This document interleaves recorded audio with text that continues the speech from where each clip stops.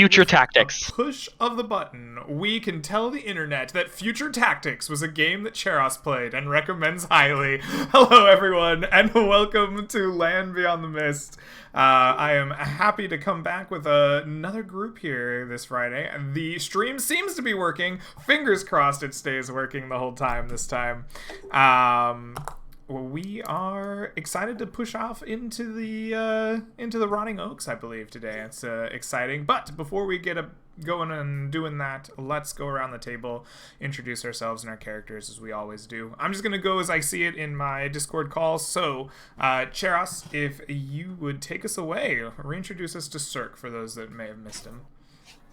Hey, it's Cirque again. Half orc, paladin, loyal servant of the moon. A guy who does too much fucking damage. Good trait to Lawful. have in a adventurer. Oath of Devotion paladin, so pretty good guy. Yeah. He's basically trying to earn his way into a respectable position in life. All right. Well, welcome back out to the mist. Hopefully, you will start working your way towards that respect soon. I think you have lots of opportunities in front of you. Next up, Koron, why don't you reintroduce us to our recurring hero? It seems these days, Butcher, one of the oldest members out in the mist. Yeah, so Butcher is a dwarven fighter. He has headed out here into the mists, exiled for committing a grievous deed in his homeland of the dwarves. He's come to try to regain his honor, and has, in his mind, so far failed. And in his last expedition, he headed out and found some disturbing things out in a forest to the east of the Gold Hills, and heading out again to see what they can do about figuring out more of what's going on out there. All right. Well, good luck in discovering what may await you out in the Far East. So, that brings us to a new player to the Mist. Glad to have some new faces out here. Saria, why don't you introduce us to yourself and the character you brought to the table? Hi, Saria is a wizard, quite a scholarly sort. She probably seems more like she should be in an academy somewhere not on perilous adventures. She's got quite, not ostentatious clothes, but it's fairly nice. She's got some jewelry. Like, she doesn't look like the adventuring sort particularly. But she's here. Well, good. Well, we're glad to have her out in the mist. Hopefully, no misadventures befall her before it gets out too many times. Last but certainly not least in our lineup, Tamara, welcome back. As always, it's great to have you here. Why don't you introduce us to your scumbag of a character, to any who might have missed him before? Yeah, I brought back Nafeto.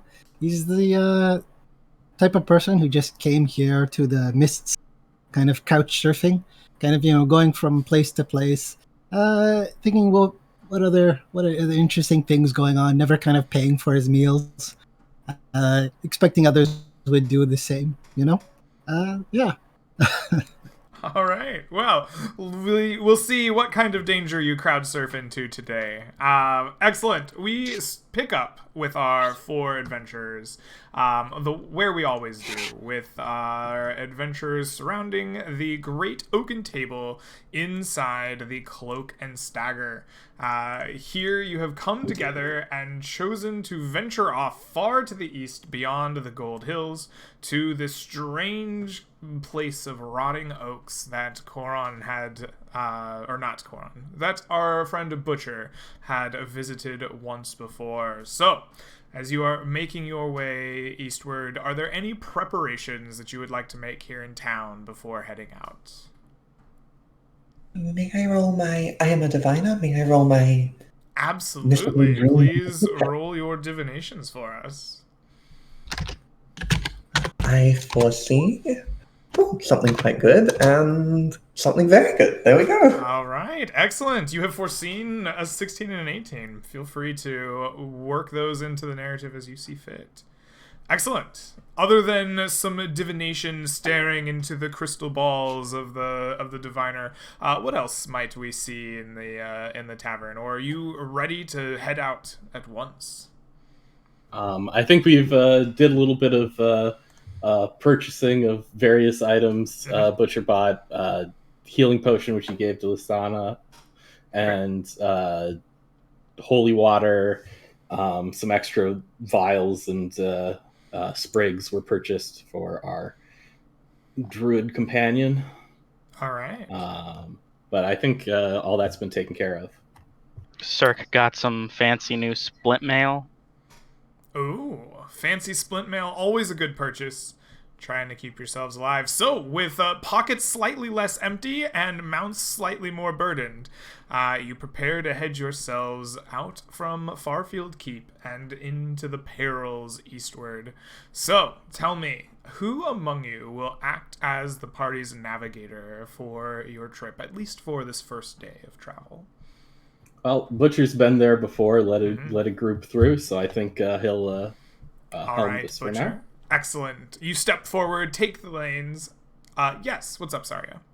So, after we begin to clear the farmland and such around Farfield Keep, I would like to invoke my mage armor upon myself and Absolutely. grant myself some small measure of protection from the terrifying world.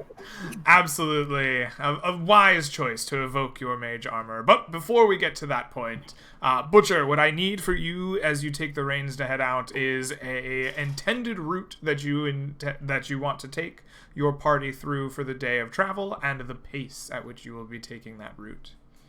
So my intended route is heading towards the north end of the Box Canyon, sort of up by where Dworkin's Forge is, and go at a fast pace. All right, taking a fast pace to the north end of the Boxed Canyon. If you would please roll for me a navigation check. Your first day's worth of travel will be relatively easy, will be DC 10, but at disadvantage for your fast pace. I have advantage, though, because of my background feature. Excellent. Yes, your wandering background feature helps you, and why don't you make that roll at just regular then for me? Why did I roll stealth? Stealth doesn't quite do it, no. It's the same roll, but hold on. Ooh, never mind. Your navigation goes poorly in this kind of first day of travel, Butcher. What is it that slows you and your party down as you make your way out and towards the Gold Hills?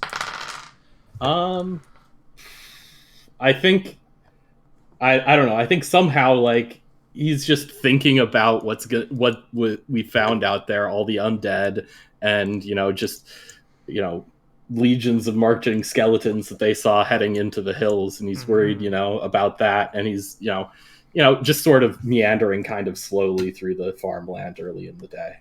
All right.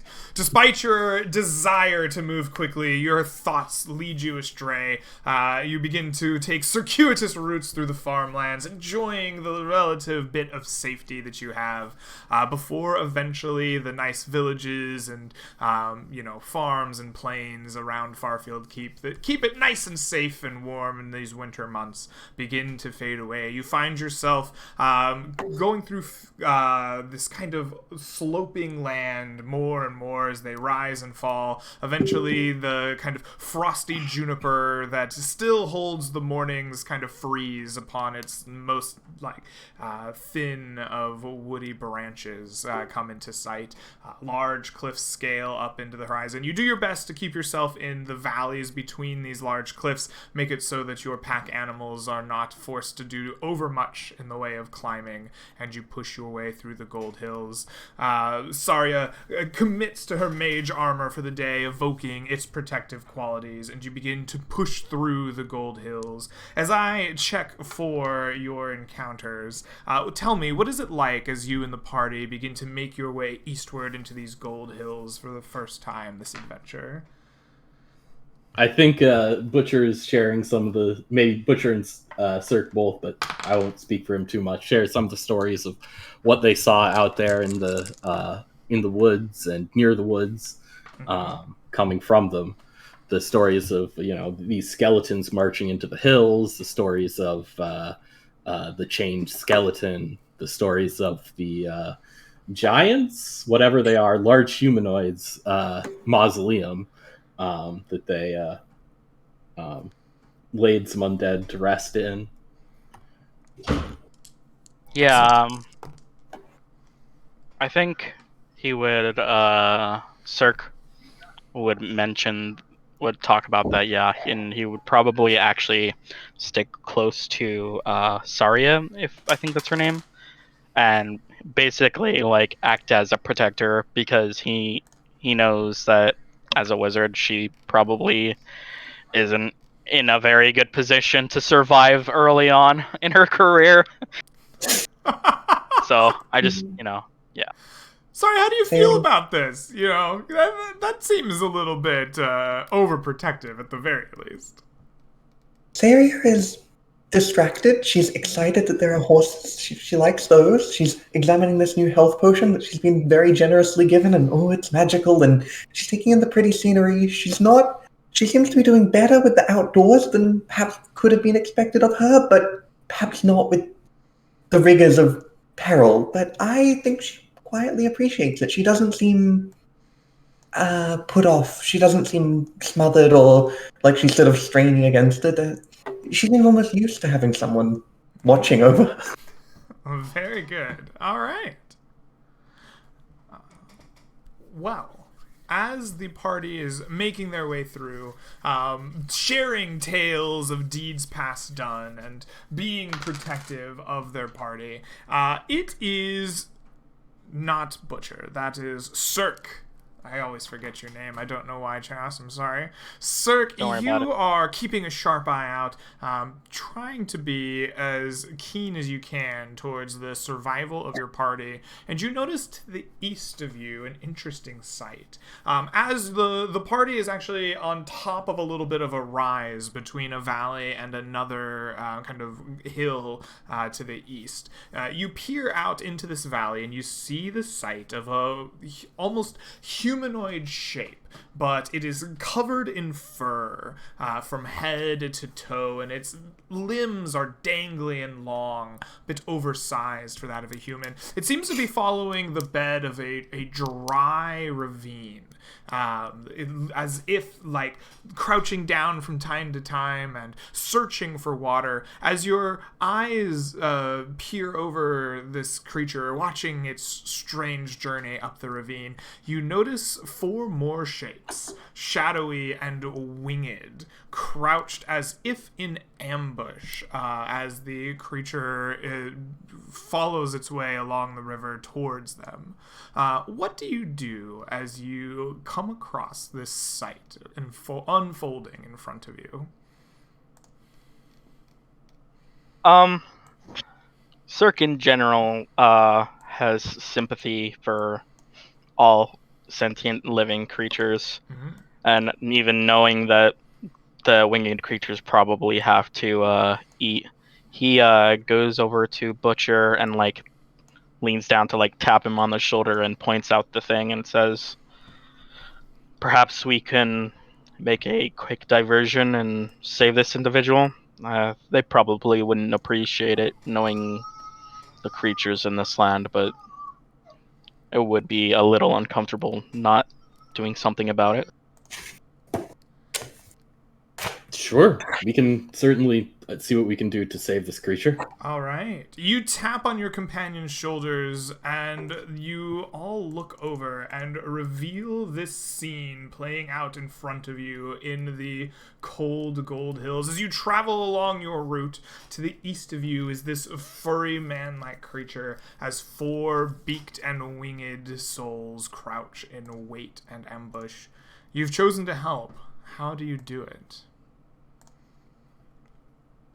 I think that would be up to Butcher, but I suggest a careful approach as always. Sure. So do we like lay a counter ambush, try to hide somewhere here, and then when they jump out at them? Is that what you think we should do? Either like go around and like circle behind them and like attack them, or just or lay a counter ambush like over here somewhere, maybe. I don't know. I think whatever would be put this individual in the least amount of danger possible would be nice.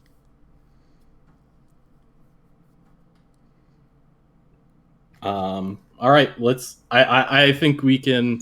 Well, probably the thing that puts them in the least danger is just ride up and show of force. Maybe we can just drive them off without fighting. Intimidate them, yeah. Yep. Sure, Alright. I mean, why not? Yeah. Butcher will get on his warhorse and lead the group forward. All right. His warhorse in gleaming armor. Butcher, you ride on your warhorse, sling yourself up there, gleaming armor. You take the party with you in a charge down this hillside in a display of force. Go ahead and make for me an intimidation charisma roll as you rush in on your gleaming horse to see if you can just chase off these creatures. I don't know if it helps, but I actually have advantage intimidation because I'm half orc. So maybe I could provide advantage or something. I don't know. I think that's very scream. reasonable. A mighty half orc is joining the charge down the hill. The party rides in on their two pack animals down this hill, being as intimidating and loud as they can be.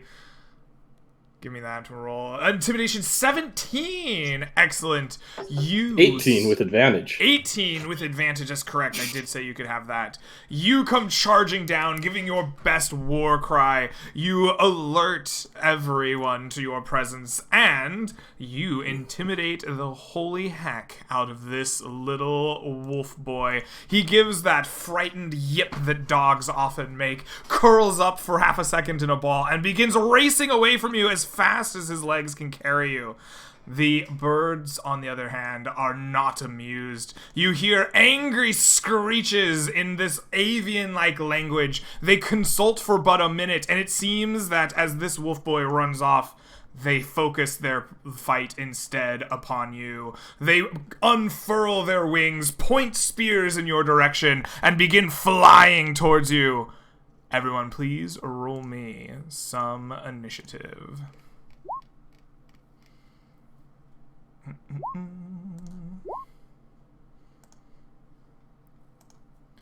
would help if I did as well. There we go. Hey, unfortunate initiative on those buddies there. It's not 19 vine, by the way. It's I was trying to click my token to get it, but okay. Well, we will add Nefahito to the list here. It's 6. It's 6. Nefahito will get a 6. And Saria looks like she needs to be added as well at a 12. We can make that happen.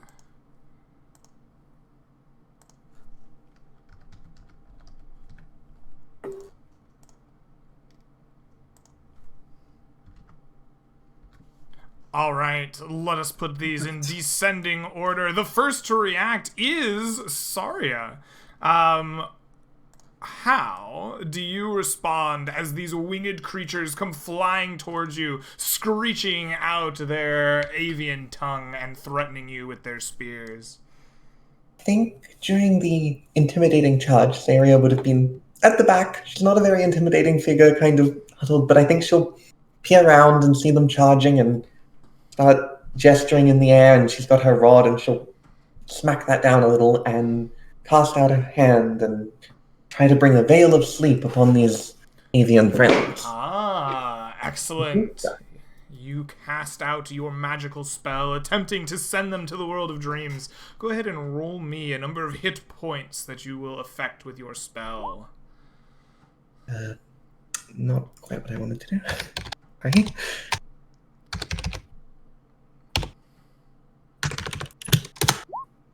A 27 hit points. Immediately as your spell unfurls, these two creatures in the front begin to kind of dip for a moment in their flight, and they come tumbling down to the earth, landing as dust and frost comes leaping up into the air around them. Both of them sound asleep from your spell. The other two, however, will continue their flight towards you. Saria will give a self-satisfied little smile and try to huddle a little, not hiding, but she'll try to edge behind the walls. Excellent. All right. That is your turn. Cirque, you see two of them fall asleep immediately. What do you do as the other two continue their flight towards you? I take my 30 feet over to here, and seeing this guy at the bottom, I pulled out a javelin, and I yeet it right towards him. All right. You yeet for power. But unfortunately, you should have Kobe'd for accuracy. As your javelin flies towards him, it is craftily parried away by the spear he holds out in front of him, and a bird-like screech echoes out in response. Pull out my great club, and I just roar back. Excellent. All right. Nefahito, you see this exchange of missile fire from your companion go afoul. What do you do? Nefito takes a riding horse and goes about 30 feet in front. Let me want to measure this out. There we go. There. And does a produce flame. It shoots a produce flame at the one on the top. Yes. Sounds good. Your flame dances in your hand, but a moment launches forth and burns the creature. It screeches in pain. Deals 6 points of damage to it. Excellent. And I back up a bit for about 10. It's on a riding horse since it's a 60 movement. I just back up 10 more feet. All right. You back up an additional 10 more feet. Your horse prancing about the empty ravine here in the Golden Hills. Butcher, you see this happening and furling in front of you. What do you do? I will ride my my horse just a little bit forward here, and I'm just going to ready an attack with my poleaxe if anything comes within range. All right. You ready your poleaxe, ready to strike down whatever comes into range, and the birds fly towards Cirque in the front. They see his body, and they furl their wings together around them and dive bomb out of the air in a straight line towards him. The first comes swinging through with its mighty spear, attacking you with a 6! I don't believe that's going to be enough to strike you, Cirque.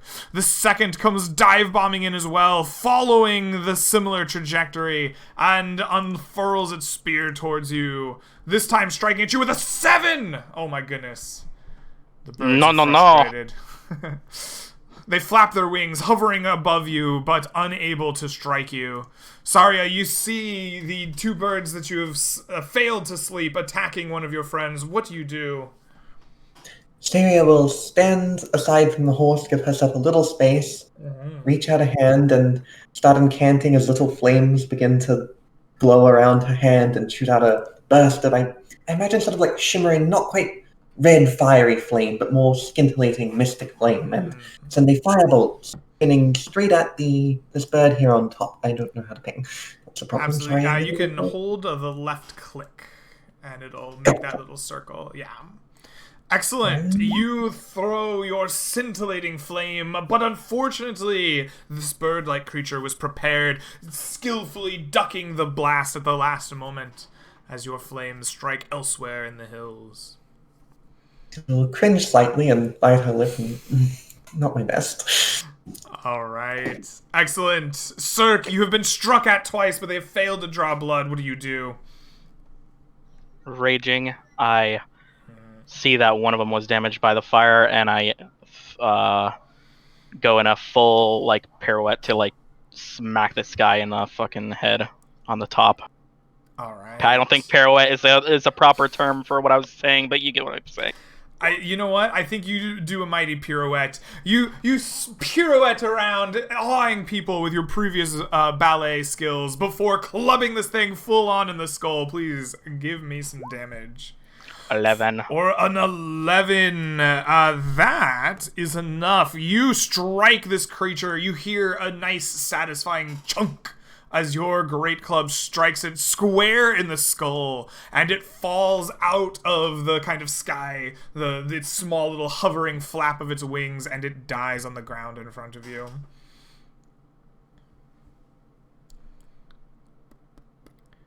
All right. Nefahito, you see one of these felled by Cirque's mighty attack. What do? Reposition myself a little bit closer on the other end, and I send another produce flame. Excellent. Your flame dances properly right to the body of the creature, burning it. It screeches out, "Ah!" and it will take its 5 damage. Excellent. Butcher, nothing came to assault you last time. What will you do this turn? All right, I will ride up, and I will take a swing with my poleaxe and attempt to deal non-lethal damage. All right. You swing with your Swinging poleaxe with the non-lethally. end You of my critically poleaxe. hit it non-lethally. For 17 additional damage, this is enough as the blunt end of your mighty poleaxe just slaps this creature upside the head, knocking it out of the sky and incapacitating it. All right. The remaining 2 bird creatures are sound asleep on the ground in front of you all. What will be their fate? I mean, I think we've done what we wanted to here. We helped the creature escape. I don't see any reason that we need to murder these bird creatures. I agree. I may have went a little too far with that first one. I look around to see if that one creature is still around, or if it's hiding, or whatever. Or if You give a good look, but nowhere to be seen is the strange wolf man that was being stalked by these creatures. I think Saria would be. She heard them speaking an interesting language, so I think she's not really expecting to find anything, be examining any belongings they have, see if there's any script engraved on the spears or any sort of little glimmers of writing. Absolutely. You begin looking at their weapons. There's no script engraved upon the spears. There is little in the way of markings on their armors. As you investigate their further belongings, you do not find anything of written word upon them. However, they do have small pouches tied on like kind of a rough rope around their waist, and inside these pouches you find 6 clear gemstones, almost perfectly clear. You could look through them almost like a piece of glass, all of them polished to a brilliant shine. And each of the bird people are carrying 6 identical stones for a grand total of 24. sounds cool. I would show one of the pouches to the warrior type, like, "Oh, look at you guys have killed these. So congratulations!" Probably, hold one up against, like, "Oh, it looks good at my bracelet," and just sort of, he likes the shiny things. A bit of a magpie. Excellent. All right, I mean, we should probably get out of here before they wake up, though, right? Yes, absolutely. Yes, if we're not going to kill them, we should go, or tie them up loosely maybe first, so they don't chase us down and stab us with pointy implements. Might be a good idea. We break all their weapons before we leave. All right. This is a goodbye present. As Snap their a present spears. for letting them live, you snap their spears before heading off and continuing once more on your way. Excellent. And so you leave them behind. Eventually their sleep will wear off, but you hear nothing more from them during the rest of your adventure. Should I note down 24 gems to split up later? Or? Absolutely. I tend to keep track of monetary value for the splitting up at the end of stream, but you may No, absolutely no. note down the gems as you wish. Sorry, I just wasn't sure what to do. No worries.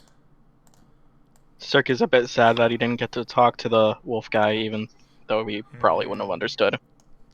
All right. I assume that you guys are making your way on towards the same route as intended when Yep. you started originally, or has there been a change in plans after your encounter?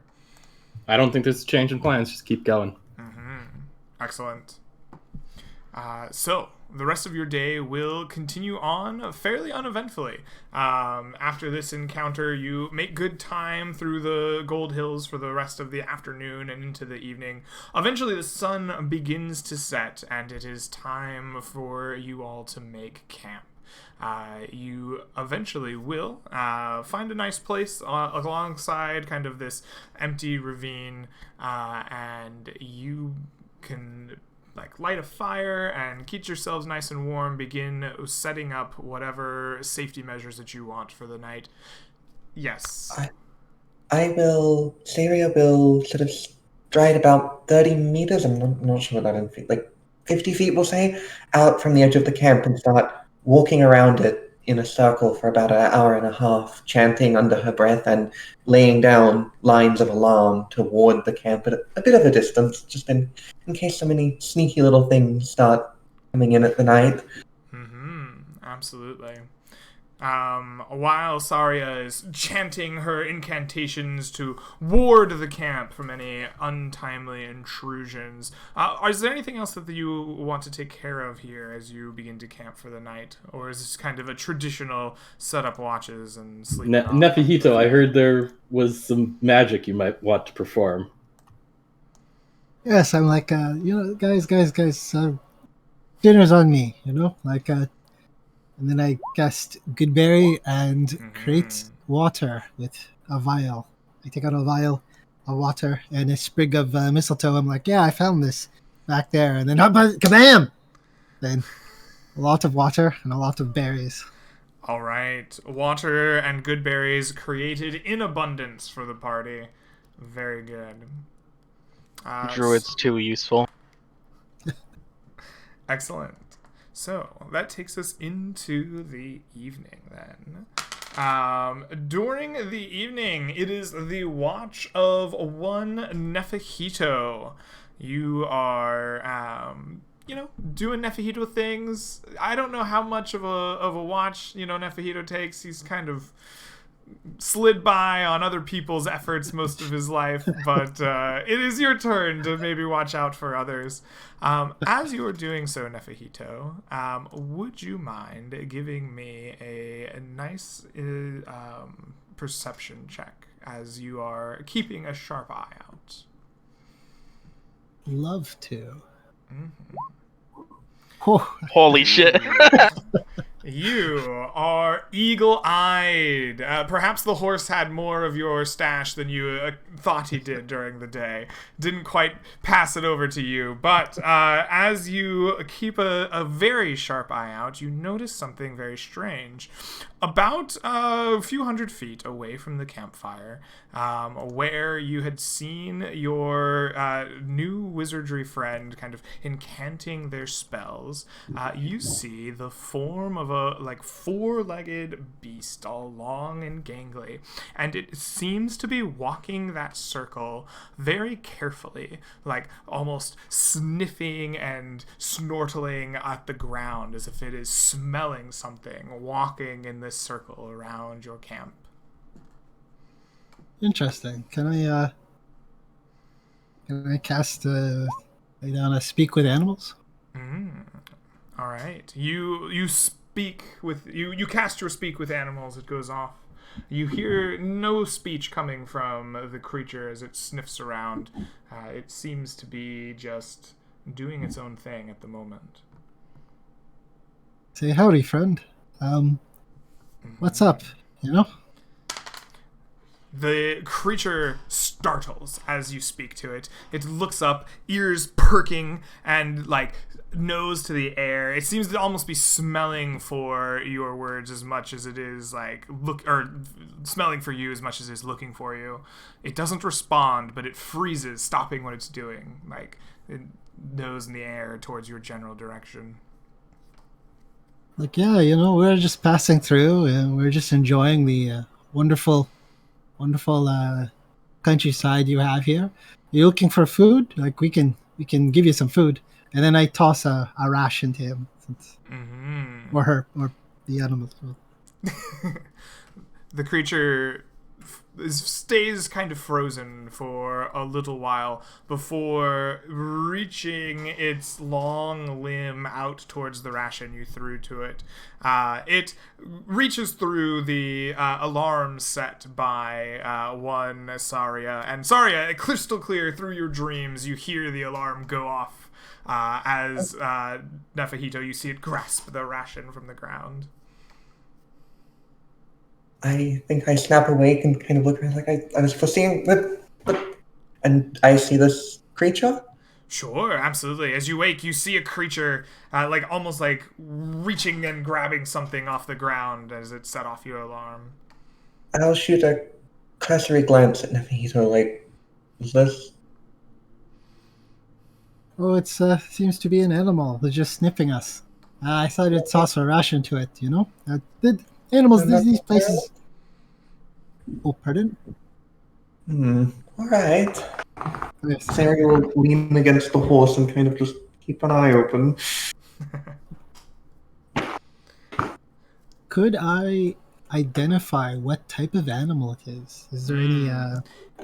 It reminds you, Nefahito, of a wolf or a dog, but it's much too large to be just a general dog, and it looks wrong. Its limbs are gangly and they're overly long, and it feels almost natural for it to use its front limbs as almost like hands as it snatched up this jerky and it's looking at you. It seems to be something in between that of a man and a wolf. Is it clearly... Could I do something? Oh, no, sorry, continue. Nope. I was just saying, is it like a clearly unnatural creature? Like even to my non-druidic eyes? In the dim light cast by the kind of embers of your fire some few hundred feet away, I'm not sure if you can identify it as much more than just shapes in the night. Perhaps it appears a bit unnatural to you just by its size and weird mannerisms, but it's not clearly something horrific in your visage. Could I do something? Could I take a gold piece out of, or sorry, a silver piece out of my pocket, secretly wrap a ration in it, and just kind of toss it? Okay. Give me a sleight of hand check as you put this silver piece away inside the meaty ration.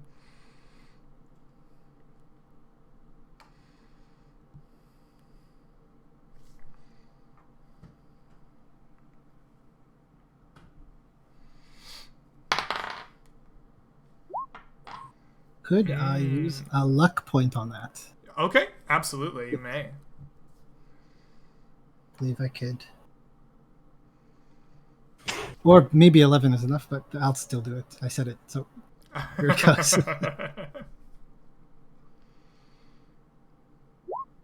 There we go. All right.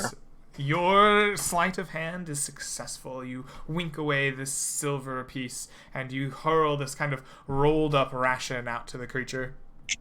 It once again stares at it for but a moment before reaching out its limb and snatching the thing up.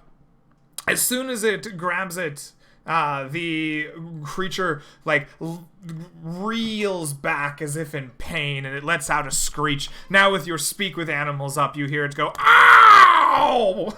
My hand!" And then it goes bounding off into the hills and into the dark away from your camp.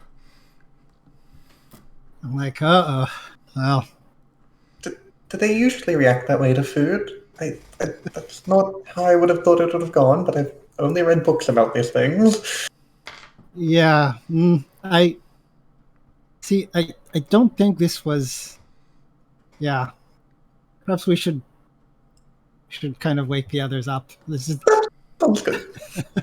I Oh, kind of kick the others up, and I inform them that there's there seems to be some sort of wolf people around.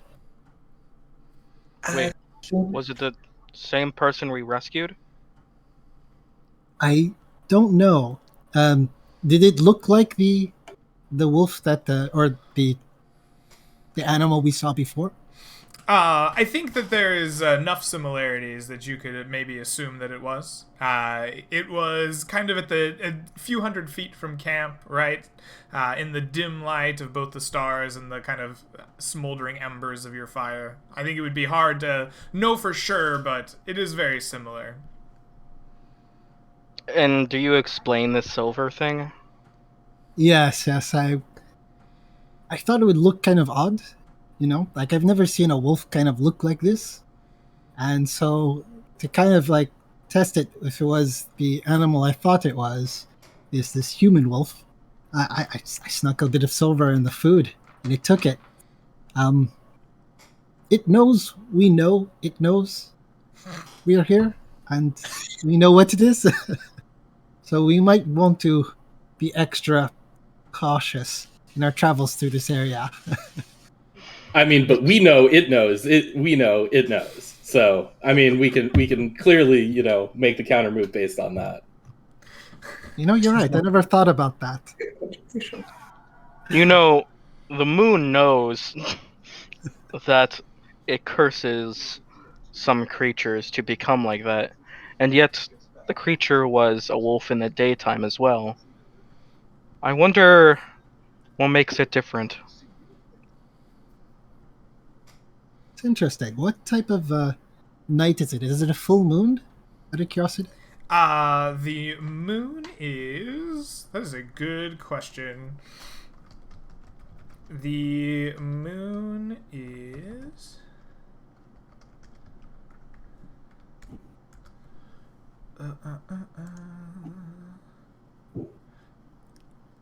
It is a waxing gibbous moon. So it is almost full. You would suspect to see an entirely full moon sometime this week, maybe as soon as a couple of nights. As the sort of discussion goes on to like, oh, the silver and everything, I will kind of sequester myself to the side a little and bring up some light around the end of my rod and start chanting and ritually casting comprehend languages just to have that going in case anything happens. I was Well- still looking at my notes. I'm sorry, I half listened. You said you were casting comprehend languages? As a ritual. As a ritual. Okay, absolutely. Your 10 minutes of ritual will pass and you will have like an hour or so of comprehend languages. Well, I mean, we still need to sleep, so unless you guys want to, quickly move camp somewhere so it won't know exactly where we are, I'd say we get back to it. I don't necessarily think it's an enemy, but if it has a reaction to the full moon, we should at least expect it on that night.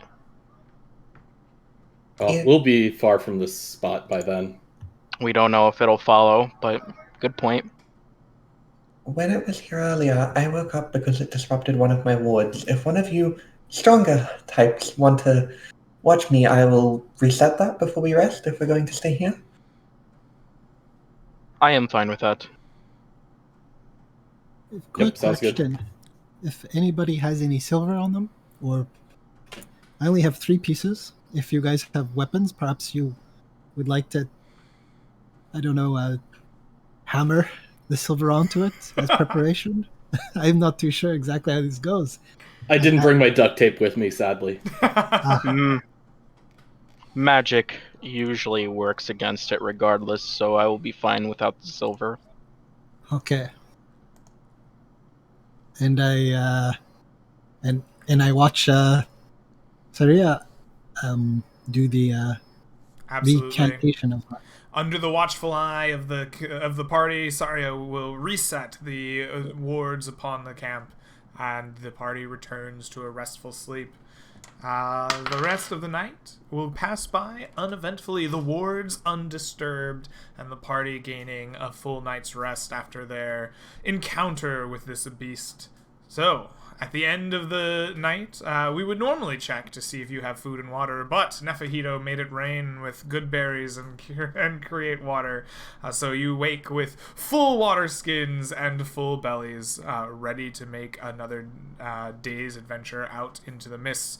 You have also completed a night's rest out in the mists, so you may regain any spells or class features associated with a long rest in the player's handbook, as well as spend any number of hit dice that remain in your pool to regain HP should you have been injured. Unfortunately, my bird people did not do a good enough job at injuring you. We'll have to work on that, but you could have done that and then regained half of your hit dice pool rounded up to be used in the next day. So, Butcher, it is day 2 out in the Gold Hills. Will you remain your party's navigator? I believe so. All right. Yeah, so I guess I'll roll for that, but I do have some things to say. Okay. Here in a second. So, yeah, continuing at the same direction, I think still at a fast pace. Okay. All right. Your navigation DC in the Gold Hills is a 15. So once again, you find yourself slowed down as you lead the way towards the kind of a northeast, towards this boxed gulch that you have found once before.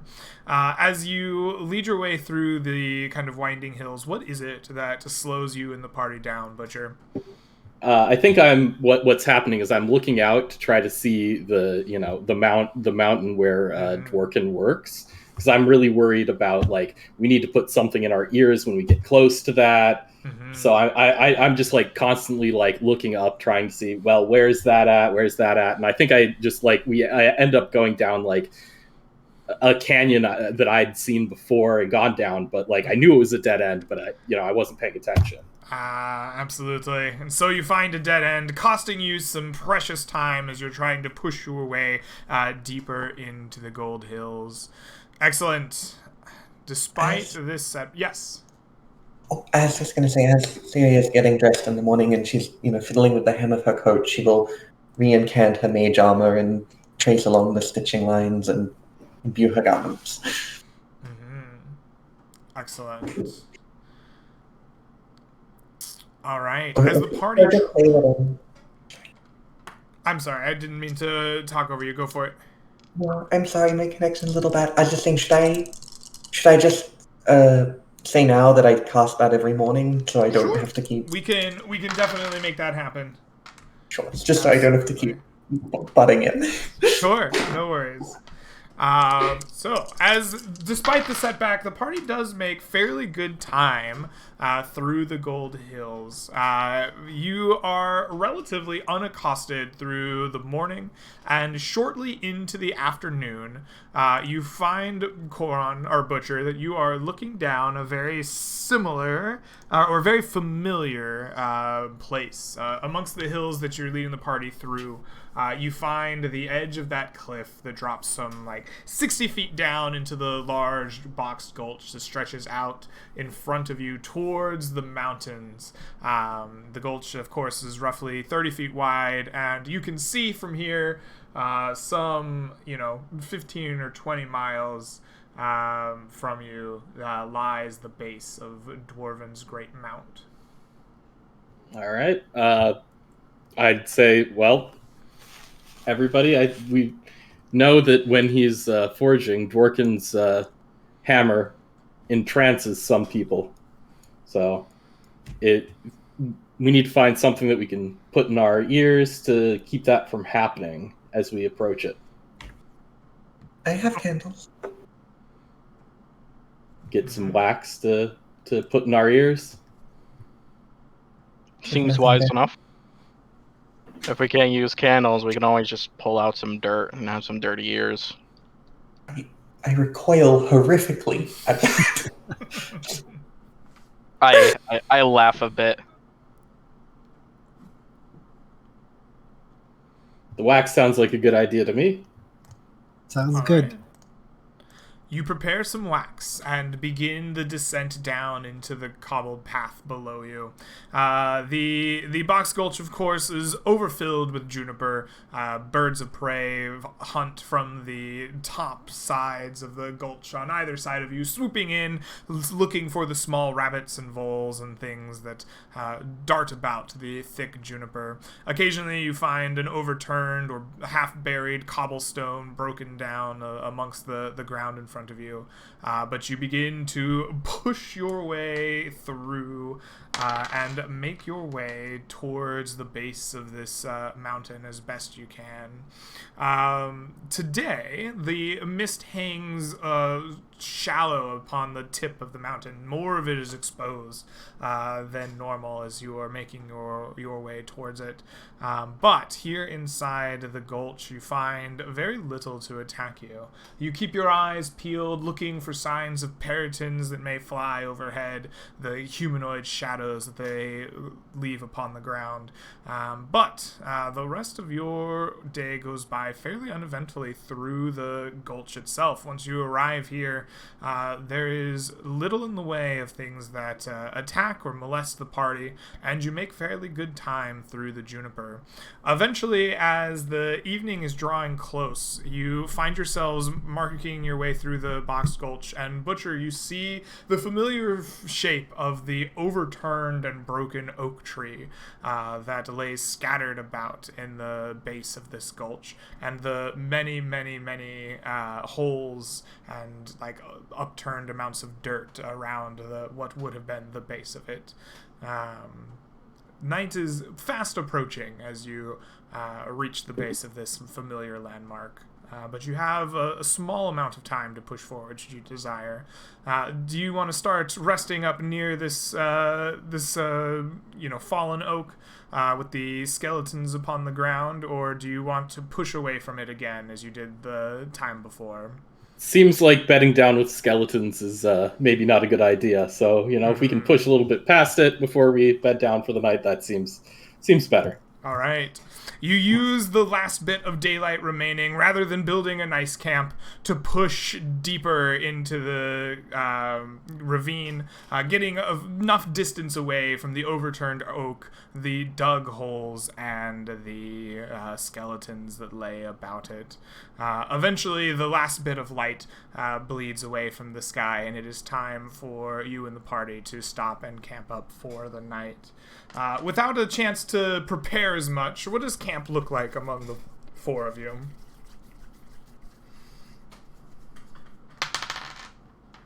I mean, it's pretty cold, right? Mm-hmm. It is the winter months now, and the frost comes in the night.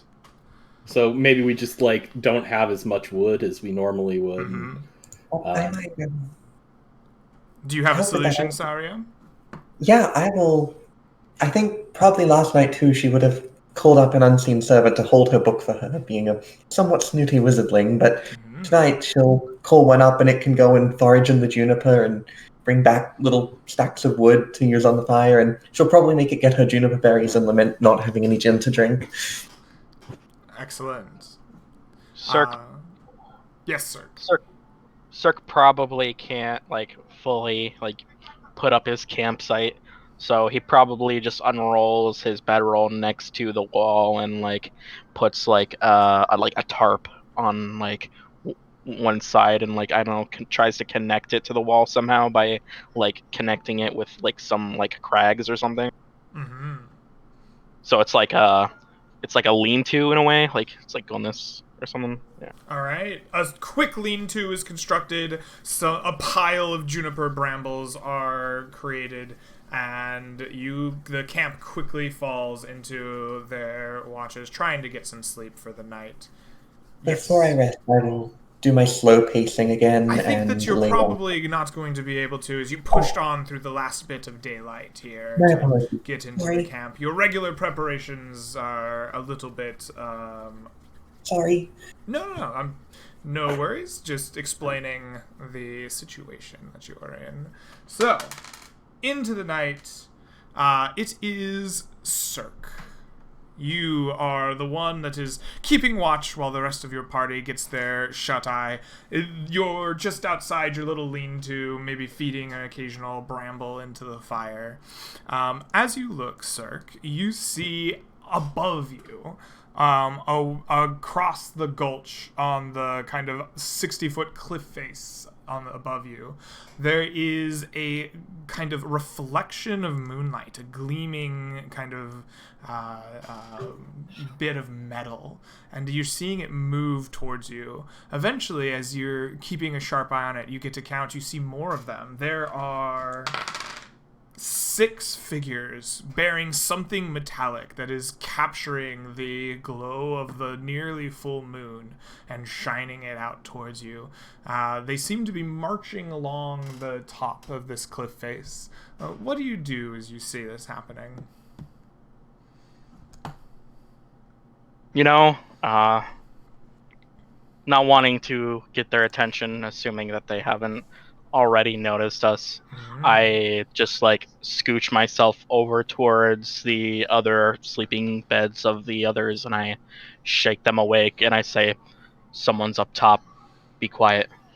The rest of the party is shaken awake, and you are told to be quiet. You peer up to the top of the cliffside. In the time it took to shake you awake and try to get your attention up there, you notice that these are 6 bleach white skeletons, each holding a circular polished shield that is catching the moonlight as they march along the top of this cliffside.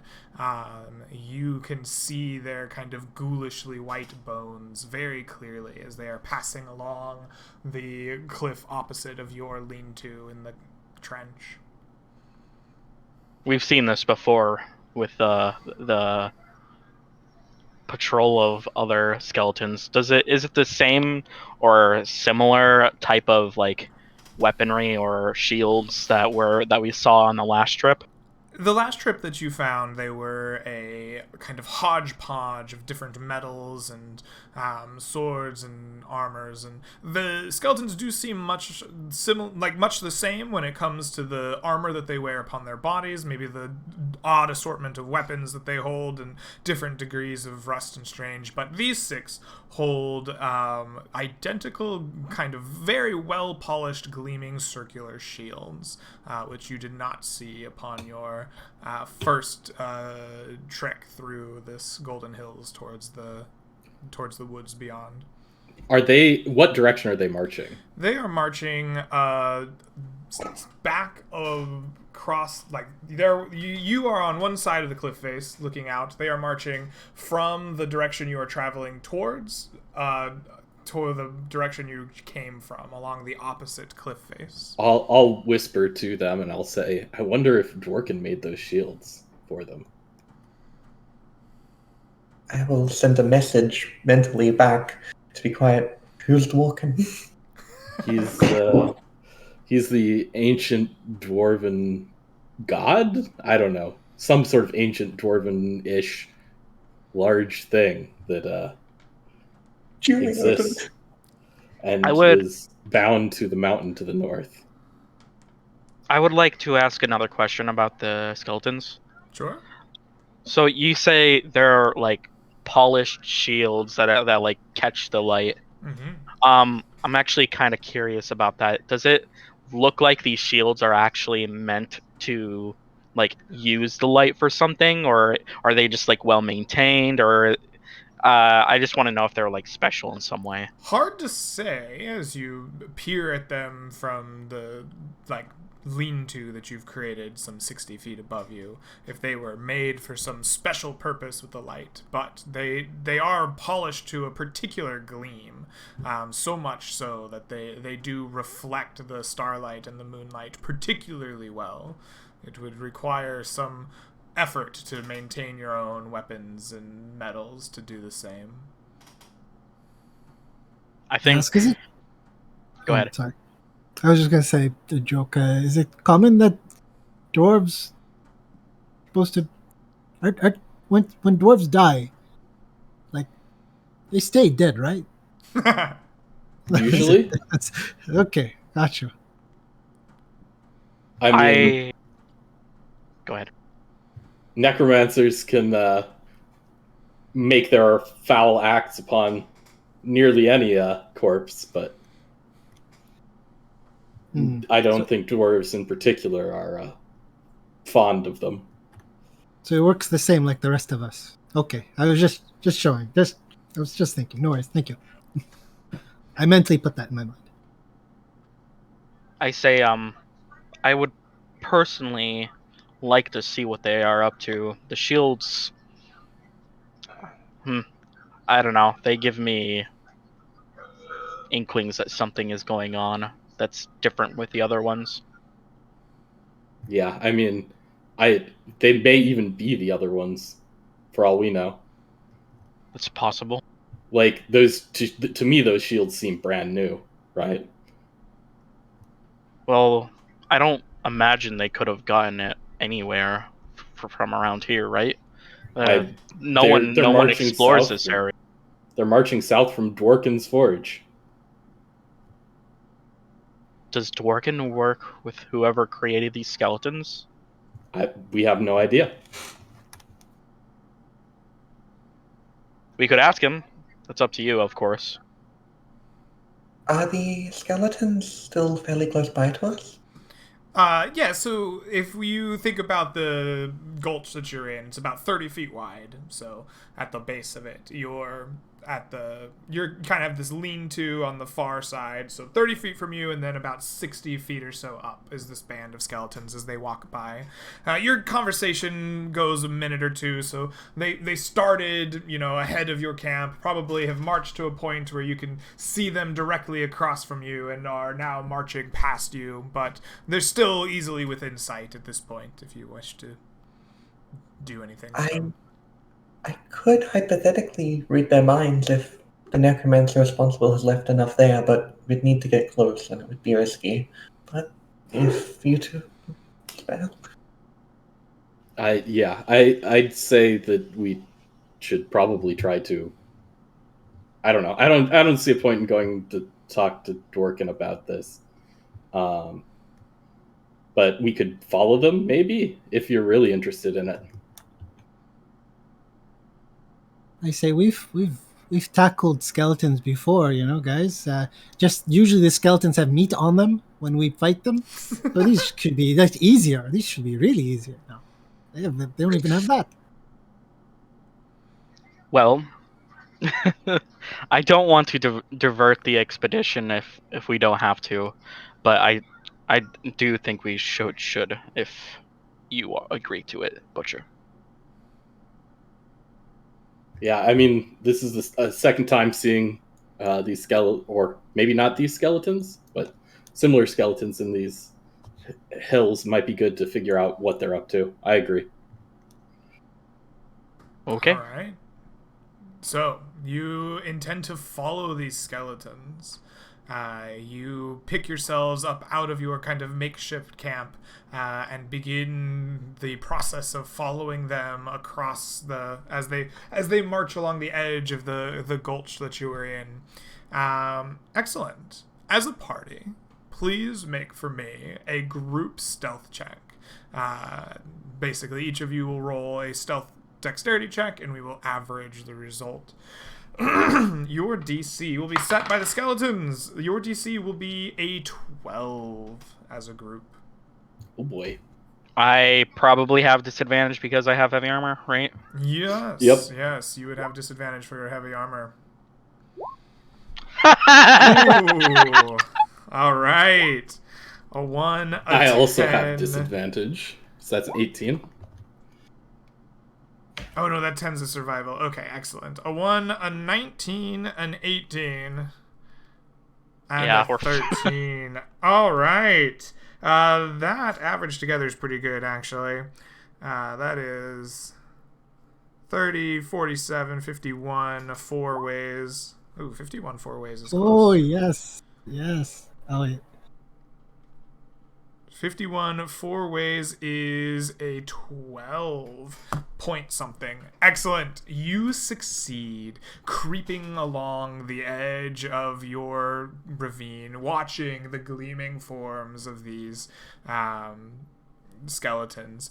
Eventually, they march that same distance that you marched at the end of your day back to the kind of fallen oak and the holes that have been dug up around it, and the like skeletal forms kind of laying dead in the fields near it.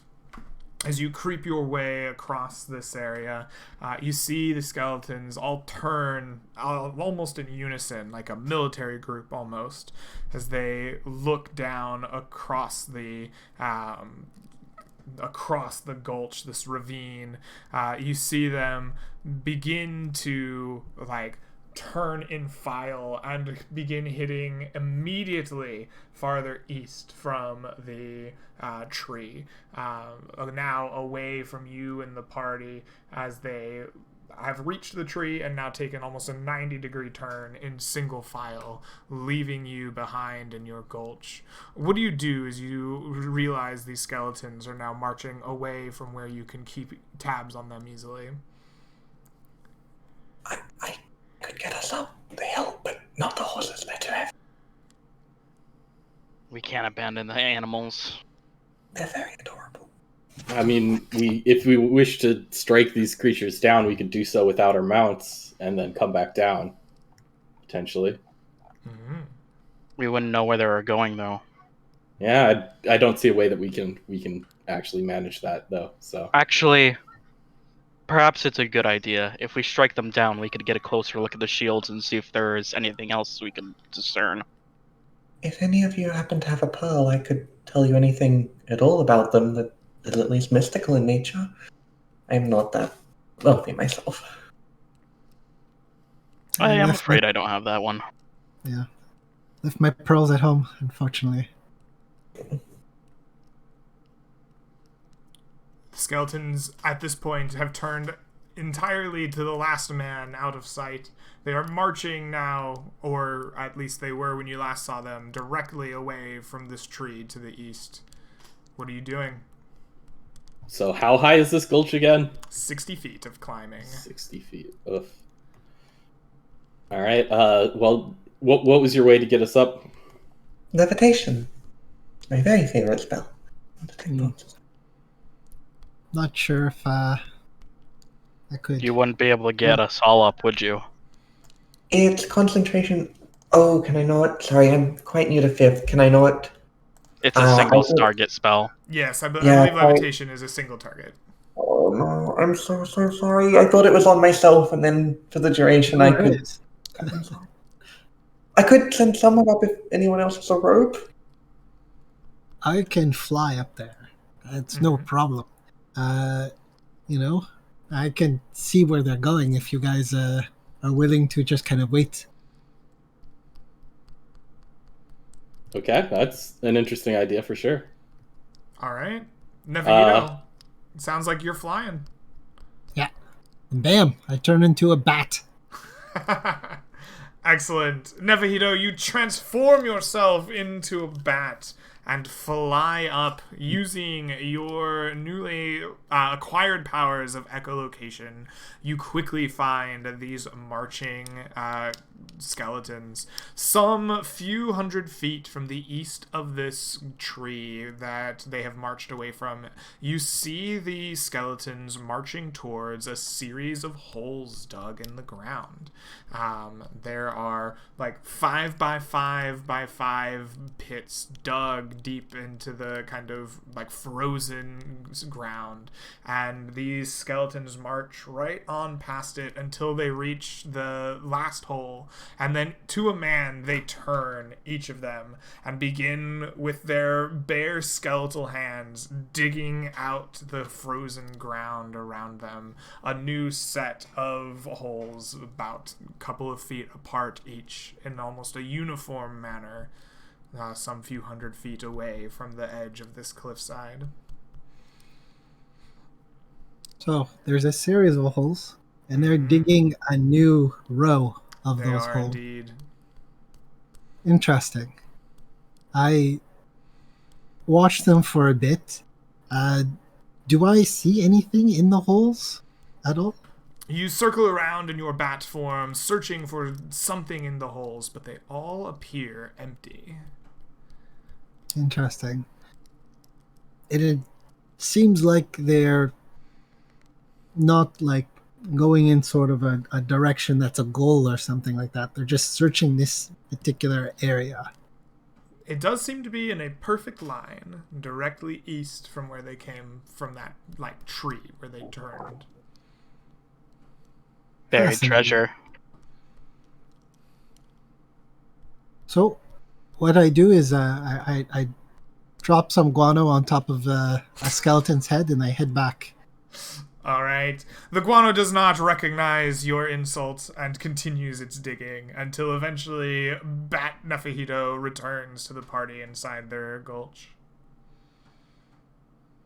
Let my team know what's up, and I'm saying, guys, there could be some juicy thing going on there in that kind of. I mean, if we come back during the day, we might find something.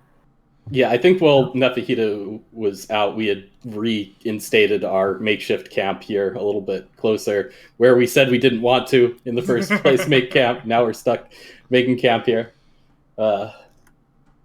Classic.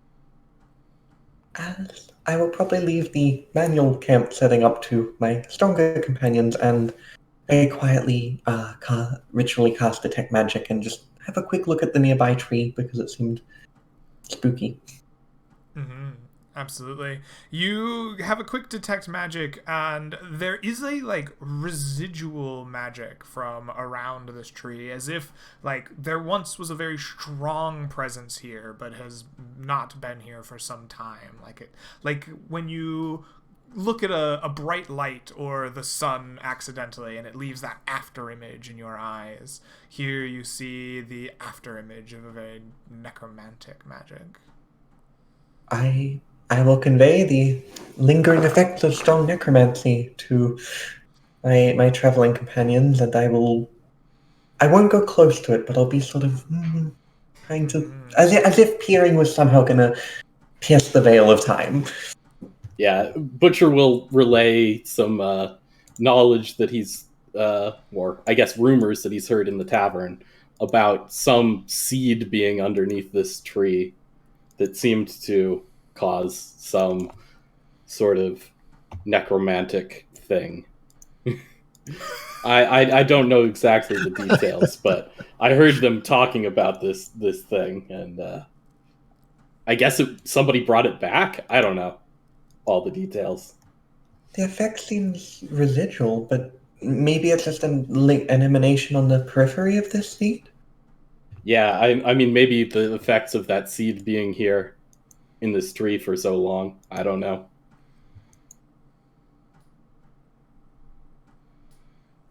Perhaps that's what they were looking for.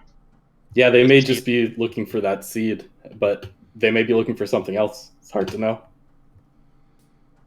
Anyway, I'm really tired. Yeah. Sorry. All right. Well, it sounds like the party is going to be bedding down for the night and leaving these skeletons to their digging up above them. And so, you bed down.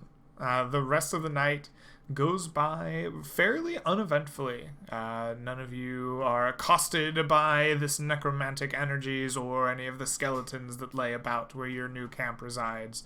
And eventually, the next morning will come. Excellent. So, Neverhito, I do have a question for you. At some point during the night, were you up to casting more Good Berry and Create Water?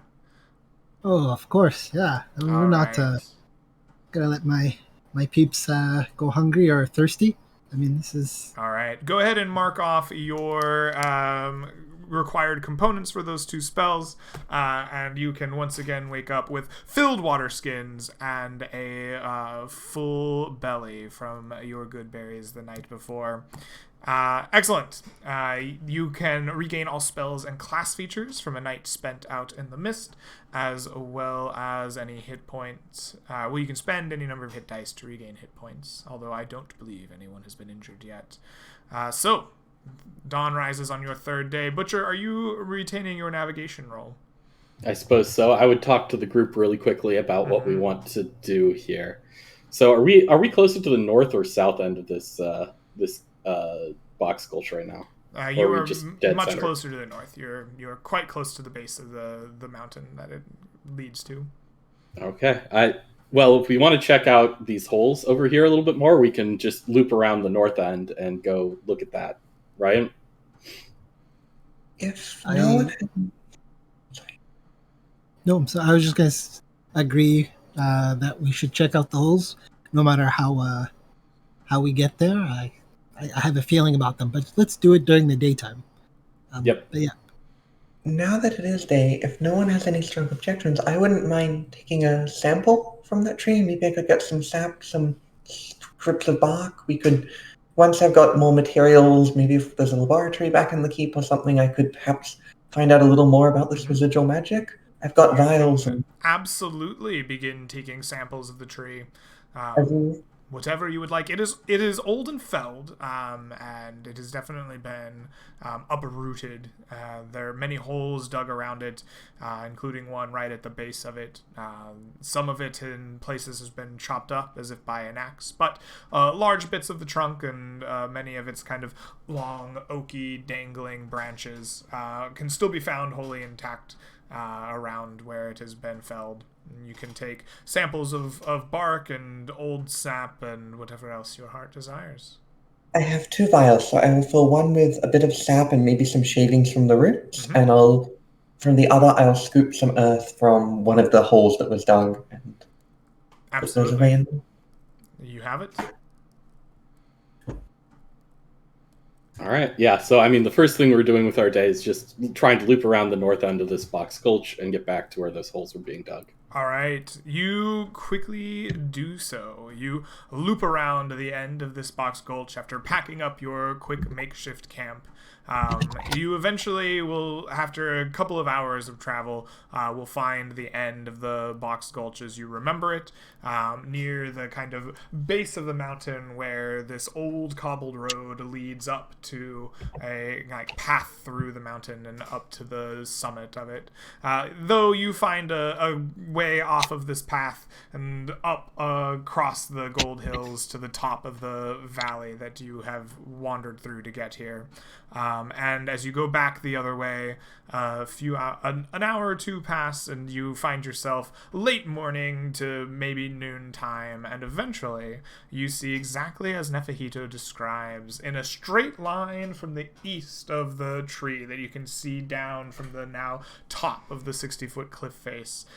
There is a string of holes dug 5 by 5 by 5 foot in a uniform circle, the same almost uniform distance from each hole, as if dug by great precision. There are many of them, as many as 28 of the holes to your count. The skeleton's still there, or they fuck off? You look for skeletons, but here in the bright noon sun, you do not see any. I'm going to do one thing to double check. I'm going to get down into the base of one of those holes and maybe get out my shovel that I carry with me. Well, it's on my horse, and dig just a little bit further down. All right. You dig a little bit further down into the cold and frozen earth. The dig here is not particularly difficult, although the dealing with the kind of frozen ground is a little bit less than ideal. But the earth is at this point 5 feet under the kind of crust where they were digging. Nice and easy to move soil, especially for a good dwarven boy. You quickly get down another. I don't know how many feet you were looking to go, but yeah, maybe a foot. Like, maybe a I'm just foot. trying to see if like there's a skeleton buried directly underneath the soil, right? You do not find a skeleton buried directly underneath the soil. Unfortunately, much as the skeletons did before you, you dig up nothing much more than dirt. Okay, I will crawl myself back out of the hole. I look at Saria. Could you perhaps use that detect magic ritual yet again and see if there is anything in there Of course, under the dirt? I'll start doing that. Maybe I pull out a bit of my chalk and like crumble it to make a little bit of a circle around one of the holes before being dug, and I will incant and sort of nothing flashy, just muttering and pacing around it and sticking her end of her rod into it, and I'll cast my detect magic ritual. Absolutely. After your crumbling chalk and placing of herbs, your ritual goes off, and you look for signs of magic. Here in these holes, you stick your heads in, looking. If there is any magic here, it is buried under enough soil that it blocks your vision. You do not detect anything as you walk through these holes. I shake my head back at nothing, sorry, but can I think for a moment and consult what I've learned about necromancy and maybe try to tell the way they were digging? It wasn't like, at least to my eyes, that they were told, go dig in this spot. They seemed to have some sort of thought of their own about distance and a sort of pattern they were doing. Can I sort of consult what I know and try to work out how intelligent they'd have to be for that, or how direct they need to be being commanded to sort of act in that manner, if that's a normal skeleton thing, or if these are sort of, a pretty decent necromancer made those, or if like, maybe they have to be revenants to have this sort of behavior pattern. Sure, you can delve the depths of your magical training. I think this calls for an Arcana intelligence check. So why don't you give me that? We'll call this DC 13. All right. Saria, you were a very good student when it came to your necromancy studies, and you remember everything Professor Dumbledore told you. And you are quite certain that the instructions given must have been either incredibly precise in order for constructs such as a general skeleton risen from the dead. They are creatures that will obey direct orders from the necromancer. So if a necromancer did this, either these instructions were impeccably well created and written out ahead of time, or there is most definitely some level of further magic enhancing the ability to follow instruction and to learn or make judgment. As you do not know of any instructor that, or particular necromancer back in your studies, that could have created the same effect. All of you, I would not want to meet whoever created these, if indeed it was a being who created these. The necromancy is intricate, precise, well beyond anything I've seen, let alone anything I could do. I would like to be cautious as we continue forward. There's something unusual about these. They're not your normal necromancer who's hanging out in the local crypt sort of deal. Greg, I think we had the same exact idea when you were describing this, but if we had Saria lowered into each one of these holes and then look at the sides to see if there's like anything through the dirt, because there might be like less dirt on the sides, then we might be able to detect magic and find whatever is there. You can try this. It has the same kind of result. If there is something magical there, enough dirt occludes the effects of detect magic, so it does not ping despite the best efforts of investigating each of these holes. I prestidigitate my clothes thoroughly. Could ask, might I speak with a local animal, maybe a rabbit or a bird of some sort, or whoever's maybe frolicking nearby, if they are. Sure. In fact, you can. It takes you not very long at all to find a group of bloodhawks that alight upon the cliff sides nearby. They probably hunt the boxed gulch that you wound your way through to get here the day before. That's okay. Hey guys, do you know what these skeletons are doing? Like, I'm pretty sure you've seen them do it. Have they been here for long? Do they interfere with your hunting? They kind of jerks. The birds kind of nod a little bit as they listen to you, and they go, "Yeah, skeletons here many nights. They come, they go, they come, they go, digging. They leave me be, we leave them be." Do they get any friends or visitors at all?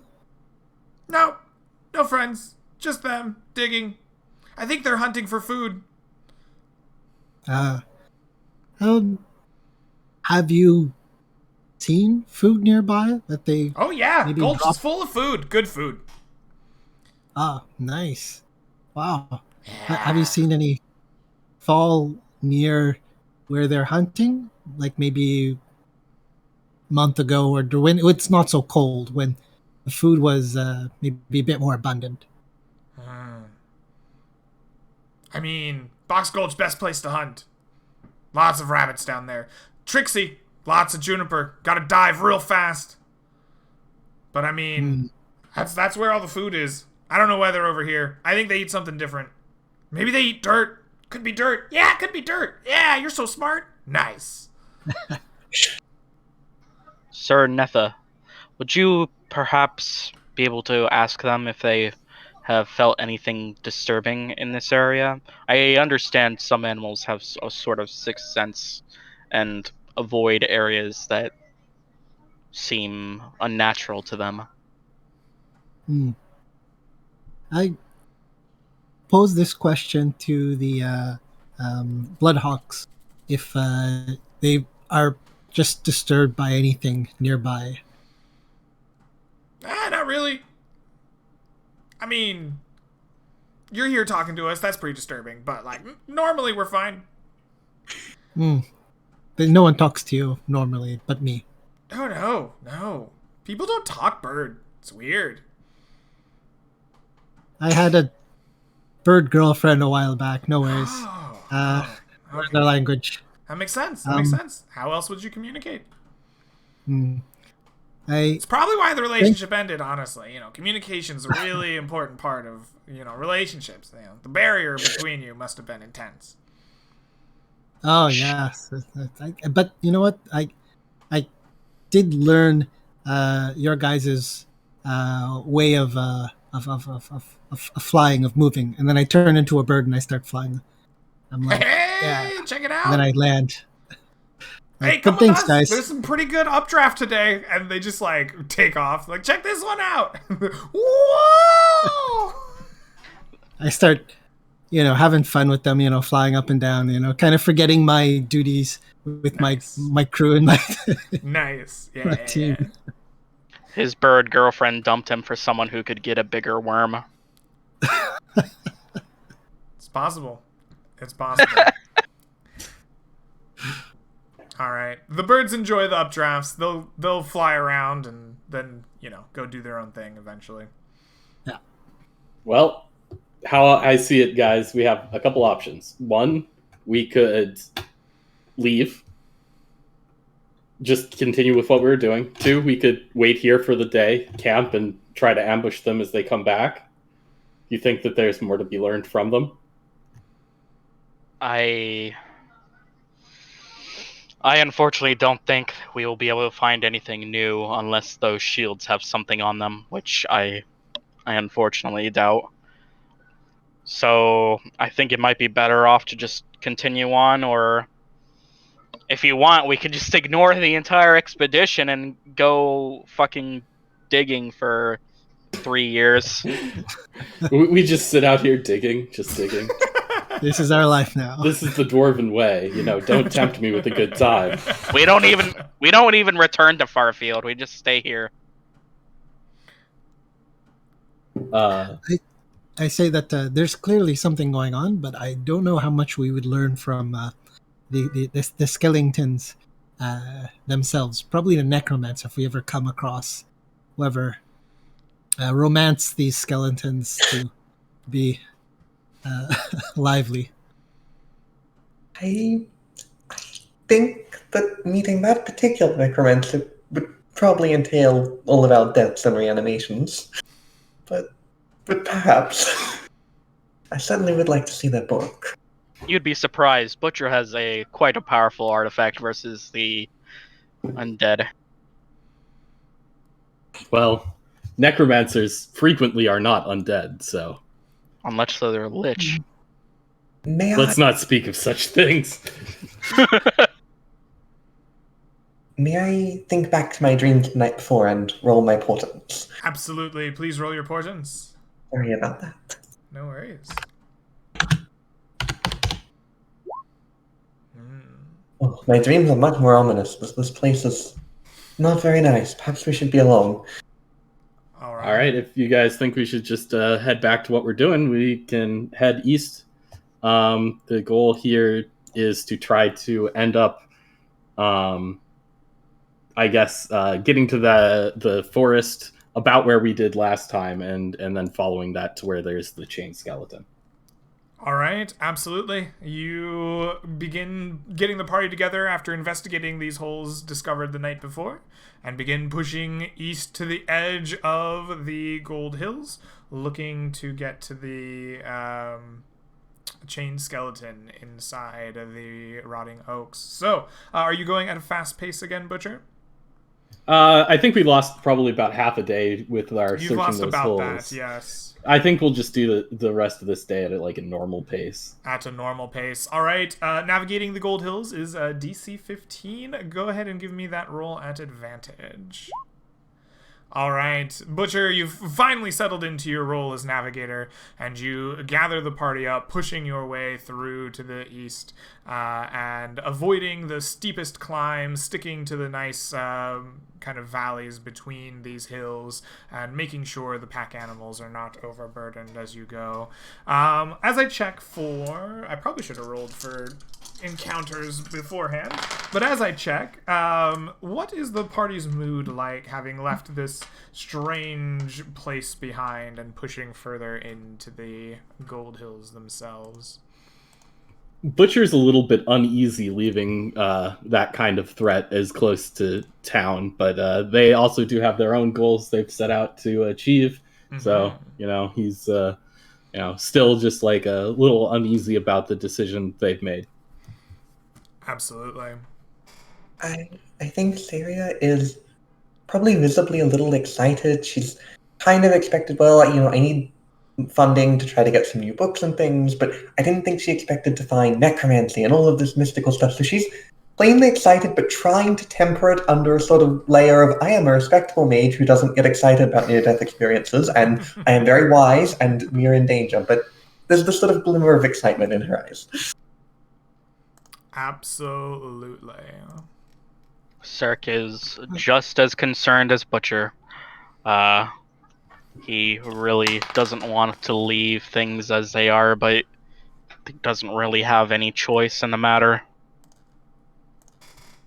All right. I'm very happy about the updrafts and all that spins. I'm telling my horse kicker all about how it was so fun, and birds are pretty wild people, are pretty wild animals, once you get to know them, and then, yeah.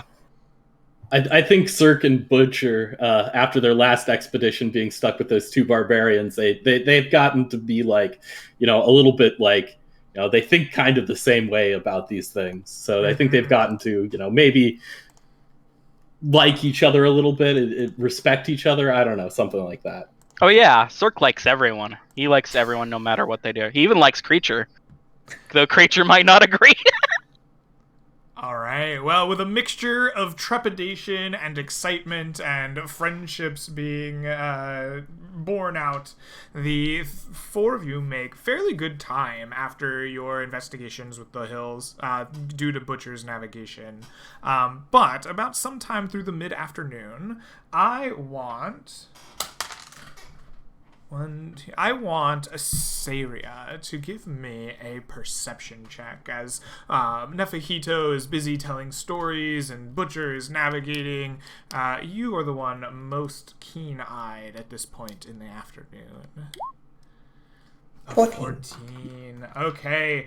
Unfortunately for Saria, you did not keep a close enough eye on the skies, too invested in these skeletons and creatures on the grounds.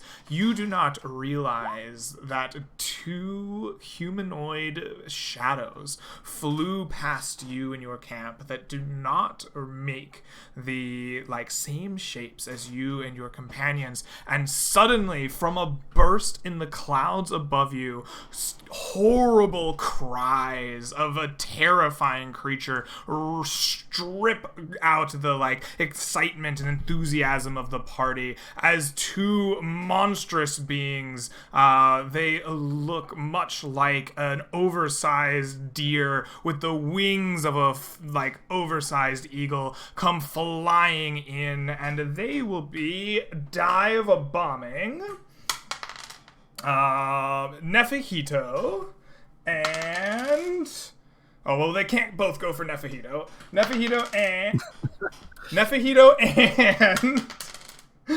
the dice is rigged. All right, I can take him. They will go after Nefahito and Butcher. So Butcher, or I guess we should go for Nefahito. It's clear that that's what they want. These creatures will dive bomb you out of the sky. The first one will attempt to gore you with its massive rack of wings above it. I think I might, I think I can use use one of my portents here.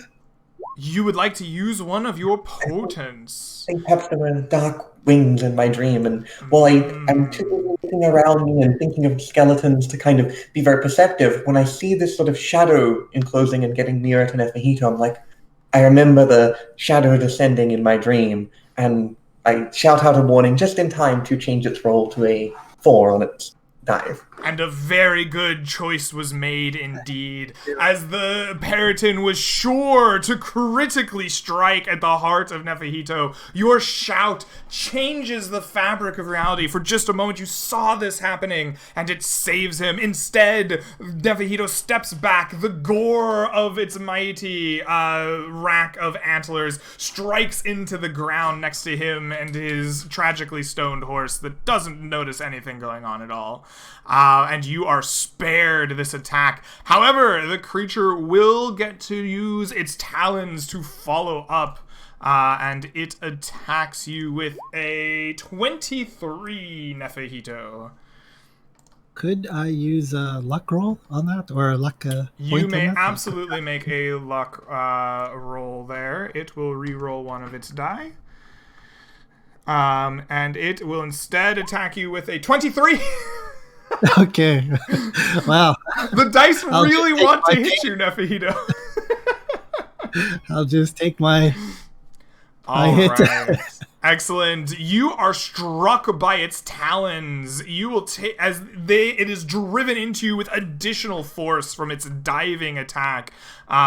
Please take for me 10 damage from the talons plus an additional 10 points from its diving attack for a total of 20 damage to you from the Periton.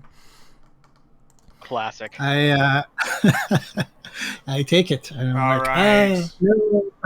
Butcher, the other creature, comes slamming down from the skies towards you. It attacks with its mighty antlers, attempting to gore you before you are aware that it is there. It tries to strike you with an 11. I don't believe that'll hit you. Nope. But it will follow up, screeching its dismay with its talons. With that was only a single roll. With no worse than a 14. It attacks you with a 14. Nope. That will not hit you. This creature wastes its dive bomb and its surprise round. Excellent. I suppose what we shall do is just have everyone roll initiative, and I will keep it on paper here just to make things go smooth. Everyone, roll me some initiative, and we will battle these out. Classic Sork initiative, of course. Oh my, these dice. All right. Everybody going at 15. Yeah. Except me. And Nefahito. Except Cirque. And Nefahito. All right. Butcher, what is your dex? It is a 13. All right. Saria, what is your dex? Only 10. Only 10. All right. So Butcher will go first among the 15s. The Peritons will go second among the 15s. And then Saria will follow up. But before any of that happens, Nefahito, you have been dive-bombed, struck by these powerful talons. And this horrible monster is face-to-face with you. What do you do? I change into a direwolf. Ah! Oh, all right. I dismount also. I should say I dismount and then. You're change probably into a walking direwolf. your horse. It's not Okay, really cool. common to ride it over long distances. Awesome. I just don't want to hurt him. Excellent, Nefahito. Your form changes. It shifts into that of a mighty direwolf as you face off with this monstrosity. And then I go for a bite. All right. Right. Excellent. Go ahead and roll to hit for me.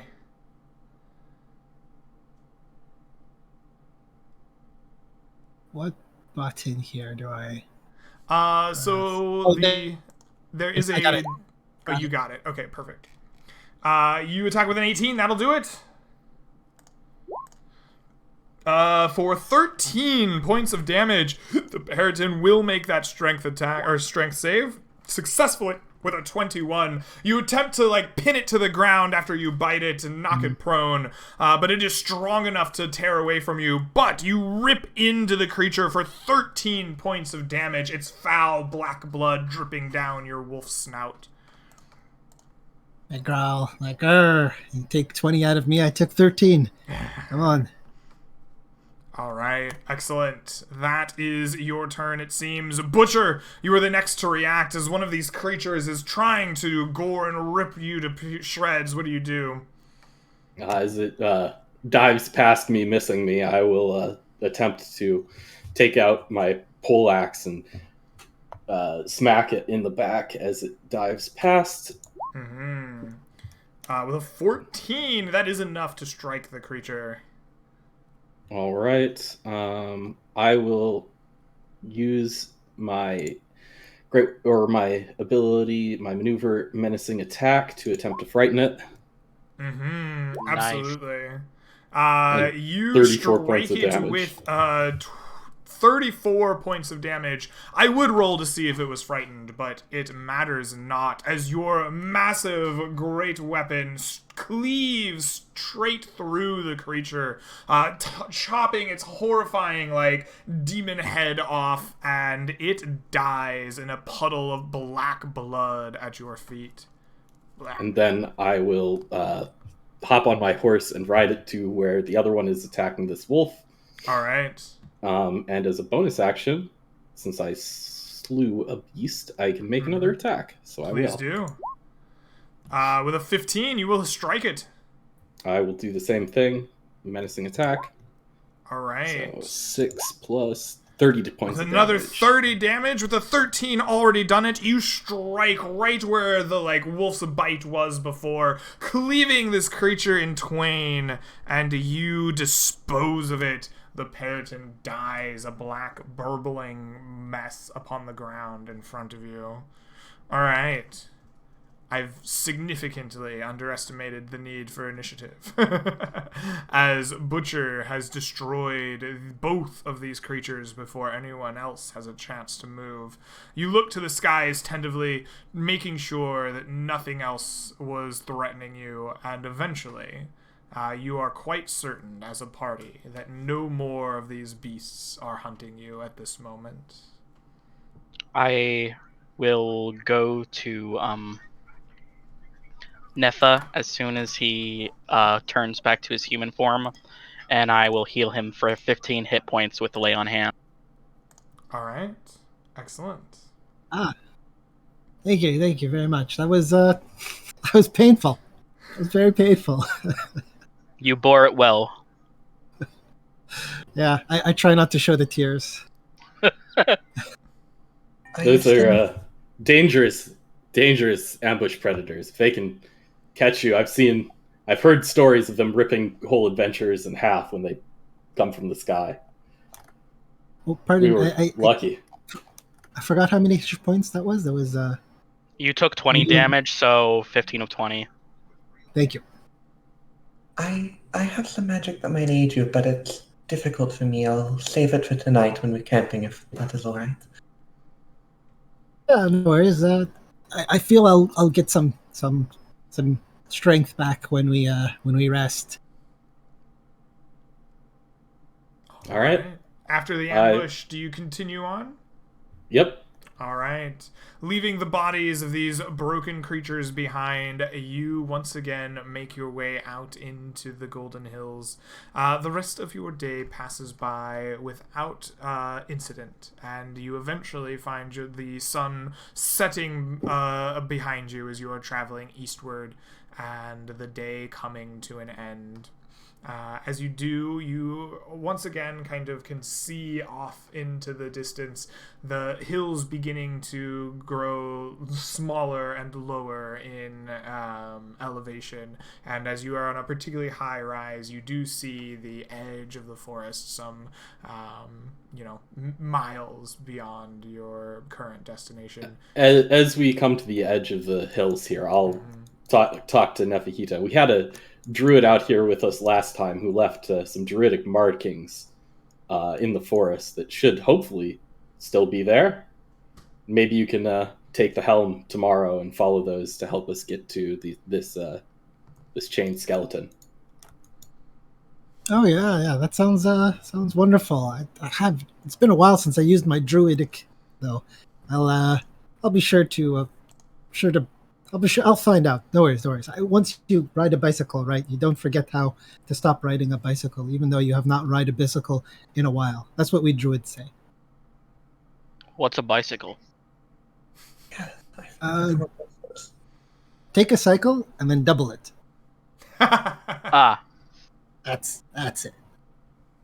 Yeah, you know. All right. With discussion over and plans for the next day made, camp begins to set. I assume that the alarms are reset and campfires made. After I've done my pacing and set the alarm, I will approach Nephihito and reach out a hand and try to gently lay it on your shoulder and mutter under my breath just a quiet, odd word that sort of tingles in the hair and invoke my healing word from Magic Initiate. Excellent. I will roll. It's not actually in my spells, but it should be 1d4. It is indeed.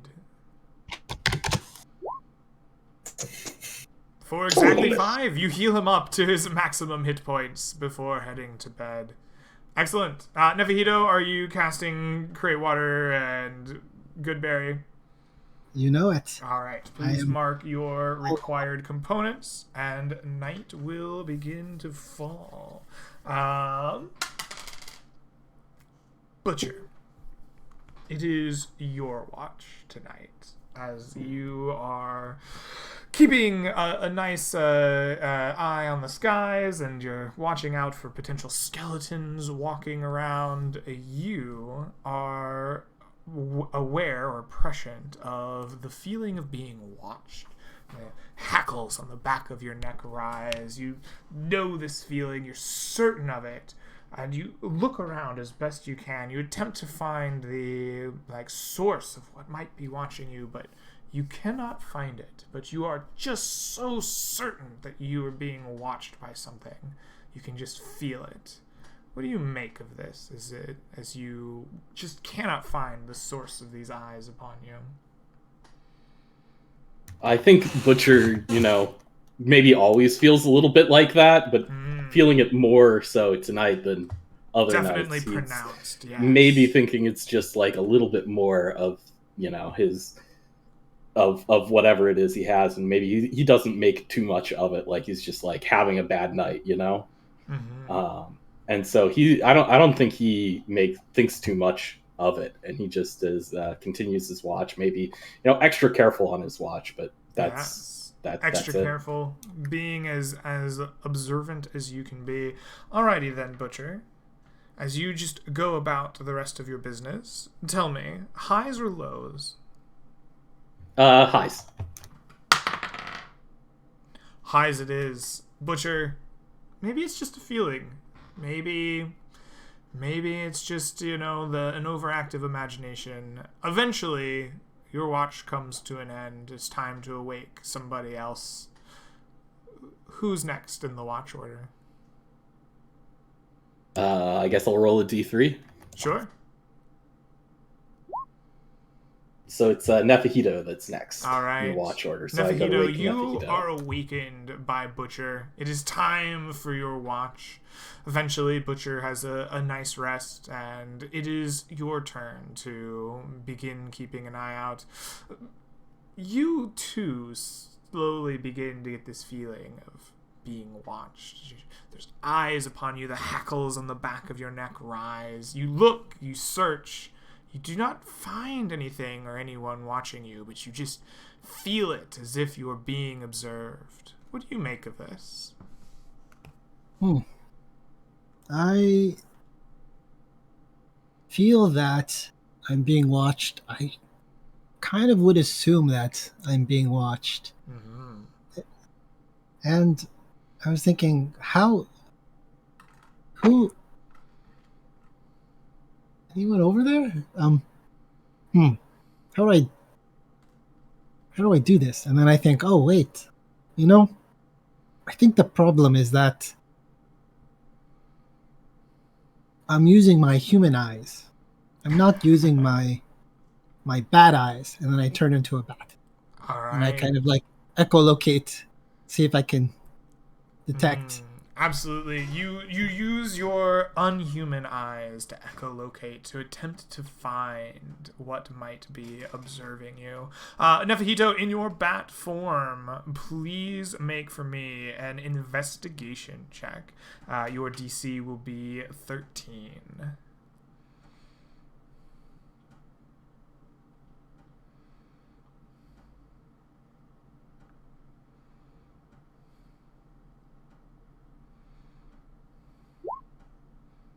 Oh, excellent. Nefahito, in your bat form, you find a large creature, some probably 400 to 500 feet away from your camp. It is much bigger and stockier than a human or a skeleton. Seems to be full of big muscles and bulging forms, but it is all hidden underneath some kind of maybe big cloak based off of the locations that you're using with your bat senses. Like some almost like draping thing is obscuring most of it from you, and in front of it, in the fires, it is throwing some kind of foul smelling herb upon the fire. And your bat echolocation perhaps can't see this, but as you fly closer, your non-blind bat eyes look into the fires, and you can see the forms of your sleeping companions reflected out of them. Oh dear God! Is this this is out of our camp, or is this is? Well, in our camp? the flames themselves have the images of your camp reflecting Okay, out of them. gotcha. Like you can see them in the flames. Okay. So there's a figure throwing herbs into a fire, and in the flames of this fire are my sleeping companions. Yes. Okay. I Excuse me. I kind of think, is this kind of in? Is this on two legs? It's not on like four legs, is it? It is hunched down as if like squatting by the fire in its like big cloak, and it throws like so it would be kind of like squatting on two legs and using one of its arms like appendages to throw things in the fire. Hmm. And it's covered with a cloak, and it doesn't detect me, does it? It does not. Hmm. Okay. So, not knowing what scrying is, but I assume I can figure out what he's doing by the action. I come back to my teammates. I make a note where this person is, and I kind of come back to my to my team, and I kind of wake them up, like kick, like guys.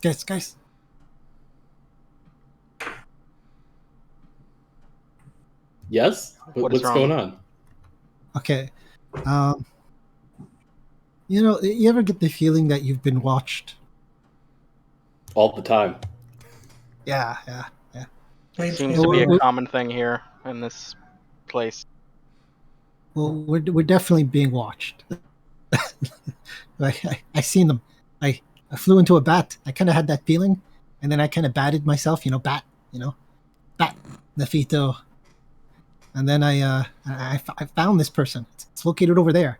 I don't point. Like, guys, don't point. Okay, don't point. But there. And I kind of use my eyes. And then so. Do we want to confront this individual? It can't be good to have somebody spying on us. Are they watching us from that far, or is this some kind of clairvoyance scrying? They were doing some sort of, like arcane oogity boogie thing, like Can you be a little more specific? Was there a crystal ball, basin of water? Well, there was an oogity, and then there was a boogity, and then they added that together, and then they had the oogity boogity, and also fire and smoke and images of us in the fire. I guess you wanted that last part more than the oogity part, but Yes. That's a little more helpful, thank you. Am I able to... Do I know any... It doesn't sound like a sort of magic I recognize from wizardry.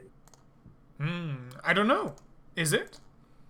Well, I certainly haven't... I haven't read anything about fire being used. I mean, it could always be a spell someone's made for themselves, but that seems a little more shamanistic, druidic, perhaps. Would you agree, Nafito? It's really not my wheelhouse. It's definitely something we would do, like I throw stuff in the fire all the time. But I rarely see images when I'm not high. But maybe I'm not there yet.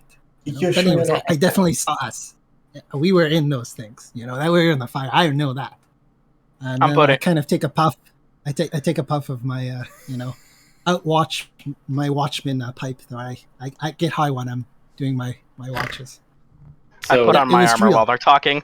Yeah, I'm going to be doing the same. All right. I will sort of look up and, as if I'm trying to... Actually, I'll start ritually casting Detect Magic and trying to perceive any mystical clairvoyance. Absolutely. Yes. You cast your Detect Magic. I don't know if that will automatically give you what you want, but let me take a look at what it says exactly.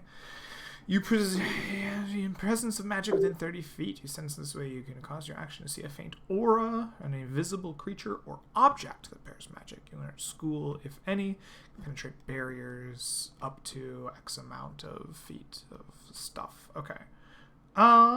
You cast Detect Magic. You look around. You're trying to find some object that may have a magic around it. I'm going to set your DC. You do not see anything automatically, but as you cast around your gaze, go ahead and give me an Arcana Intelligence check to see if perhaps you can find the source of some nefarious deeds around you. Yeah, this is Mm. my specialty, but this is not Despite having this a night. being your wheelhouse, your detect magic does not reveal the nefarious presence of any magics or objects around you. It seems that your camp is fairly well mundane, except for the magic items that you normally see on your companions. I think she's still half asleep and like rubbing her eyes and kind of mumbled the incantation. And now she's sort of looking at Neferhito like, "Are you sure you weren't smoking? I don't detect any. I am a diviner. This is what I'm good at, and I'm really not seeing anything." I I was smoking, so that's true. But I flew over there, and I saw where it sat. And definitely was this magic person. This is where I saw this at. Usually when I'm, when I'm high, the visions come to me.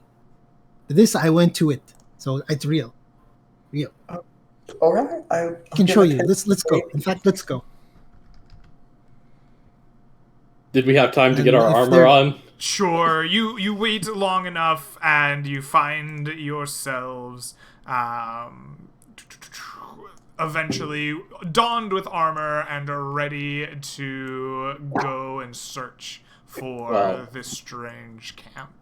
They're going to see us Absolutely. leave our camp, so I think we want to go quickly, right? Yes, you go quickly, rushing through the night with your newly donned armor, your weapons ready. Who knows what you may find around this strange campfire.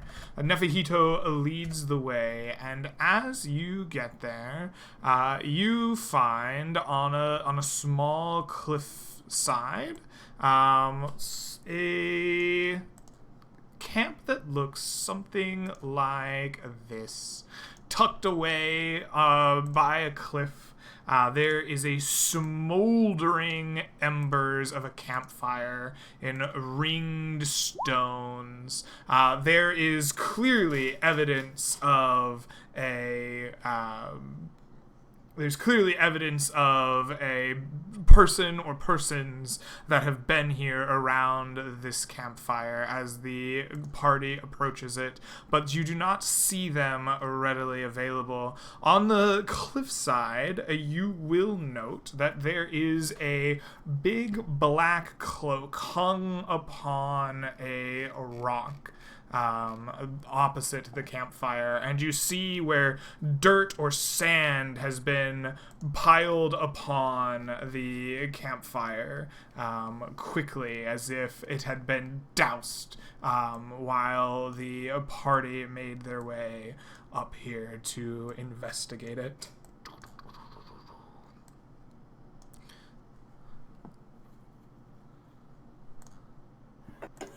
I will, with a nervous glance around, begin incanting my detect magic spell once more. Alright, it takes about 10 minutes for you to cast your detect magic. While this is happening, what is the rest of the party doing? I'm going to look to Neferhito and say, maybe we can work together and find some prints where this person left off to. I am 100% with you on that. Because, by the way, Greg, Yes. perhaps the stream wants to see the map. I don't know if they see the map. The stream should see the map. Yes, thank you. I thought Okay, I hit no that worries. button. My bad. Back here in the back of this corner, there is a dark wooden cloak hung upon a rock. As there's sand that has doused the smoldering embers of this ring of fire. But the image of the individual that Neferhito saw was no longer around this campfire. I will No, approach the fire. I will approach the fire pit Mm-hmm. and like try to like push through the ash to find the remnants of the herb, whatever, and see if I can't see if I can find any remnants and recognize what it might be, All or right. maybe show it to Cirque, give me an investigation check as you mush your way through the ashes of this pit to try to find enough of this herb that you may be able to identify it or show it to one of your druid friends. 10. A 10. No. Unfortunately, all that you can find here is the burning embers and the ash of the fire, as well as the sand that has piled over it. Whatever was burned in here, you cannot find. Okay. Could I warned them about the cloak. That's what I saw the person was wearing. If they're cloakless, they should be nearby. They couldn't grab their clothes. Let me track them. Did I see anything that looks like tracks around? You begin looking for tracks. Yeah, give me a survival wisdom check, my friend. I would want to be helping him out. I'm trained in survival. Absolutely. So I think You I are should trained. be- The two of you begin searching for tracks while Saria does her rituals to incant magic.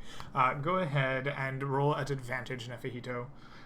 Your DC will be 15 in the night. You are excellent. You see big, heavy tracks, as if a very large-sized creature walking on two legs was here around the camp, almost squatting down, and it appears to have gone this way, as if it stepped up and over the small cliffside next to you. Saria will move. I grab the cloak just to make sure we have it, and I kind of get on all fours. I sniff. I'm like, it over here. smells sour, as if there is something inside the cloak that is almost not quite ripe, almost rotting or on the edge of it. Gives you that odorous sensation. As you pull the cloak back, it reveals two skulls, bleach white in the night. Both of them appear to be slightly monstrous in appearance. Overly long canines, the shape of the skull not quite human. And as you pull that back, the skulls begin to chatter. About this time, Saria's magic ritual ends, and you can see a magic aura of necromantic energy flowing from these skulls. But more importantly, they seem to be calling large skeletal figures from above you, laying in the prone position. These large, monstrous skeletons pull themselves up from the ground, and they will begin stringing up their bows as if they're going to rain bow shot down upon you. Lasagna, your magic goes off just in time that you give a shout and warn the party as these skulls begin chattering. Everyone, roll me some initiative. Oh yeah, baby. I took your roll at the bottom of initiative this time. Alrighty. Holy Wow. crap! Wow. Wow. 3 20s and a 2. Alright. Well, you guys are kicking ass with initiative rolls. Very good. So we Good. have Cirque's 19, Saria's 20, Butcher's 3. We need to add Nefahito's 22, along with my monster. Nefahito, you get a 22, and we get a nice beastly skeleton. And the skeleton rolled a 10. Excellent. So as Saria shouts out her warning, the rest of the party is prompt and ready to fight, and the first to react is Nefahito. What do you do as you see these creatures preparing to attack you with their bows? First thing I do is ask for a bio break. Sure. We can definitely have a bio break. Why not? We have played about 2 hours. It's about time. Yeah, so before we get into combat, we will shut the stream down here for about 5 minutes, let our players and our viewers go get some water and some bio, and we will be back in about 5 or 10 minutes on the other side. We'll see what our party can do to these creatures then. See you soon.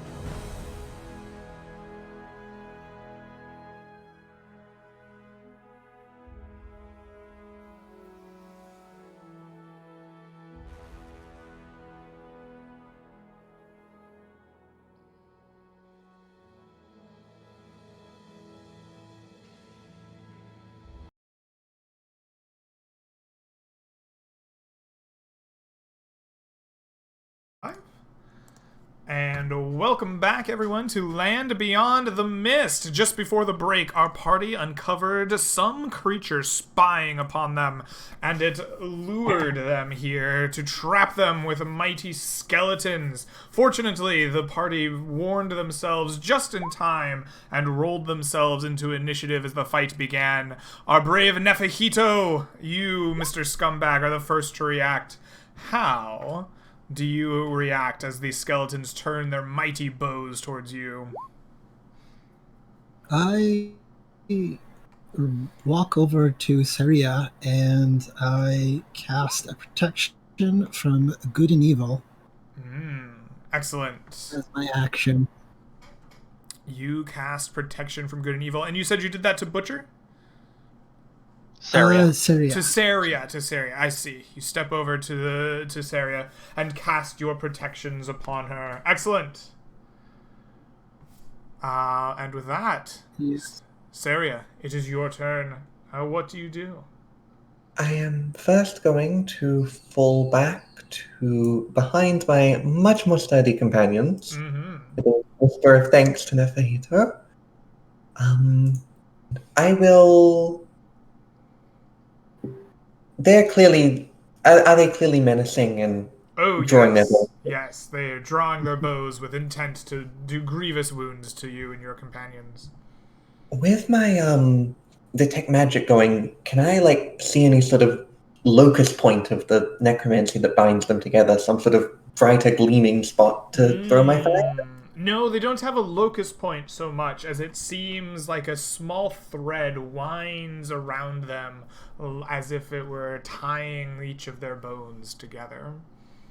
And I will just stand back and a little shakily, being faced by very large, intimidating skeletons, hold out my hand and invoke my scintillating fire and send it swishing towards this one at the top here. Absolutely. You form your small ball of dancing flame in your hand and hurl it at the creature. Give me an attack roll, please. With a 12, unfortunately... No, never mind, that hits. Fortunately, the DM is dumb, and you strike the creature full with your flames. Please roll me some damage.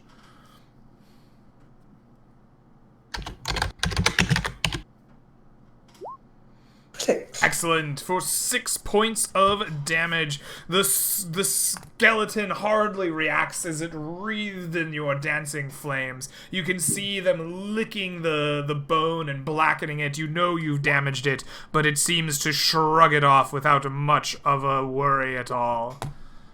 Cirque, you see these flames of your companions racking one of the creatures above you. What do you do?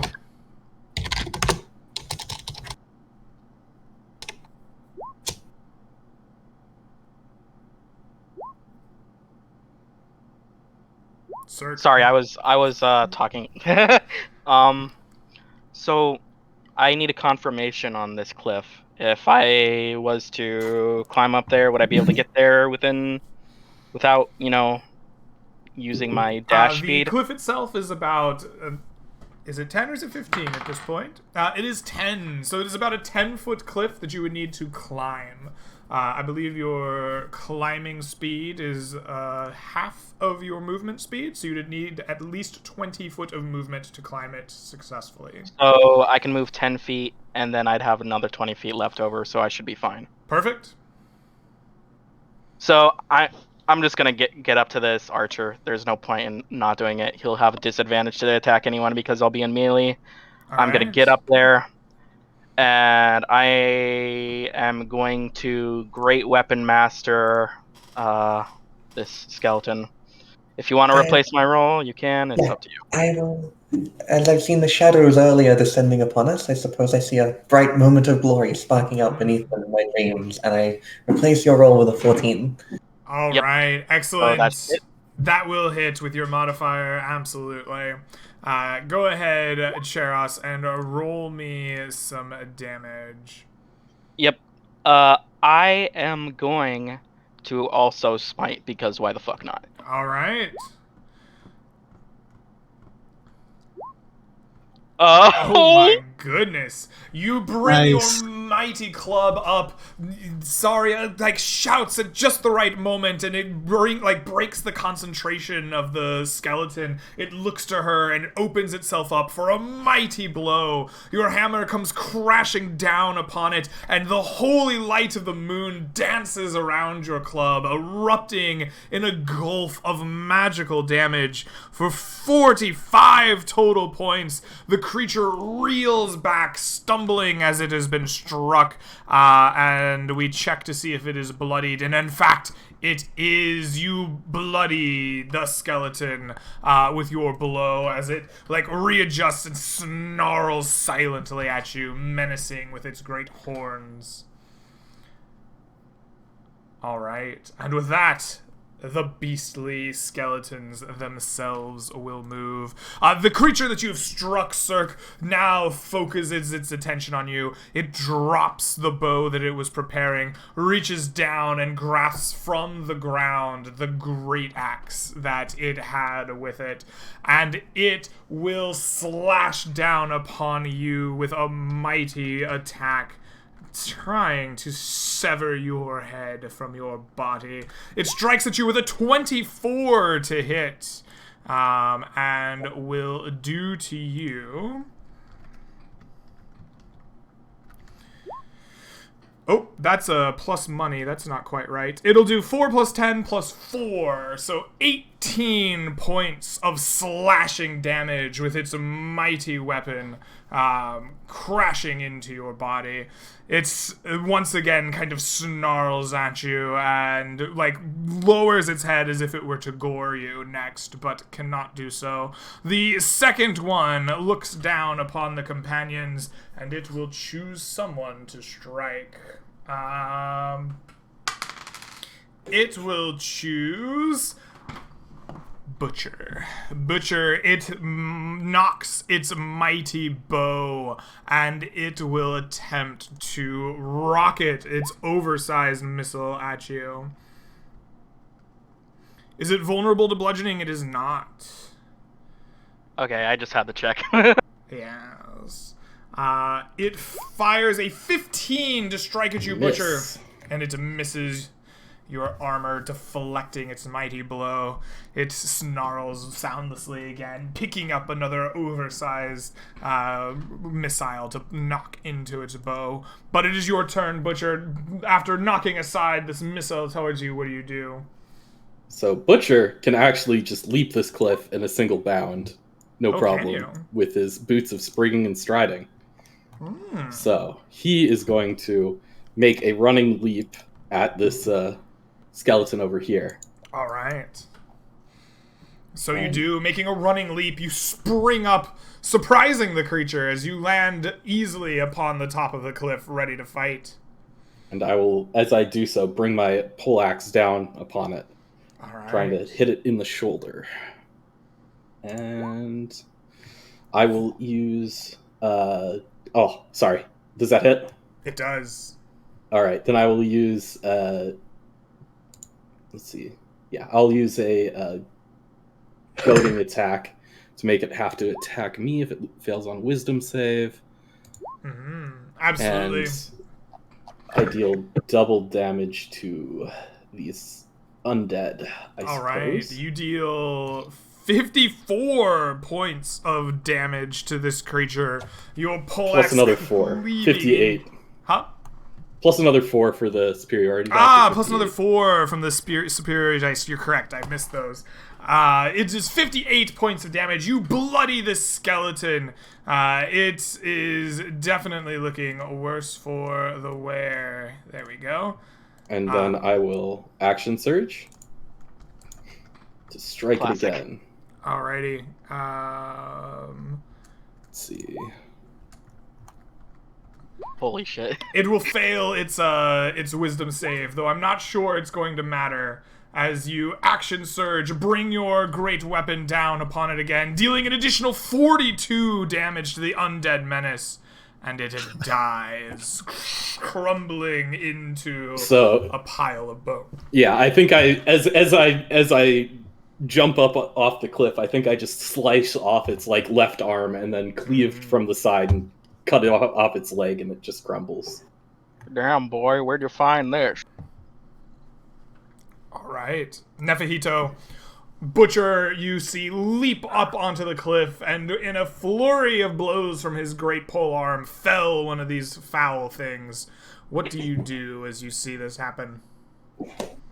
Realize that, that leap seems like it's easy to make. I mean, not as myself, but as a direwolf. I changed to direwolf. All right. You transform yourself into the visage of a mighty direwolf. Greg has to find his direwolf token for you. Yar! You become a direwolf. I come to this. I leap up and I come to this side, and then I start with my biting. Okay. All right, you jump up as a large-sized creature, easily clearing the small cliff here, and you take a big bite out of the bony menace. And I'll roll with the advantage because of pack tactics. Absolutely, you will. You will hit with that 22. Go ahead and roll me some damage. Some For 13 points of piercing damage. Alrighty, let me do some quick math. 51, 61, 64. It does not kill the creature, so we shall roll a strength check as to not be knocked prone.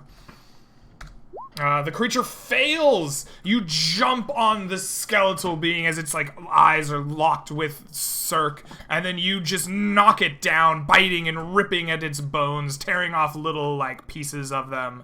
It is definitely down and knocked prone. Oh, this is a better prone. There we go. Hoping to get a bone, a souvenir bone from this large, oversized skeleton. Absolutely. I growl. Grrr! Syria, you see your companions leaping up the cliff, striking at these monsters. What do you do? I think I take a few bewildered steps forward, and that's not the right thing in Roll20. And I sort of shaking my head I was like, oh, do I need to levitate it? Trying to think of something what, one of these giant terrifying things is dead? Oh, all right, I will throw out my flames again. And I'll send another firebolt spinning toward this poor skeleton. All right, excellent. You spin your fires forward once more. Please roll to hit at disadvantage as your ranged attack is going at a prone opponent. Apologies. Just roll again. All right, despite its prone nature, it is large enough that you can get a nice angle at it, and you fire your bolts true. It strikes it. Please give me 6 more points of fire damage. So it had... I don't remember my math. So this is 58, 64, 70 total damage. You slay the great skeleton. The rest of its form burns up at the feet of Cirque and the direwolf and leaves nothing but ash behind. After a few moments, you realize that you are once again alone in the silent dark of the night. No longer do the skulls below chatter away. They seem to have broken at the deaths of their called-forth minions. I will just lay hands on myself and heal myself for 4 points, because I think I used 15 from today. Mm-hmm. Absolutely. I would like to empty out one of those samples I took earlier and fill that vial up instead with some ash from this very large skeleton. Absolutely. Which sample do you get rid of? I'll get rid of the earth from the hole and I'll keep the sap and root pulp. Most definitely.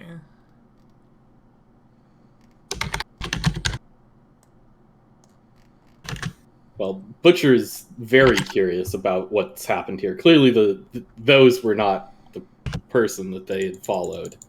So he is curious if there's more tracks leading away from this site. Indeed, there are. The tracks that you and Nefahito had previously found lead away from the campfire, off into the night, somewhere north and west of your position. Although at this point, the deep dark night, you find no sign of whatever left them. North and west, eh? Interesting. Okay, well, we do need some sleep, so. Yeah, let's finish our rest and we'll either continue on where we were going or follow. I checked the cloak. The Yes. skeletons, I suppose the skelly heads, are they still chattering? Or are they... The skeleton heads are no longer chattering, broken by the defeat of the skeletons that they called forth. The cloak itself is made for a large-sized creature, and not only a large-sized creature, a broad creature. It works almost like a big comforter or something for you, easy to wrap yourself in. The deep pockets of it you find are the source of the sour smell that you could now even more clearly smell as a dire wolf.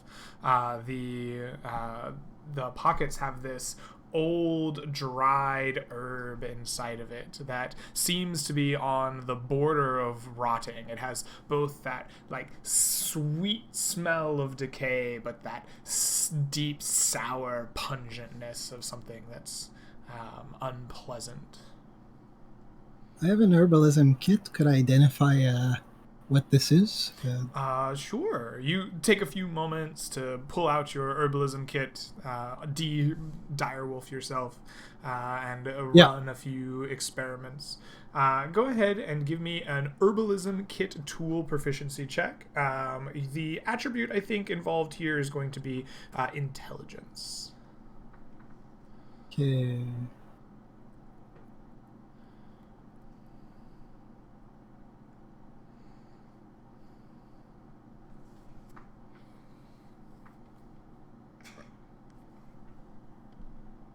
I can roll this with advantage since I'm proficient. Proficiency will grant you your proficiency, so you're going to have a proficient tool check with your intelligence attribute. Okay, I have no intelligence attribute, unfortunately. Okay. Excellent. With a 15, however, you know that this particular herb does not come from south of the mist. You have run into a similar plant in the Lizard Marsh, one that is quite well known for its hallucinogenic properties. It has some value when fresh as like a healing salve. It can be worked that way, but this is kept in a very strange state. It has seemingly been allowed to go to the point of rotting before being preserved, dried out, and left devoid of any water so that it may easily burn. Interesting. I keep this herb with me. It's the one used to scry on us, so it's a very interesting importance. And yeah, we go back, I suppose. Absolutely. I would, is all the magic dispersed from the skeletons? When I assume detect magic is still going? Yes, with your detect magic going, at the defeat of the skeletons, whatever like threads that bound them dissolved and are just devoid of magic at this time. In that case, I would have a quick look at the cloak, and I'll conjure up some light if I need be with my cantrip, and look around to see if I can find any hairs, patches of fur, anything that seems like a remnant of whoever might have worn it, rather than a part of its construction. Highs or lows?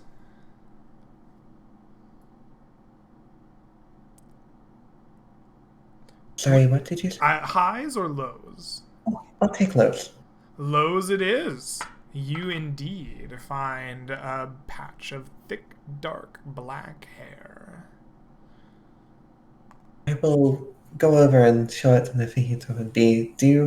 I was taking this perhaps in the hope someday I'll be proficient enough to scry back on them in return, but perhaps you recognize if this is from some sort of creature? I take a look at it. I'm assuming this is not from Usuria, right? Does the hair color match? No. Okay, gotcha. And Much longer. I tried to make it nice. It is interesting. A lot of the creatures in this forest seem to be giant in size. So I am thinking whatever we saw was either a former living giant necromancer or somehow still living. Well, it was. it headed to the northwest, right? So away from the forest, which is interesting. That's where the rusted steps is, isn't it? Could be. It was a particularly large being from what I saw, and the cloak I kind of like nails that down. Can I identify the hair on the thing? Does it look How do human? you what knowledge can you bring to the hair? How would you identify it? I suppose I would kind of compare this to the type of animals that I'm used to seeing in Okay. this forest or in this particular place. I change into them. I kind of notice. I talk with them a bit, saying, "Hey guys, and would this make me Absolutely. reminisce of Are you Agis?" trained in nature, Nefihito? I am. Let me All see. right, you are Let- trained let- in hold on. nature. Yes, I am. You recognize this to have the kind of thick coarseness of fur. This reminds you of maybe a dog or a wolf or some kind of canine family. That kind of thick, coarse, like undercoat to the family of dogs. I am I'm alarmed now. I let them know that this reminds me of a dog. Out of curiosity, the dog question mark wolf being that I saw before sniffing around in our camp. What size was that? In About general, human was it? size, maybe a little bit under 6 foot tall if it were to like stretch all the way up, despite its rather long arms. Probably not the same thing, but it is a terrible coincidence. Well, I rarely do we see dogs or large animals that could wear cloaks, uh, like this large, have hair on them. Like it's either this is a very very large being that loves wrapping itself or loves like rubbing dog hair on it, or it's someone who transforms into a dog, or something. I'm not too sure. I think it's sorry. Sorry, it's a little bad with the connection. I was gonna say, can I want to keep some of the hair to maybe cast a spell with later, but could I go to the coals of the fire and try to burn a little bit of the hair we recovered, this new fur? And Sure. I want to peer at it through my detect magic and see if there's any sort of like, I'm not sure if I could, but see if I can get any sort of like, there's a little flicker of mysticism that comes off, like this is some sort of strange magical property, or if it is more a large but naturally wolf being. Oh, I think that in the guise of your detect magic and your creative problem solving, in the smoke and small flash of flame that erupts from the fur you place in the fire, you do see a transfiguration aura of magic, ever so faintly in the smoke. I will relay that to the party, and this is well beyond my experience, but this isn't a natural creature, at least. I mean, I'm fairly sure we knew that, but transfiguration, perhaps? And it's interested in us too. Like it was looking at us. Pretty, Anyways, let's go to sleep. Have a good night's rest. Yeah, a good night's rest in this place. All right. You return the few hundred feet over the hills back to your original camp where you are set up. Replace the alarms and get the best sleep that you can manage despite your grave potence in the evening. The rest of your night passes by uneventfully, and eventually you awake on your next day of travel. Nefahito had casted his good berries and his create waters, so you awake with full pouches of water, your skin's ready to go, your belly's full from good berries. At the end of your night's rest, you may regain all spells and class features associated with a long rest, as well as spend any number of hit dice in your pool to regain HP. Before recovering 1/2 of your pool rounded up to be used in the next day. I foresee at least a murmuring glimmer of glory for us on the days ago. I use the necro cloak as a bedding for my kick my horse. Very good, very good. Excellent. I really like the idea of Necrocoke. On the next day, Butcher, are you continuing as the primary navigator for the party? Well, we need to have a conversation about what we're doing. I Alright. thought about if we were continuing to head east, handing it over to Nefahito to try to follow our druid's markings. But are we going to try to follow those tracks to the northwest, or are we going to head east as we had originally intended? I'm fine with either end. This forest needs to be explored more after all, and we're the only ones who can really do it right now. I like investigating things that seem to appear out of serendipity or happenstance. I kind of go with the flow that way. But either way, it's good.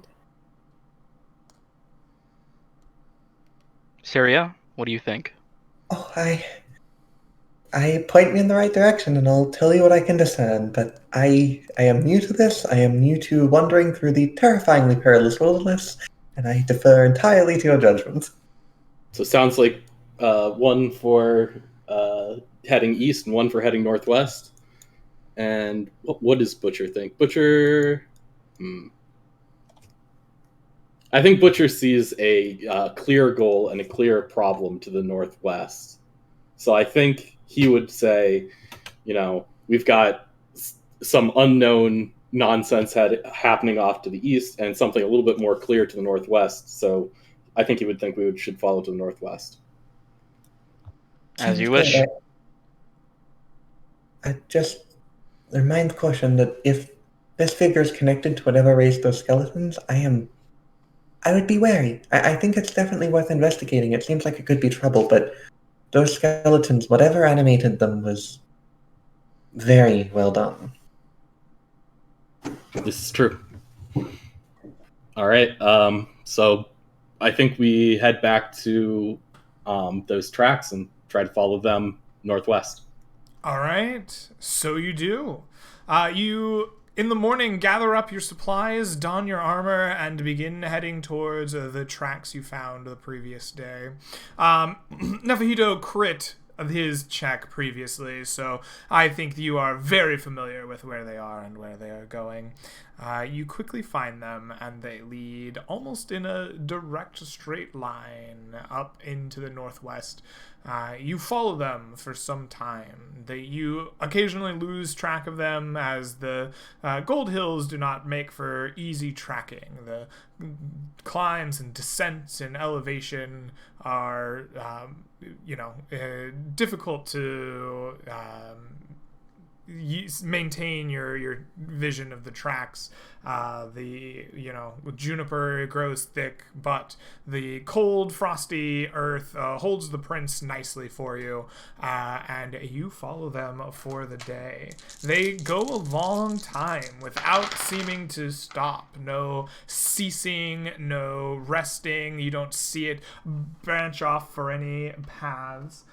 Fortunately for you, the day seems to be a relatively peaceful one, despite keeping a sharp eye out for danger during your tracking, or other than a few small birds and maybe some, voles or rabbits dodging about here and there. You don't seem to come across much in the way of danger.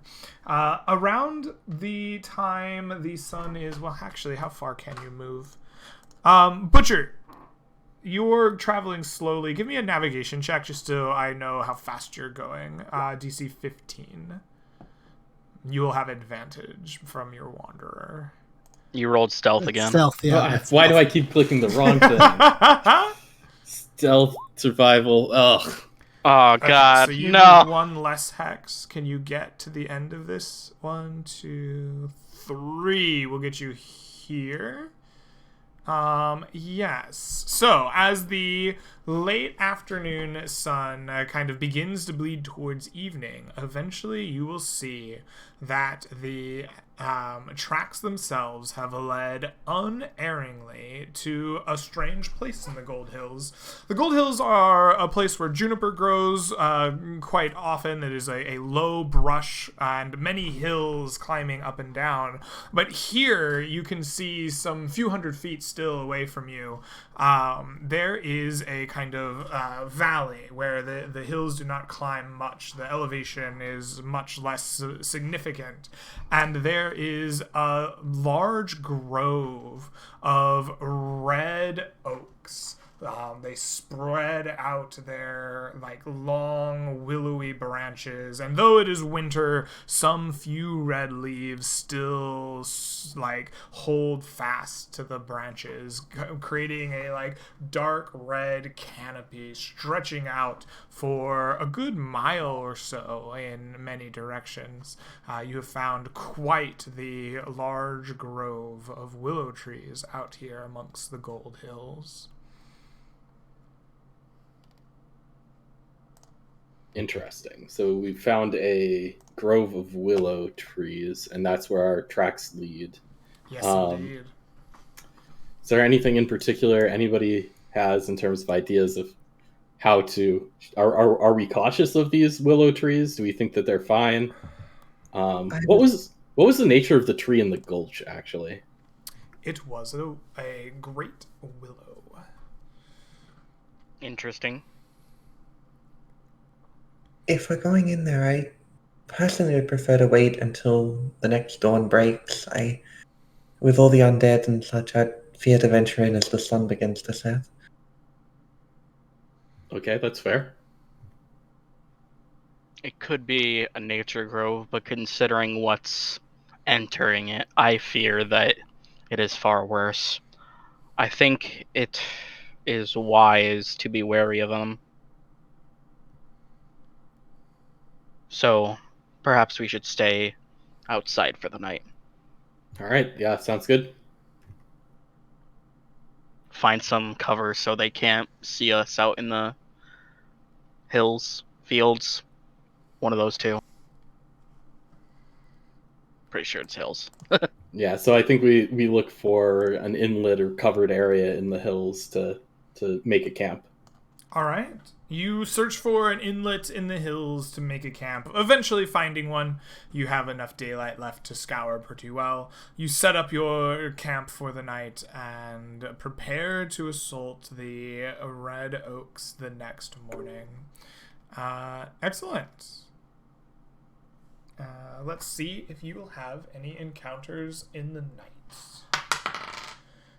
The night will go relatively peacefully, in fact. You have no encounters in the evening, and you will pass a tense night, I suppose, preparing yourselves for what is to come the next day, whatever that may be.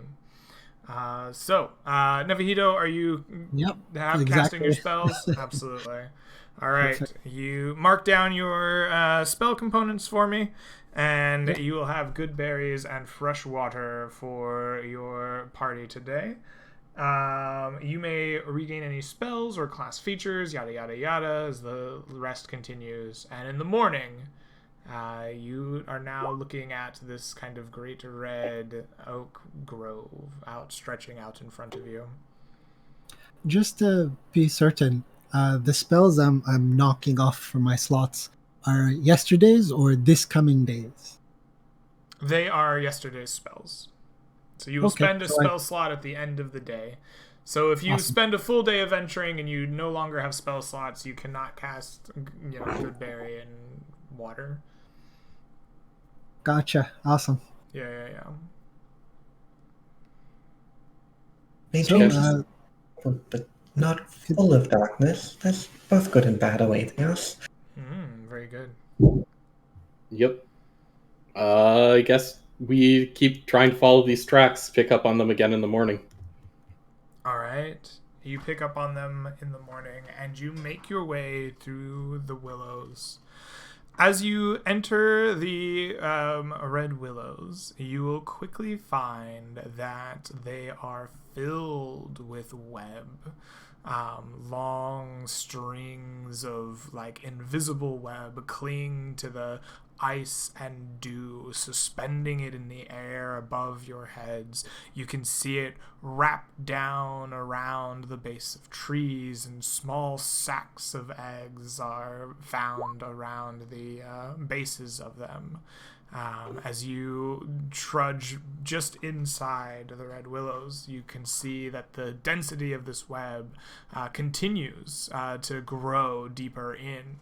And you can see that the webbing is so fine that many of the leaves that you at first assumed were still clinging to their branches here in the winter are in fact secured by the webs themselves, the dew and the ice almost invisibly clinging to it, floating in the air around you.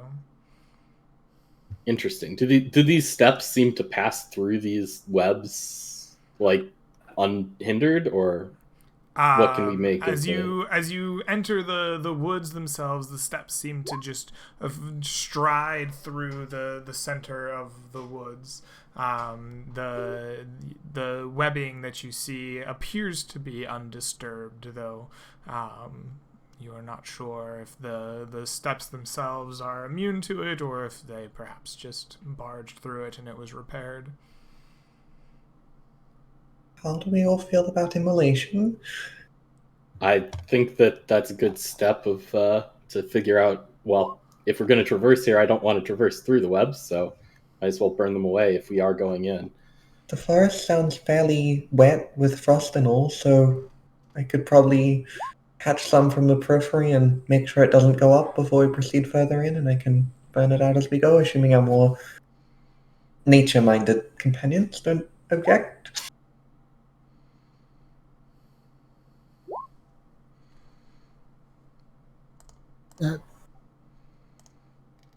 I'm fine. Fire's good. Yep. I will back up a little to the edge of a little behind the edge of the woods and send in just a couple at first, little firebolts toward clumps of web. All right. You send some small firebolts towards the clumps of web. Predictably, they begin to burn, and the web just kind of falls apart, right? As the bit that you've burned goes up, the parts that it connects to just kind of fall and sway in the woods around you. Little droplets of ice and dew slide off of them and onto the ground. After you have done this, the four of you begin to see the movement amongst the branches of the willows. These hanging long strands of wood and web and leaves begin to sway as you can see the movement of creatures coming towards this disruption in their webbing. What do you do as you see the approach of these creatures? I bless my party with my weapon, and I will put my blessing on Corin, myself, and I get, Lysenia. I think that's pretty fine. All right. You place a blessing upon yourselves at the edge of the forest. I'm just going to bring you to generic forest map here. We never seen this one before. Put some spider on here. We have giant spider and giant wolf spider. boom, and your characters. A number of spiders come racing towards you. As you bless the party, Cirque, you turn, and descending from the trees, you see 14 spiders coming towards you and the party. Excellent. Let me put your tokens on here so that we can get some, easy to track. Dun, dun, dun. There we go. If we can get you to click on some tokens so that we can get some initiatives going, that would be wonderful. How many turns exactly do we have before they reach us? You are Because here and now, buddy. okay, I was gonna channel divinity too, but nope. These things will go on this, and these things will go on this. And do we have everybody? We have 2 spiders. We have Nephito Butcher. Yes, we do. Excellent. So, Nephito, you are the first to respond as spiders come streaming out of the trees. Let's see, 1, 2, 3, 4, 5, 6, and there were 8 of these. And they are coming from all sorts of fun places towards you. And then there were 1, 2, 3, 4, 5, 6. 1, 2, 3, 4, 5, 6, 7. One more. 8. 8 giant spiders, and there are 6 giant wolf spiders scuttling along after these creatures. 2, 3, 4, 5, and 6. Nephito, you are the first to react. What do you do as you see these creatures coming for you and your party through the tops of the trees? Greg, I'll just the map again. They're just no worries. Excellent.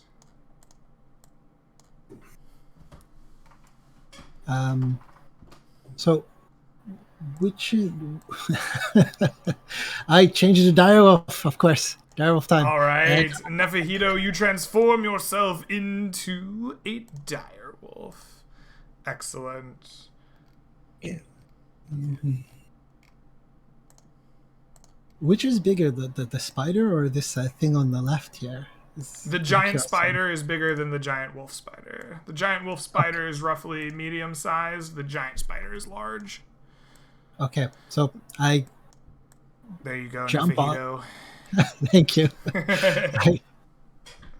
I jump on the first spider nearest, this the closest one, and I take a bite.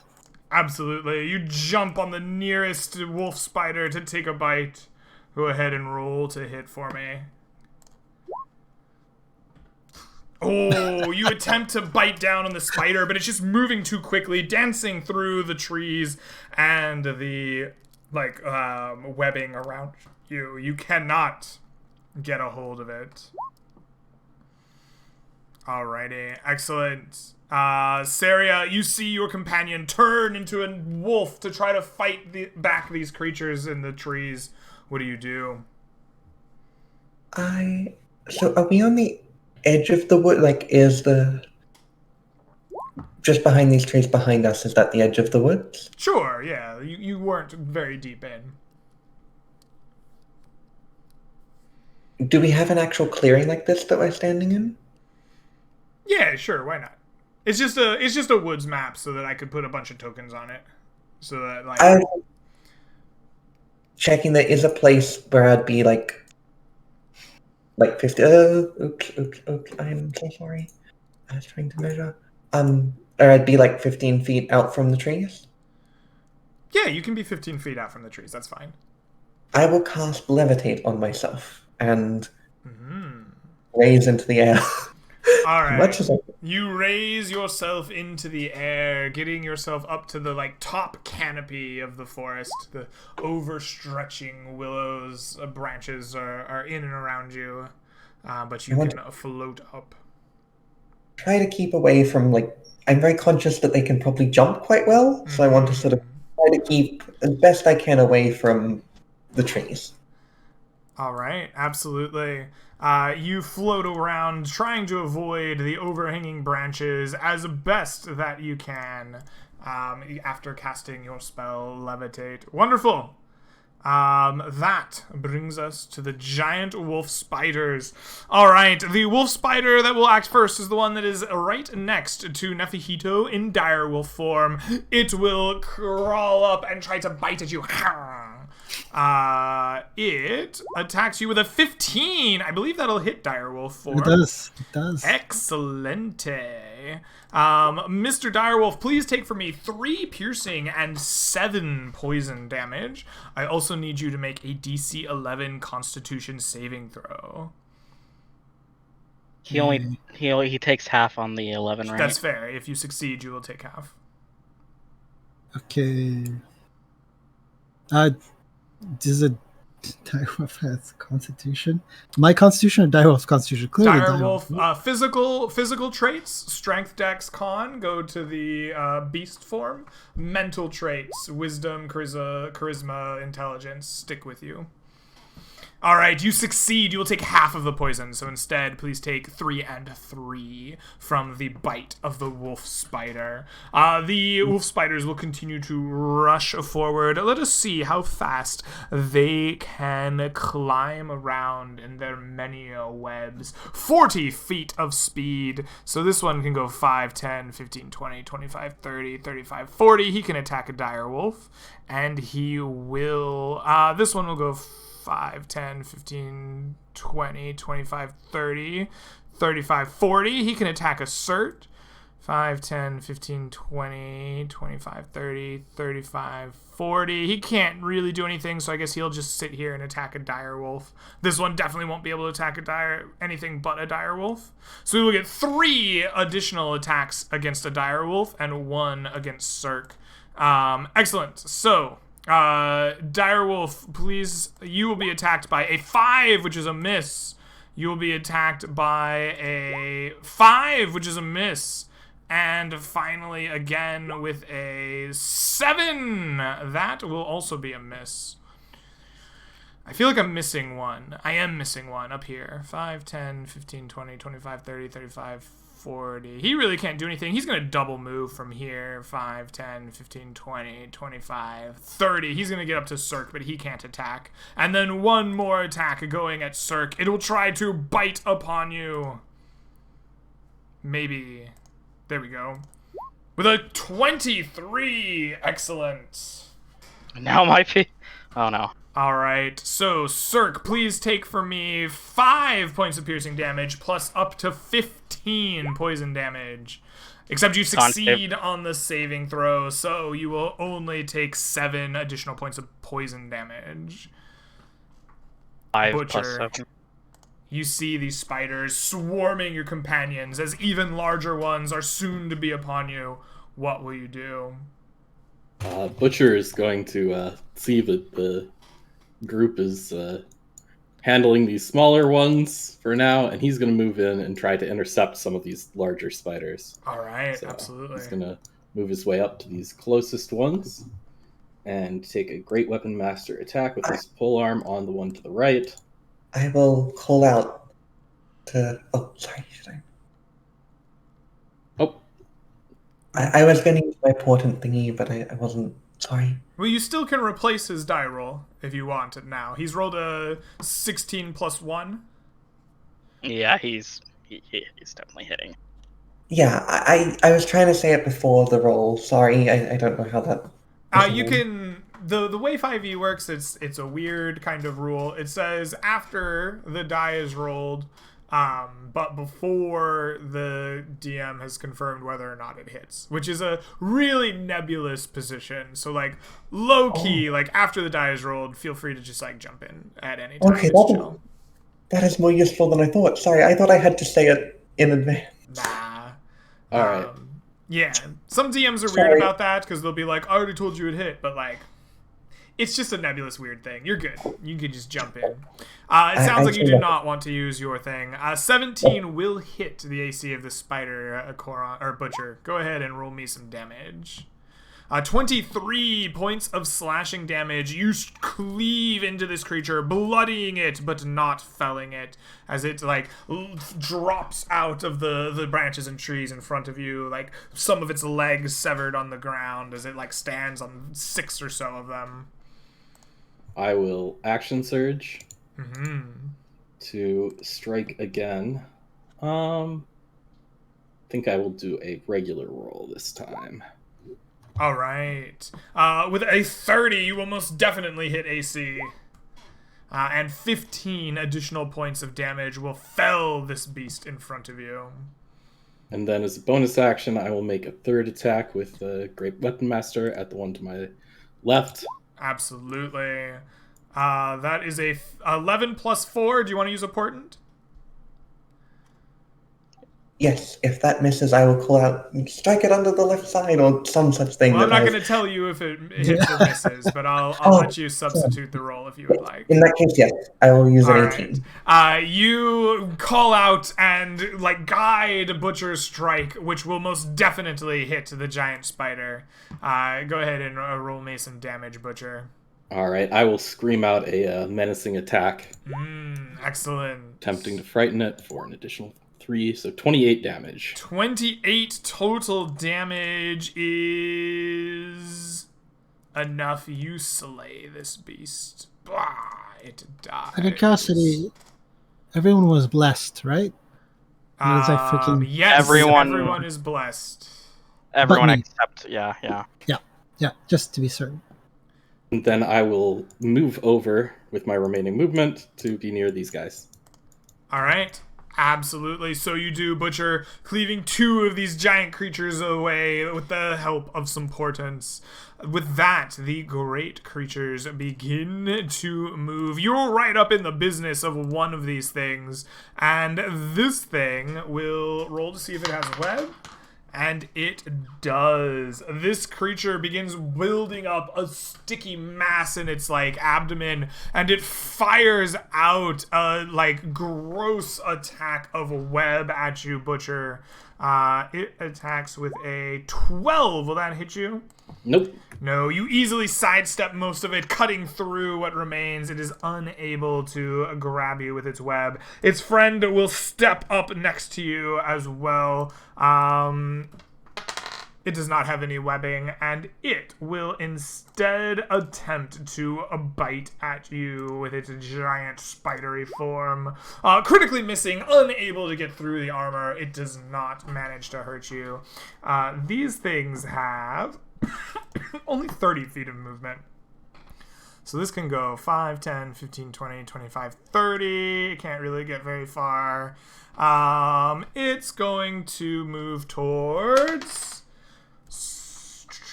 Cirque here. 5, 10, 15, 20, 25, 30. It's going to get right there. And then this one's going to go 5, 10, 15, 20, 25, 30. It's going to move towards the side here. 5, 10, 15, 20 here.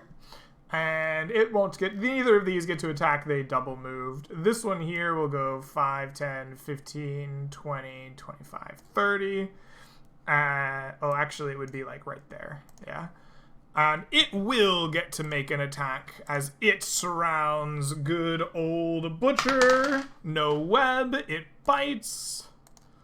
With a 21, will that hit you? Yep. Excellent. Butcher, please take for me 5 piercing damage plus up to 3 poison damage. Give me a DC All right. 11 con save. I have advantage from being a dwarf. Excellent. You succeed. I You will pass. take 5 plus 1, which is 6. I half it again. Excellent. Could you It can go to only be 0? 1. Okay. I didn't know if it could go to 0. So. No, Okay. it is guaranteed 1 point of damage. And this one will go 5, 10, 15, 20, 25, 30, and then who's it going to double move towards? It's going to move towards Direwolf. 5, 10, 15, 20, 25, 30. All right, that is the spiders as they rush around you on their webs and limbs of trees. Cirque, it is now your turn. You're surrounded on all sides by spiders. What will you do? Probably die. Maybe. I'm gonna take a risk, and I'm going to Great Club the bigger guys because they're probably the bigger threat. Okay. And I guess I attack the one on the left. All right, so you do. With a D4. 12 plus a D4, go ahead and roll it. With 13. a 13, your great club comes flying in, but it misses. Your strike is unable to hit the giant spider. All right. Okay, that's it. Nefahito, you as well are surrounded on all sides by spiders. What will you do? I will do the only thing I can do, which is bite. All right. Close my eyes and bite. The one on the south of me, I should say. The south of you, it gets hit with a 22. It takes 11 points of damage. You kill this giant wolf spider with your massive dire wolf teeth. I growl at the other spiders. Excellent. Saria, you're levitating up off the ground, watching your companions get surrounded. What do you do? How large are do the smaller side spiders seem to be? They are... Let me see if I have an actual, size for you. They are medium-sized, so they are about the size of a, at minimum a dwarf, at most a human. They're about 4 or 5 feet of Spider-Man. I don't see any man in that spider. Spider, comma, man. Current? Sorry.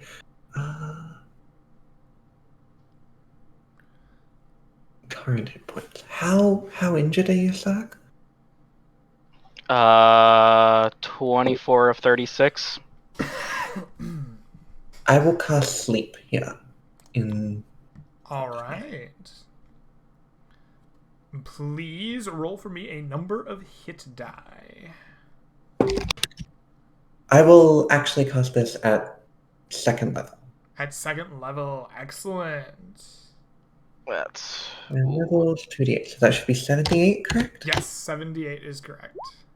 38. 38 HP of sleeping enemies, and you are centering it around this area or here where I saw you ping. Yeah. All right, so the first 2 creatures to fall asleep are these spiders. They want to go sleepy night. There's not really a good sleeping thing. There should be a sleeping token. I don't see one in the list of tokens. I swear it exists somewhere. I know, I'm sure it exists. I don't see it. I might be dumb. We'll use this one. These 2 fall asleep. That is 22, so we have 16 left. You don't have 16. Direwolf, do you have 16 HP in your form? Nope. All right, then the next to fall asleep will be this one. All right, those 3 spiders will fall asleep. There are not enough points remaining for anything else to fall asleep. All right. Giant wolf spiders turns. These things will be sleeping. Let's get a timer on them. Dunk. Timer. Excellent. Sleep. 2 wolf spiders. 1 dire wolf. The internet's strangest video. These things will bite. The first with a 12. I don't believe that will hit dire wolf AC. And the Nope. second will bite with a 21. That will do it. Please take from me 4 points of piercing damage and up to 10 poison. Please make me a DC 11 Constitution saving throw. Alright, you will take instead half of the poison for 9 total damage to your dire wolf. The spiders don't really have any. These ones are just pretty simple spiders. They don't do much. Butcher! It is now your turn. Surrounded on 3 sides by giant spiders, what will you do? I'll do what I do best, and I will bring down my pole axe, that's what it is, on the abdomen of the spider to my right. Alright. With a 14 plus 4 is 18, you hit. Please roll me damage. And I will burn another superiority die to use another menacing attack. Alright. For 27 points of damage. Is that enough to kill it? This one has...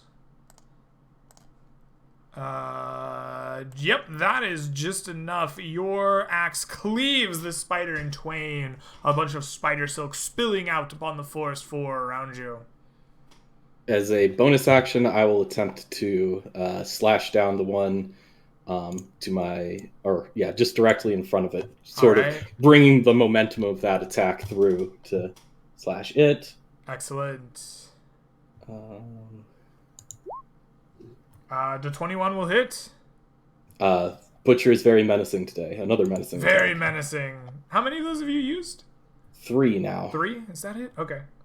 Yeah, I get 4th, so there's 1 more. Excellent.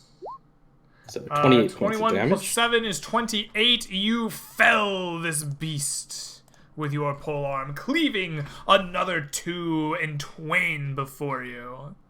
As Butcher is just screaming, being very, very menacing, he's going to... Yes, you were menacing the shit out of those spider corpses. Provoke an attack of opportunity from this spider over here. And, absolutely, it will do so. Come over to help Cirque. That is the wrong spider. This spider will bite at you. It bites with a 12. I don't believe hitting you. Nope. Excellent. All right. With that, it is Giant Spider's turn. First giant spider that you just walked away from. No webs. It will climb forward. And it will try to re-bite at you. Failing as you walked away from it. This time, I believe hitting you. Yep. All right. Please take from me 10 points of piercing damage plus up to 9 poison. Please make a... Yep, you successfully save. Very good. That's 2 poison damage. Half of 9 is 4 and half of 4 is 2. Yes. 12 total. This You've been rolling a lot of 4s. This spider here is going to, yes, get its web. Does it want to use it? Yes, it does. It will fire its web at Cirque. Classic. Cirque, you see a ball of webbing come flying your way from the abdomen of this creature. It fires at you with a 12. Will that hit you? No, you sidestep it. The floor of the forest gets splattered with the web instead. The spider has a sad face. This spider here also has its web. It will fire it. It will fire it at the floating girl above it, wanting to drag you back down to the earth. You see its abdomen spray this webbing up towards you as you levitate. With a 9, unable to successfully grab you. You just kind of like float up above it as it washes away under you. Excellent. These spiders have sad face now. This last spider, no web. It will make a bite at the giant dire wolf in front of it. It snatches down with an 11, not hitting dire wolf form. Disappointing. Cirque! It is now your turn. What will you do? Cirque is a little annoyed right now that he missed, and he just wants to, feel the ichor of a spider on his face, so he's going to attack normally, probably with Smite. All right. And that great club will hit, yes. and I will add the 2d8 to it. Excellent. For Uh, 27 points of damage. I'm gonna attack the one on the left. The one on the left dies. Your great club comes smashing down on it. Blah! Like spider guts go split out on the floor in front of you like you stepped on one in the shower. Excellent. And with that, Nefahito, it is your turn again. Surrounded by spiders still, what do you do? Bite the one to my east, lower east, I should say, southeast. With an I- 11 on these guys is Could not I a hit. do Go ahead and roll me a d4. I'm not. You're not yeah, blessed. Okay. I just wanted to use the the lucky. You may use your lucky. Absolutely. Thank you. We'll try that again. You're very lucky indeed, as you were about to miss, but instead, your bite comes home, dealing 8 points of damage to this creature. It will make a strength saving throw to not be knocked prone. It succeeds, not being knocked prone, but your jaws will bloody the spider in front of you. It is clearly worse for the wear. Yeah, I'm like, growl, growl, growl. Excellent. Writhing, about to piss. Saria, it is now your turn. Having avoided the webs previously, what will you do? I will give a quick gesture down and send a bolt of flame lashing at the one that Vito just bit. Absolutely. Your flame dances out towards the creature with a 13. Add a d4 to it. And a d4. Which will most definitely hit the spider. Go ahead and roll me some flaming damage. For 1 additional point of damage. Alright. The spider recoils, but it is still alive. Do Chips back at him. you add your intelligence bonus to Firebolt, don't you? Nope. No, No? not Firebolt. That sucks. Alrighty. With that, it is the giant wolf spiders once again. The sleep ticks down. Tick, tick, tick. And these two are still up. They still have somebody to bite, and they're gonna do it, by goody. They're gonna take a big chunk out of Nefahito with a 19. That'll hit Direwolf. Nefahito, please take for me 3 piercing plus up to 5 poison. Go ahead and give me that con save if you would. That is a fail. Please take all 5 of the poison. Will do. Alrighty. Still in direwolf form? Oh yeah. Alright. Next bite comes your way for a 17. That'll also hit direwolf. For an additional 5 piercing plus up to 4 poison.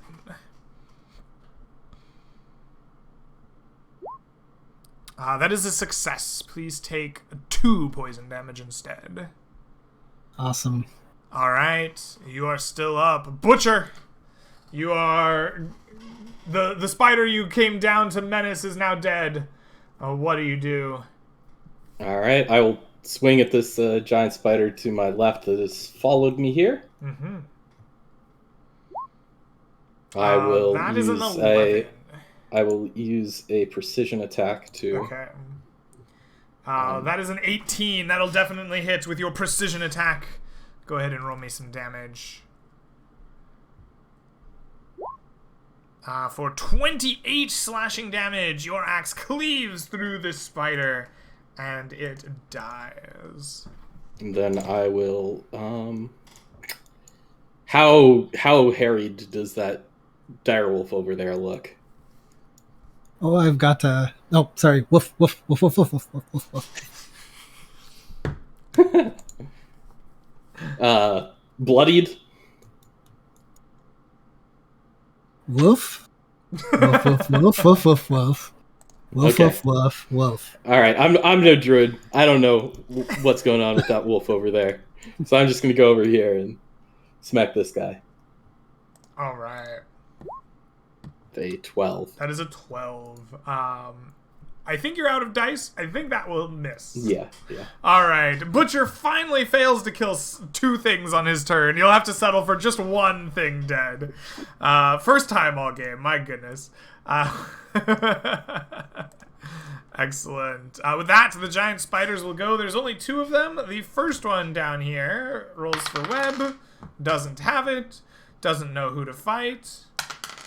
Will fight Butcher. Turns away from the floating woman that had its attention before and will attempt to chomp down upon you with a 9. Unable to hit you. Second big spider. No web. Gonna bite at Direwolf. With an 18. Mr. Direwolf, please take from me 6 points of piercing and up to 12 poison.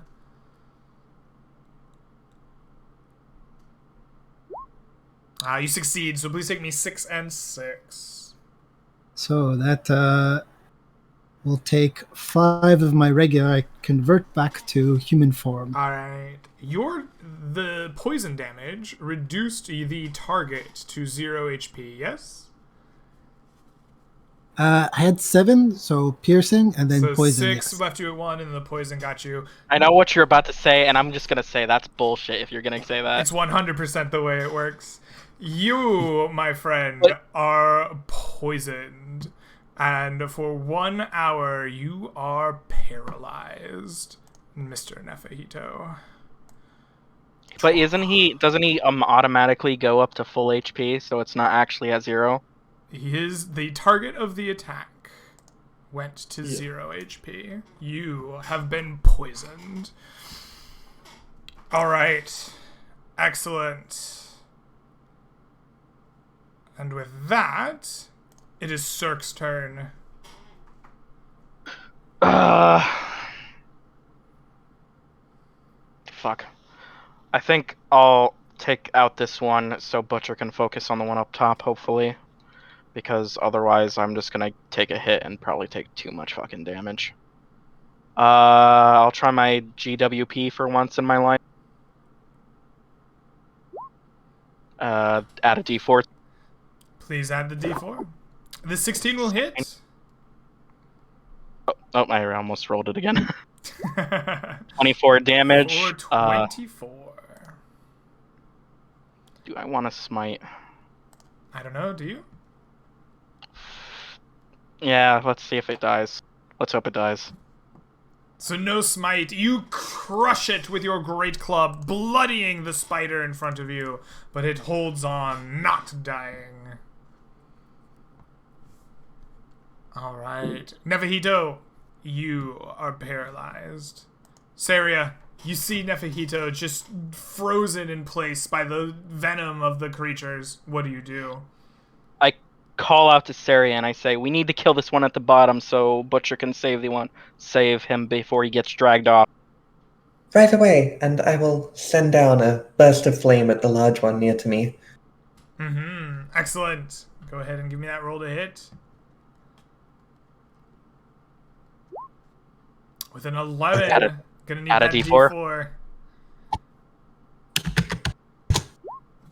The 14 will most definitely hit. Go ahead and give me some damage. For 2 points of fire damage.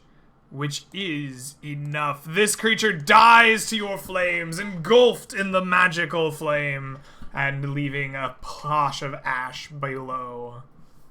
I just kind of dig my nails into myself, not doing. You learn better than this area. Excellent. It is Giant Wolf Spider's turn. The Giant Wolf Spiders are going to move now as the Dire Wolf is paralyzed and ready to be saved for later. They need to go get juicier things. This one has 40 feet of movement. It's going to go after 5, 10, 15, 20, 25, 30, right underneath the levitating woman, and here to Cirque. And he will take a giant bite out of you. Critically hitting Cirque. What is with these fucking wolf spiders hitting me? With my porting? Oh, haven't you used both of them? No, I used the 18 to increase an attack. Excellent. and I was iffy on using it because I didn't want to be like, it's 10 and then it gets a bonus and stuff. But I think in this case, I can't make things worse. Excellent. So it was a 10, right? I believe so. 10 plus 3 is 13. Cirque. It doesn't hit. It doesn't hit you. The spider was about to take your jugular, but with a shout, you turn around, batting the spider to the ground, not letting it hurt you. Excellent. This spider has 40 feet of movement. So 5, 10, 15, 20, 25, 30, 35, 40. And it is going to begin climbing up a tree, spinning its web, finding some webbing that's just like around here. It is going to come after the flying wizard above it. But it can't reach you this turn. Excellent. The rest of them are asleep. Tick down sleep. Butcher, it is your turn. All right. I've been tasked with making sure that this giant spider does not live. Hopefully I can manage. I believe in you, Butcher. Sadly, you're not a bard, so I don't get any advantage for that. And I will bring down my poleaxe on its back. Absolutely. With a 20, you will strike it true. For 21 points of damage, bloodying the creature, but failing to fell it. I will actually have room in my action economy to use my second wind. All right, excellent. A little extra healing for you. With that, it is the giant spider's turn. It has poisoned its prey. It will roll for web, which it does have. Is web is single target? Yes. Web against Butcher. It curls its abdomen, turns, and sprays at you with a gob of webbing. Butcher attempting to ensnare you with a 19. Will that hit? Yep. Excellent. Butcher, you have been struck by its web attack. You are restrained by webbing. As an action, you can make a strength check to try to burst through. The webbing can also be yada yada yada, but until you have burst through or otherwise dealt with it, you are restrained.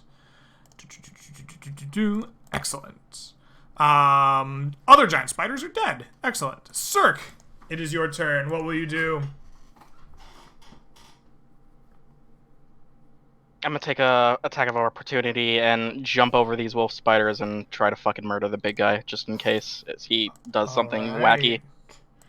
That will hit you with a 19, I assume. Yep, sorry. Alright, please take from me 7 points of piercing damage, and that's your great club attack. Give me a constitution saving throw as well. Excellent. Please take me 7 piercing and 2 poison damage. 24 minus what? 9. 24 minus what? 9? Okay. Does Bless do the for the save, right? Yeah, it would, but it doesn't matter. Yeah, I would, but it doesn't matter. Success is a success. So I hit, and I'm going to kill him. With 11 bludgeoning damage, you will slay the giant spider. Indeed you do. Well done. Nevahito, you are still paralyzed. Saria, you see a spider climbing up the webs and branches of this forest, climbing towards you in your levitating position. What do? When we saw the webs burn earlier, they are kind of quick and don't... If I was to throw a firebolt at dear friend who's ensnared, would I expect that it wouldn't do much more than a normal firebolt and potentially burn away those webs? It could burn away those webs, yeah. If you... How about this? If you successfully attack the webs, here we go. The webs have an AC of 10, so you'll have a basically roll to hit them, and HP 5. But whatever fire damage you do to those webs will definitely carry over to the person restrained in them. That's the payoff. Damage has been very bad, so please forgive me, dear friend. I will throw out a bolt of flame. Alrighty, give me a roll to hit against AC 10. You easily clear that. Give me some damage. 4 points of damage. The webs have HP 5. Despite your fire, it holds fast. These webs are made of sterner stuff than what you must have burned earlier. They hold, and the companion beneath is not released, but please take for me 4 points of fire damage, Mr. Butcher. Any chance it Absolutely. would? Never mind. I'm not going to make this argument. I already realized how bad it was. I will, cast a nervous glance at the spider behind me and. All right. With that, it is the wolf spider's turn. This wolf spider down here that was injured has lots of people it could potentially attack. It is going to go after... It is going to go after Butcher because you are restrained. It scurries over its sleeping companions and will make a bite at you with advantage.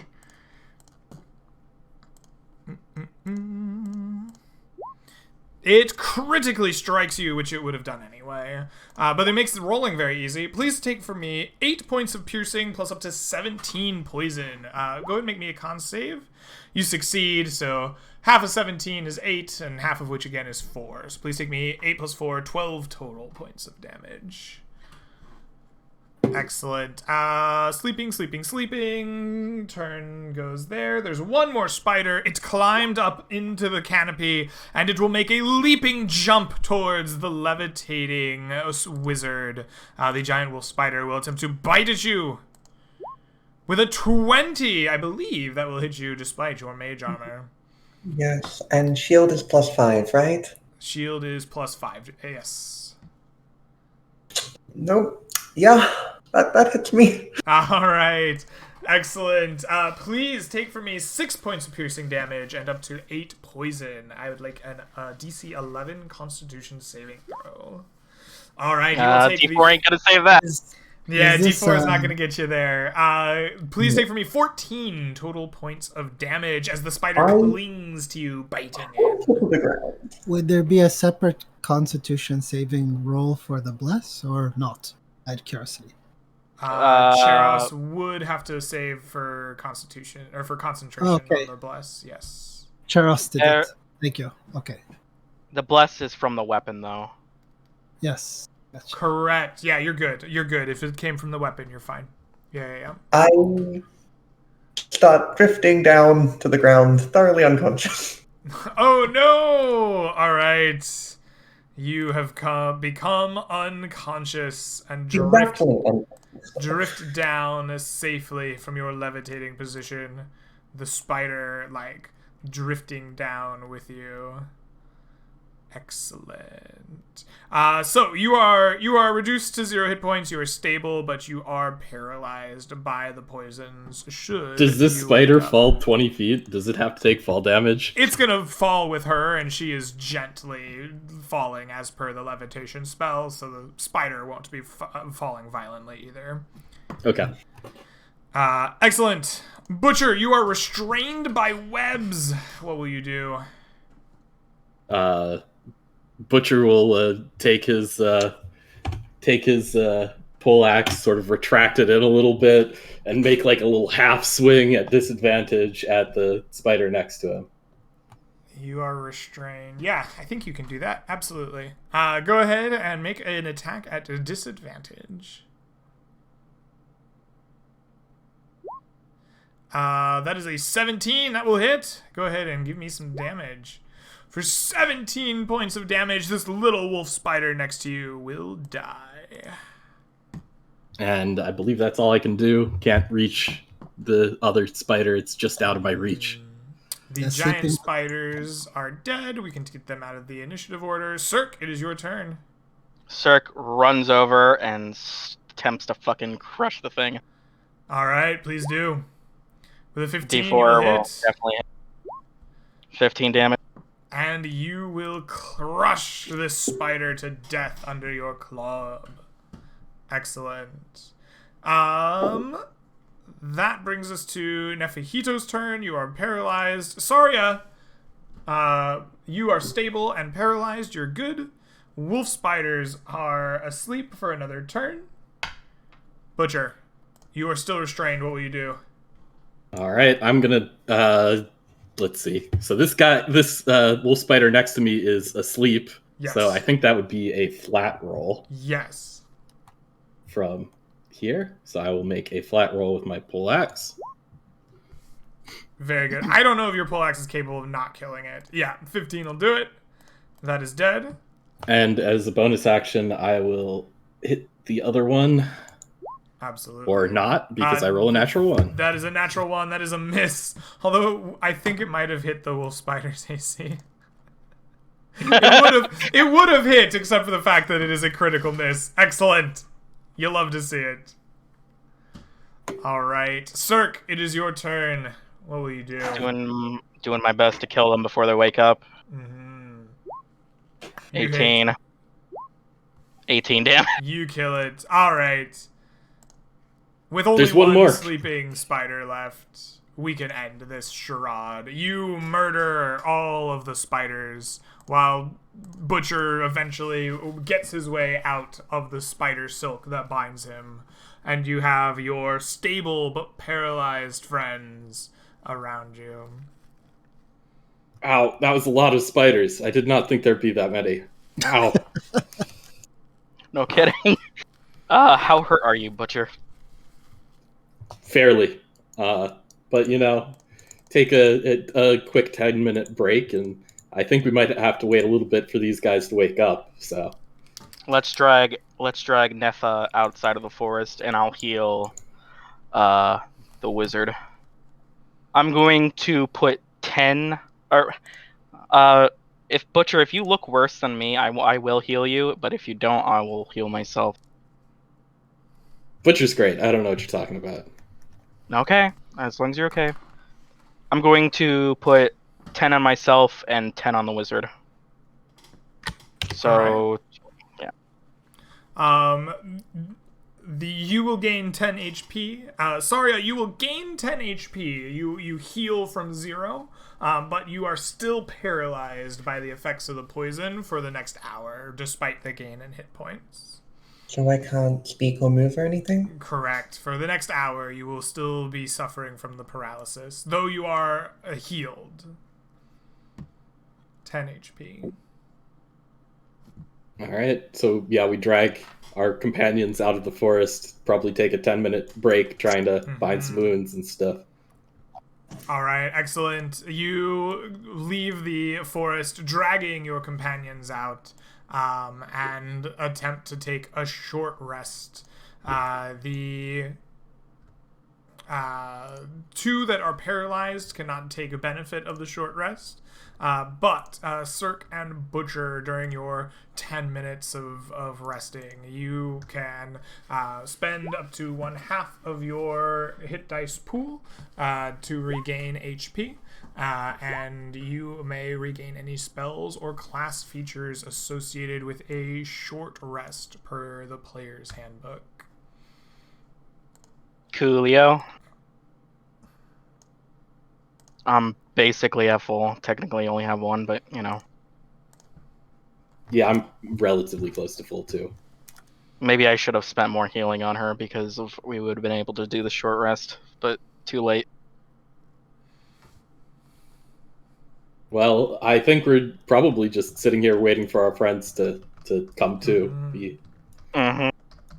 All I right. guess that's D4 hours for...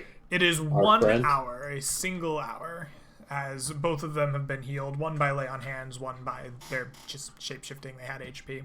So yeah, that's right. after a single hour, the poison will wear off. The paralysis effect will begin to lessen, and you can move and speak freely again. I am so sorry I set you on fire.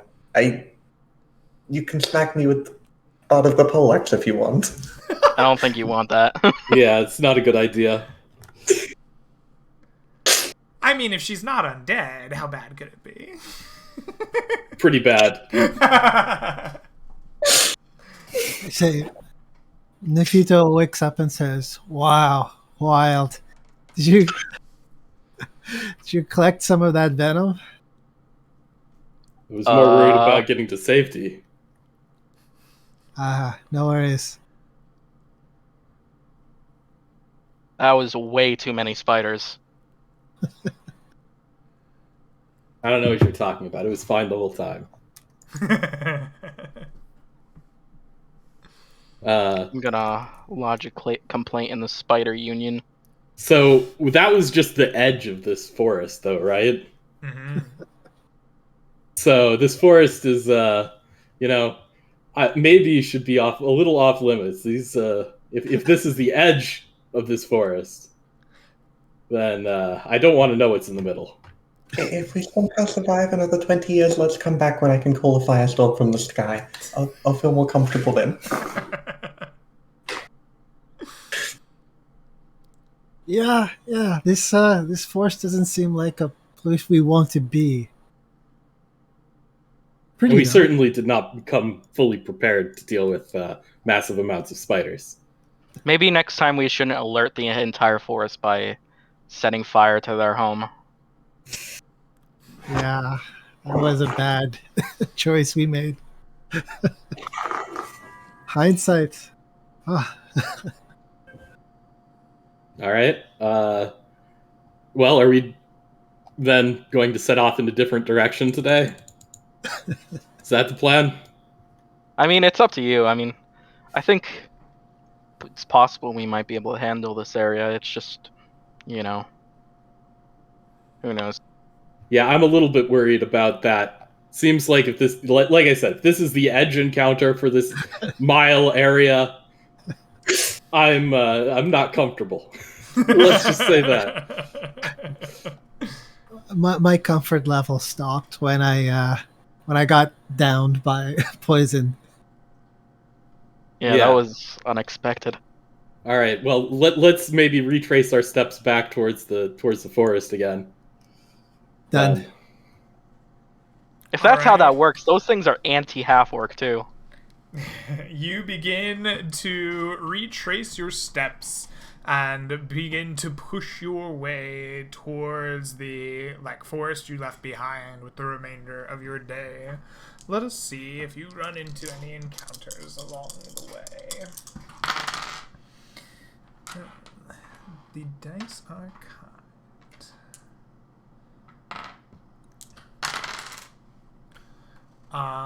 Excellent.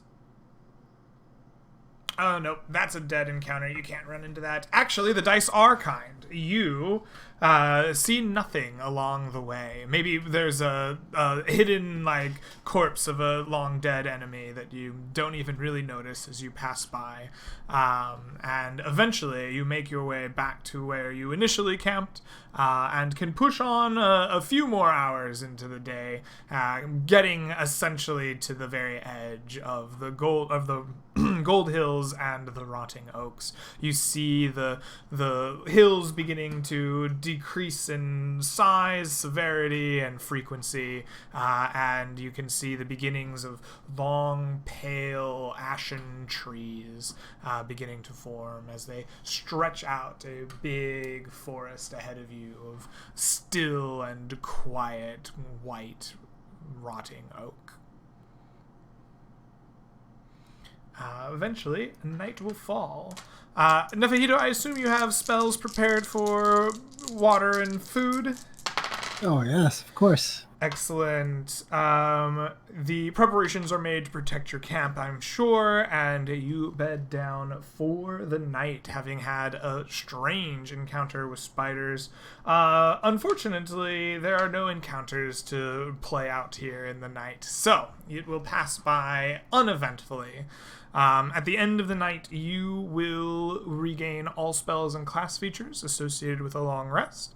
You may also spend any number of remaining hit dice in your pool to regain HP, at the end of which you may recover your one half of your pool rounded up to use in the next day. I'm just gonna use a point of lay on hands to max myself out. Excellent. I saw some portents rolled. Very nice.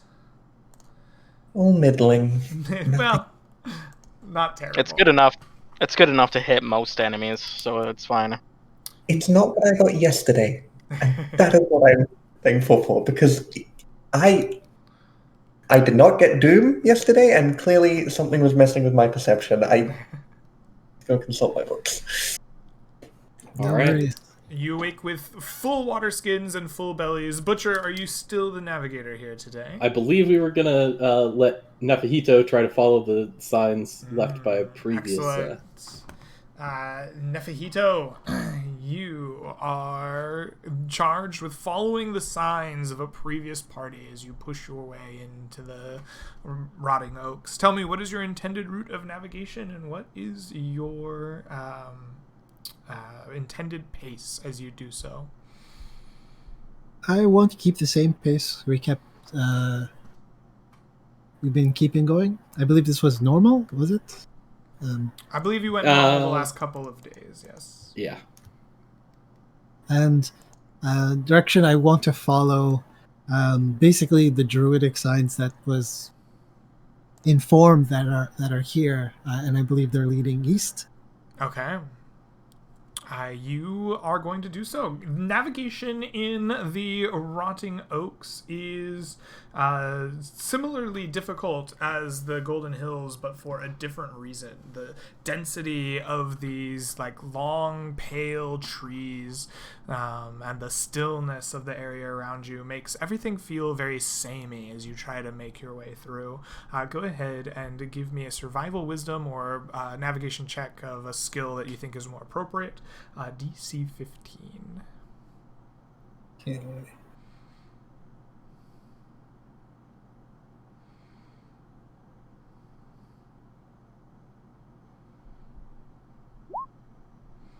All right, excellent. You make your way through, able to keep your bearings about you here in these trees. The push through here is unnerving. It is very quiet. You hear the crunch of your boots and the hooves of your animals as they are walked through here. But otherwise, the forest is very still, very silent. The trees themselves are pale white, and the leaves that they do have upon them are not prolific enough to have this big canopy around you, but yet still it is dark and oppressive in here, as if you were traversing a great forest of pine or fir, not letting any light through. There's just a darkness that kind of permeates around you. You push through for some time, and eventually you will find some markings upon the trees, left in a druidic cant or rune, pointing the way of a trail that was taken some time ago. Eventually you push yourself along this. In this ominous and still atmosphere, what does the party feel, and what is it like as you follow Nefahito from one druidic mark to the next? It's about the same as the last time Cirque was in here. A little wary and in sort of a bad mood because he can probably feel that there's something wrong with this forest in particular. Remember, always look up and don't embrace the tentacles. That's what we learned last time. And don't mention monsters here, DM, because I'll use them. I think as she follows, Saria is a lot more subdued than earlier. The spiders scared her a lot, and her spells weren't doing much, so I think she'd normally be seeing these druidic signs and being like, oh yes, let's wait a minute, and then try to surreptitiously comprehend the language and start trying to learn it or something, but I think she's a lot more subdued and serious than she was before, and just casting nervous glances up at the trees, looking for any webs. Absolutely. All right. As you progress, it is some time as you move yourselves along, but eventually, it is Butcher. You're following along, maybe trying to point out the routes that you've taken before, trying to help look for these signs upon the trees left by your past druidic companion. As you are doing this, Butcher, please give me a perception check.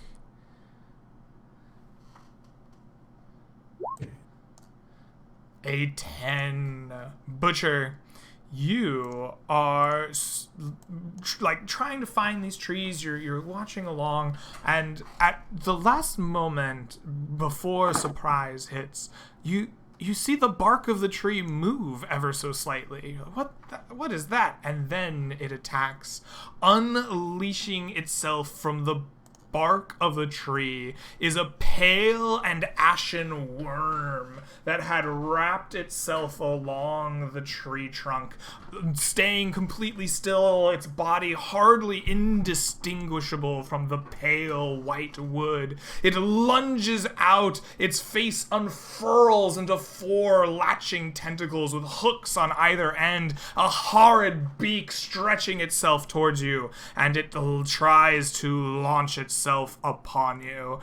First, it will try to latch on with its hooked tentacles, attacking you, Butcher, with advantage as you are surprised. A 19, I believe, will hit you. I will, having foreseen the danger, my nightmares, twisting tentacle things, I will replace that with a, can I leave my rolls? A 12. A 12. Excellent. So the roll of the dice was a 15, so in total, Butcher, does a 16 strike you? Butcher thanks the gods that he upgraded his armor, and as it misses him by 1 AC. All right, with a shout at the very last moment, Saria recognizes the portents from her dreams, calls out, and Butcher, despite your surprise, the tentacles scrape by at the last moment, unable to rip their way into your armor. But the creature isn't done. It uses some of its momentum to lunge forward, its horrifying maw of a beak biting down into you, or attempting to anyway, with a 12 total. Nope. It does not hit. You then see the trees themselves uncoiling around you in the party. There are 4 of these creatures, each of them kind of unfurling from the trees. Everyone, please roll me some initiative against these horrors of the forest. They will go at 19. Saria will go at 7. Butcher will go at 16. Cirque will go at 14. My boy Nefihito, what is your initiative?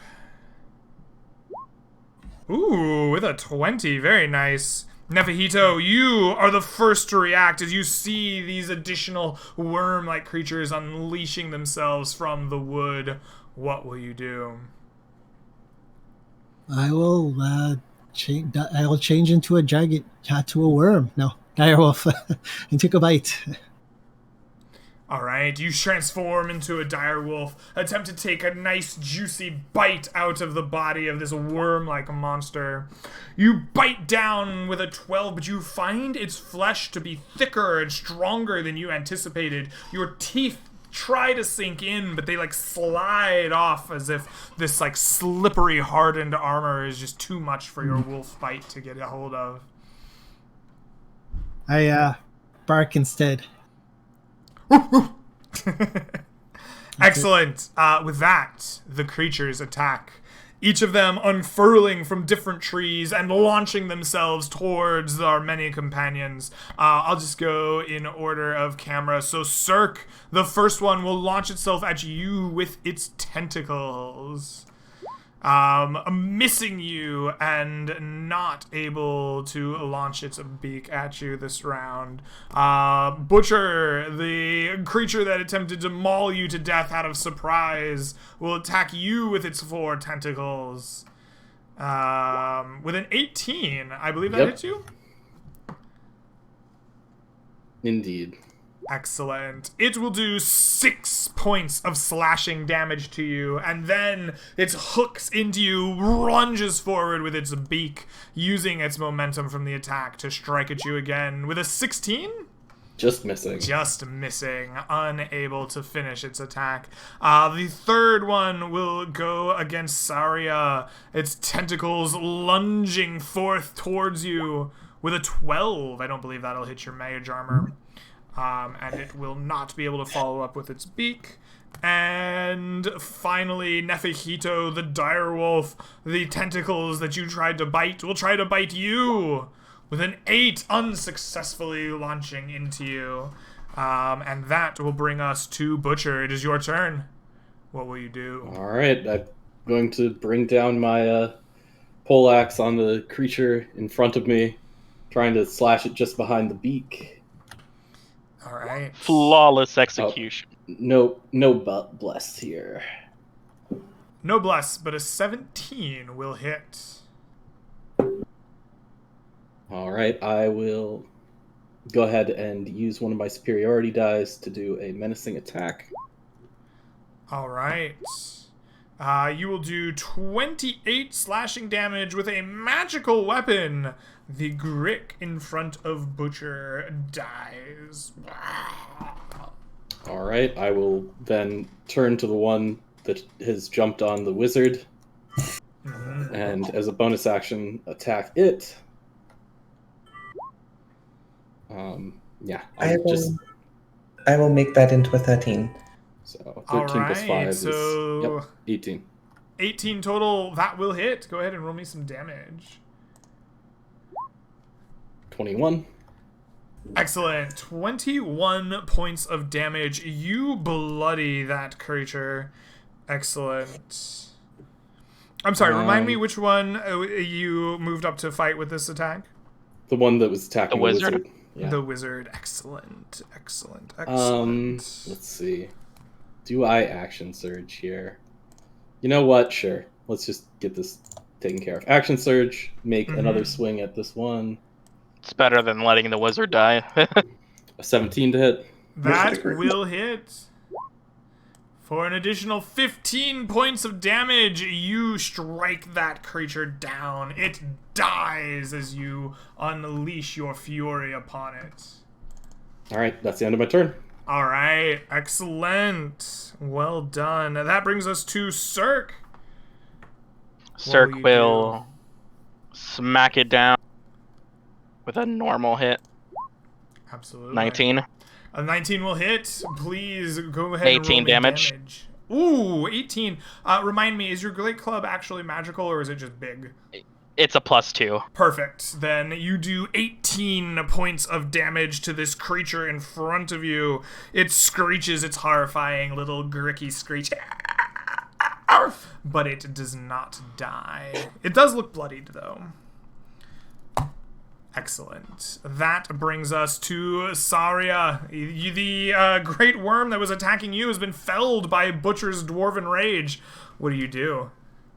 I will try to shrink between my more stalwart companions and send out a little burst of flame at the one that's been quite injured. All right, excellent. Your dancing fires once again form in your hand as you unleash them towards this Grick.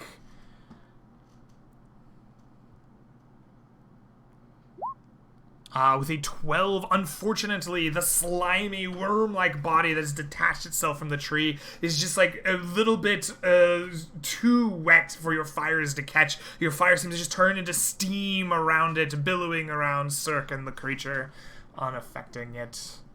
That brings us to Nefehito, locked in mortal combat with Worm and Direwolf. What will you do? The age-old enemies. I take a bite. Enemies. You bite down upon the creature, attempting to smother it to death with your teeth, but it again is too strong of an armor for you to penetrate. And now they get Worm to go. wins.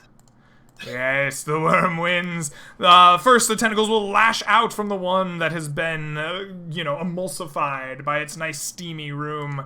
It slashes its tentacles forward towards Cirque with a 21. It strikes at you with 10 points of slashing damage. After it gets its tentacle hooks into you, it lunges forward, attempting to bite at you, ripping with its beak upon your flesh.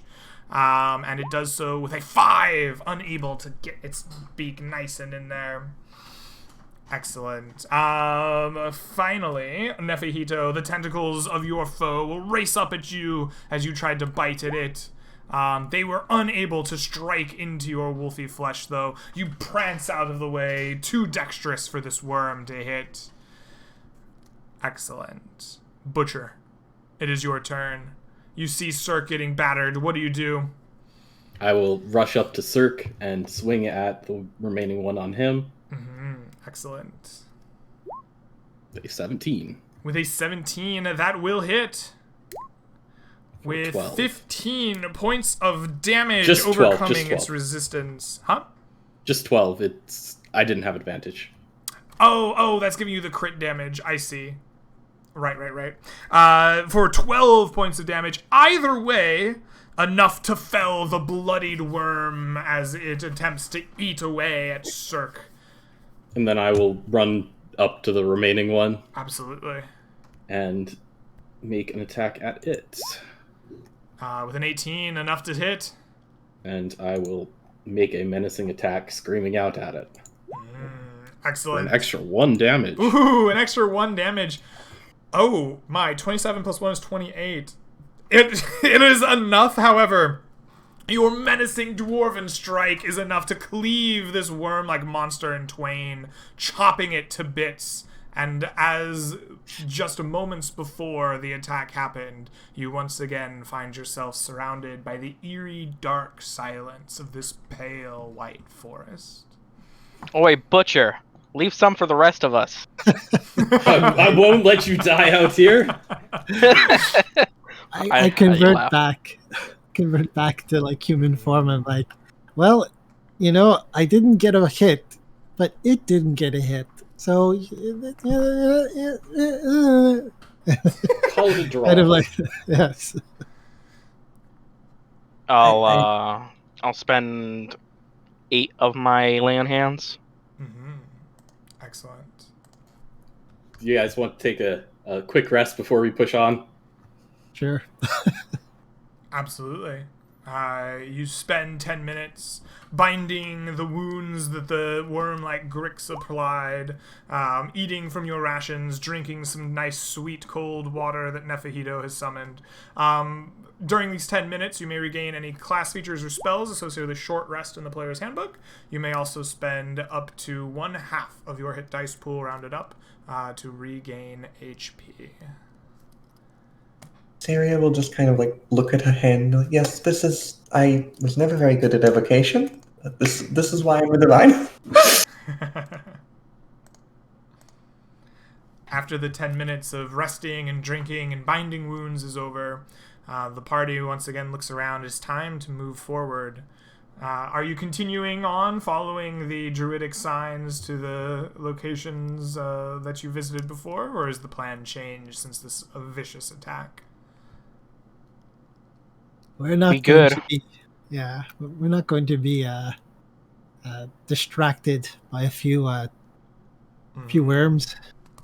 We continue on.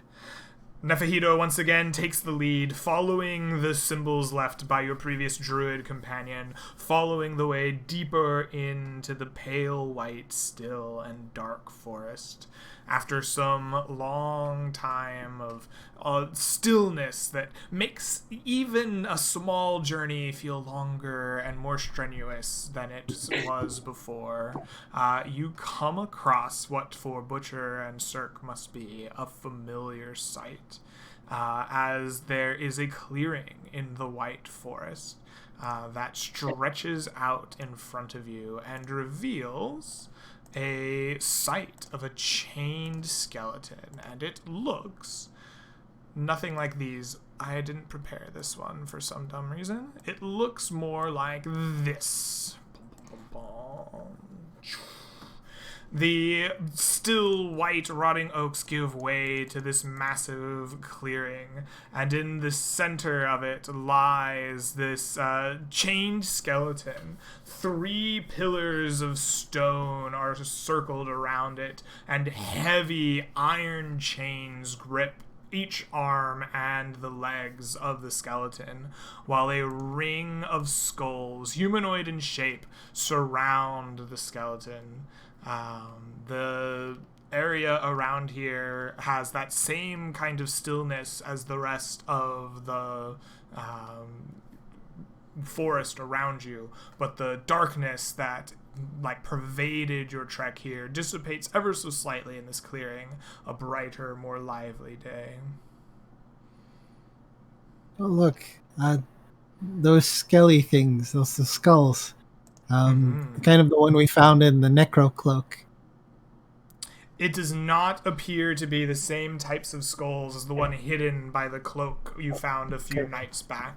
The ones in the cloak were very monstrous in appearance, elongated, snout-like, jaw-like mouth features, oversized canines, strange deformations of the skull that indicated something more like maybe horns or protrusions of some kind. As you stare from above this kind of depression in the stone, you see that these are humanoid skulls.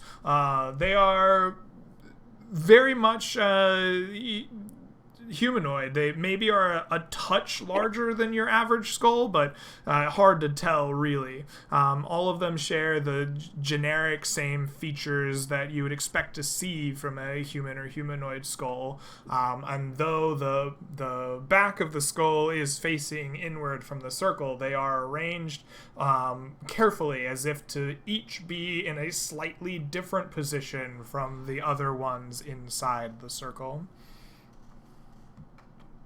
So, I am going to outright give everyone warnings of what we haven't done, and I say we have not entered inside the skull ring, and we have not casted spells directly on the creature.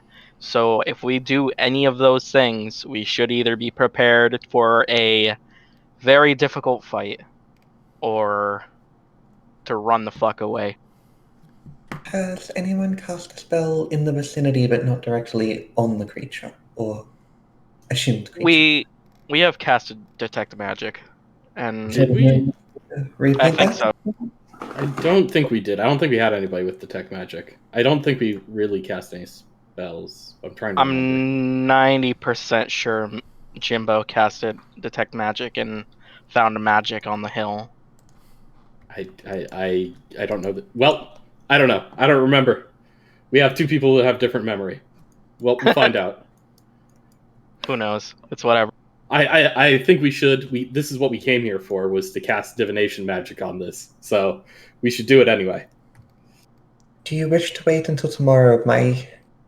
I fear all I've foreseen were those vicious, awful worms. If we wait till the morning, I might be of more use if something ill is to come about. Suppose there's the danger of sleeping in the forest as counterbalance. Do you think camping here near the place would allow you to do a better job of predicting what might come? My dreams often bring me little glimpses that my aunts have granted me. It would help me with that. It won't help me tell anything more about the actual place itself. My spells will work just fine now, but if you fear there's a risk of aggravating whatever magics are dormant here, then it may be best to wait. I don't think should be, well, the famous last words. I don't think there should be any risk in at least the detect magic. Alright then, I will, assuming no one had a pearl, right? No way. I will begin with is there any writing that I can see anywhere, just from not getting any closer?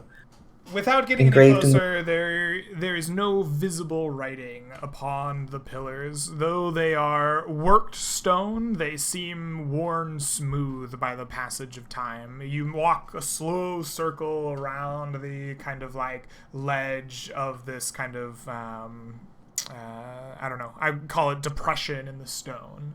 And as you observe each of the pillars and the chains, the stones around you, you find no symbols, no written language, nothing that you could read. If it was once there, it has been worn away by the passage of time. I will then, standing back in my original spot here, begin concentrating and chanting and poring over my books, and I will ritually cast first Detect Magic, and then, if that doesn't cause anything to happen, I will follow up with Unseen Servant. Mhm. You spend 10 minutes drawing your chalk circle, preparing the proper herbs, and eventually casting your Detect Magic. As you open your eyes, you see in front of you the strong aura of an abjuration spell that has been cast and held firm over the top of this like ritual in front of you. Over the whole depression, or just within the skulls? It just within the aura of these 3 pillars, including the circle of skulls. Syria will take like a half step back and convey, this is powerful magic, warding abjuration. I'm not quite sure what it's doing. It's probably containing it, but Yeah, we know that thing in there is undead. We've determined that for sure last time. I will. Shall I continue with my preparations? Do you think you can get more information? Anything that's not disturbing it, I think should be fine, right? You're the wizard. Tell me. I can attempt to read its mind. If it's sleeping constrained, that will hopefully not wake it up, but I put it all to you because if it notices and it's angry, I mean, the magic holding it seems quite strong, but is that something we're comfortable with me trying? I defer to you. You're the expert here.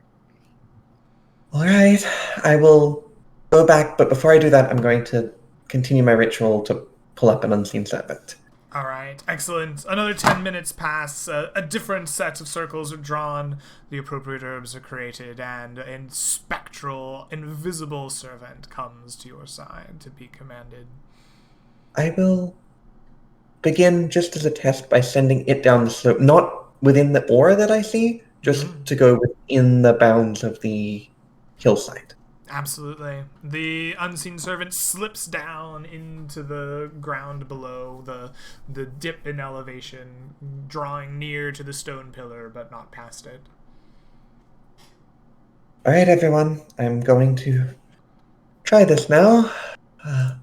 Make ready, I suppose, in case this is more perilous than I believe it to be. I will cast Detect Thoughts. And I will send out my mind. Thoughts. Let me pull up. I thought you were going to cast Speak with Dead, and let me pull up Detect Thoughts real quick. Like.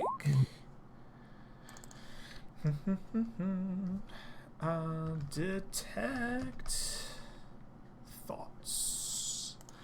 Detect Thoughts. For the duration, you can read the thoughts of certain creatures. You cast a spell action. Initially, then surface thoughts, and that's mine. Questions verbally directed. You can spell detect the presence of thinking creatures.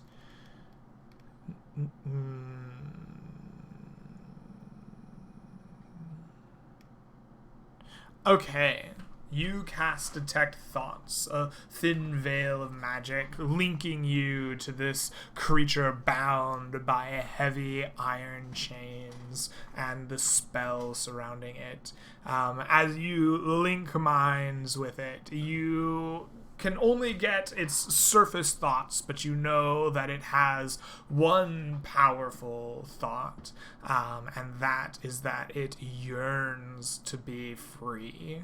It is weary and tired, and it yearns to be free of its bonds.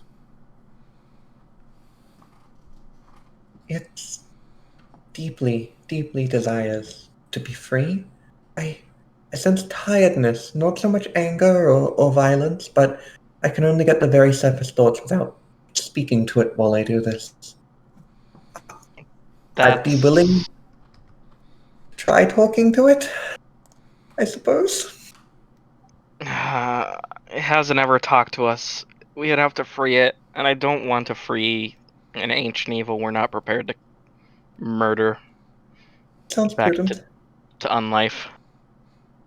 Can I focus more on this abjuration aura and see if it's like is it rooted in the pillars? Are the skulls connected? Can I tell anything about how this protection is set up? It seems that the spell itself is rooted in many ways. The skulls themselves are a circle providing the form of a spell. The chains themselves are the material component through which the spell is activated, and the pillars seem to draw energy or magic. They seem to, while one gives shape, one gives purpose, the pillars themselves give the energy necessary. It seems all of the components here are part of this strong abjuration that you see. Though each of them contains their own aura, they all seem to be working together towards this singular kind of spell-like purpose as you look upon it. And through all that, am I able to detect if there's any emanation from the skeleton itself, or if it's purely the bounds around it that radiate magic? The skeleton itself does not appear to be an object of magic in any way. I will relay this to everyone and say that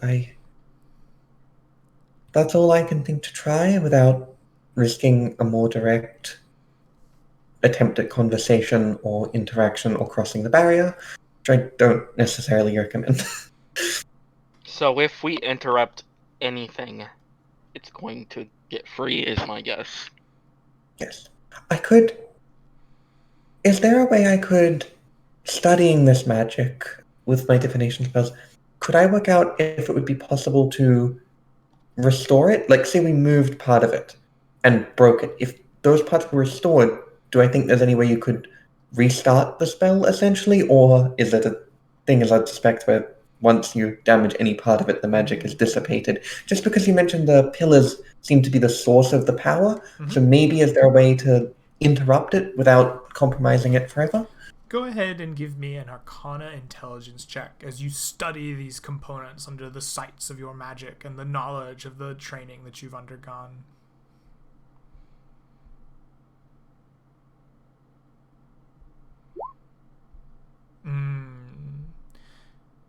You are quite certain that changing this in any way would be catastrophic and irreparable. I convey that, but you're completely right. If we breathe too hard in the direction of those pillars, I fear this magic will all collapse around us and we're all doomed. There's absolutely no way whatsoever that we could interrupt this and restore it. This is my one job, but I got a one. Oh boy. Well,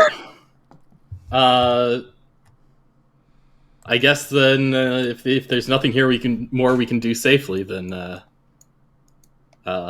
we push on. You want to have a boss fight?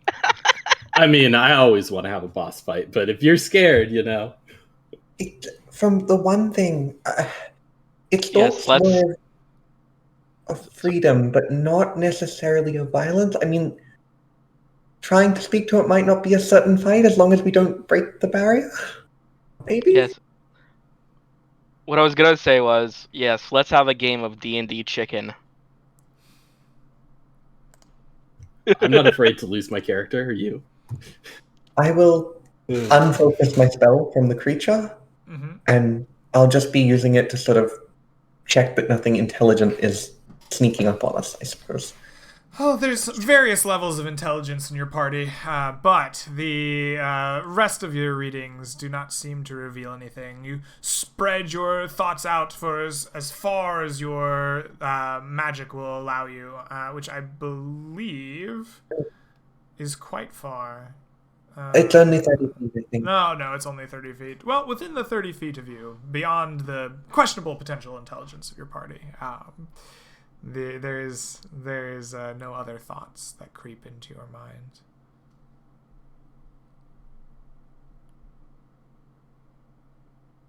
Well, if we don't want to touch the thing, we should move on.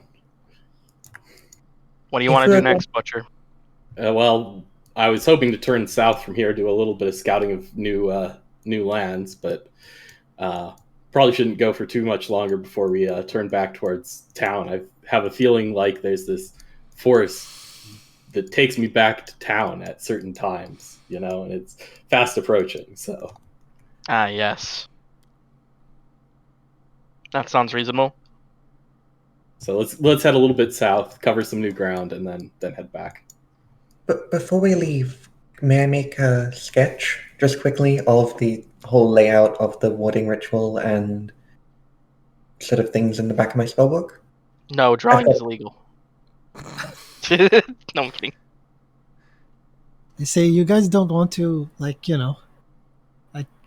kind of kick over a skull, something like this. That will irrevocably destroy the warding. If you do want to do anything, let me know first, because I can at least levitate a semi-large rock on top of it, and one of us might have time to run away to die in the woods. That's actually an amazing idea. I love it.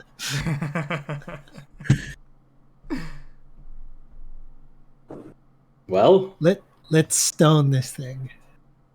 No. All right, I guess we're moving on towards the south then. I will make my sketch, though. All right. You spend some time sketching the things that you see in front of you, the design of this particular spell, and then the party will gather forth, and they will move on, leaving behind the chained skeleton in the woods around them. Excellent. So, Nefihito, you are acting as a navigator for today. You have followed the signs of a previous druid through the woods so far. There's still some daylight left. You could push deeper into these woods. What is your intended route to take for the rest of your day's travel? Sounds like we're going south. South? Alright, so let's head south. You want to go directly south. Excellent. You begin pushing your way south through the rotting oak. Excellent. What is the pace that you wish to go at here? Are you continuing with the same pace, or are you changing it up after coming to where you wanted to go? Oh, keep it normal. I don't Okay. see any reason. Excellent. You begin pushing your way southward. Excellent. Let me see if you have encounters this way. The dice are kind. All right. The rest of your afternoon goes by fairly uneventfully. The day just feels longer, more exhausting than it normally would. This pale oaken forest hardly moves as you stretch your way into it. There's such a stillness to it that it's hard to, think much beyond plodding your own feet forward. It almost sucks away your mind. But eventually, the night begins to fall. You can tell because the oppressive darkness that fills the forest with the day becomes denser, deeper, darker. The shadows filled thoroughly through the forest at all times become hard to see through, and it becomes very evident that you are losing the light of the day around you.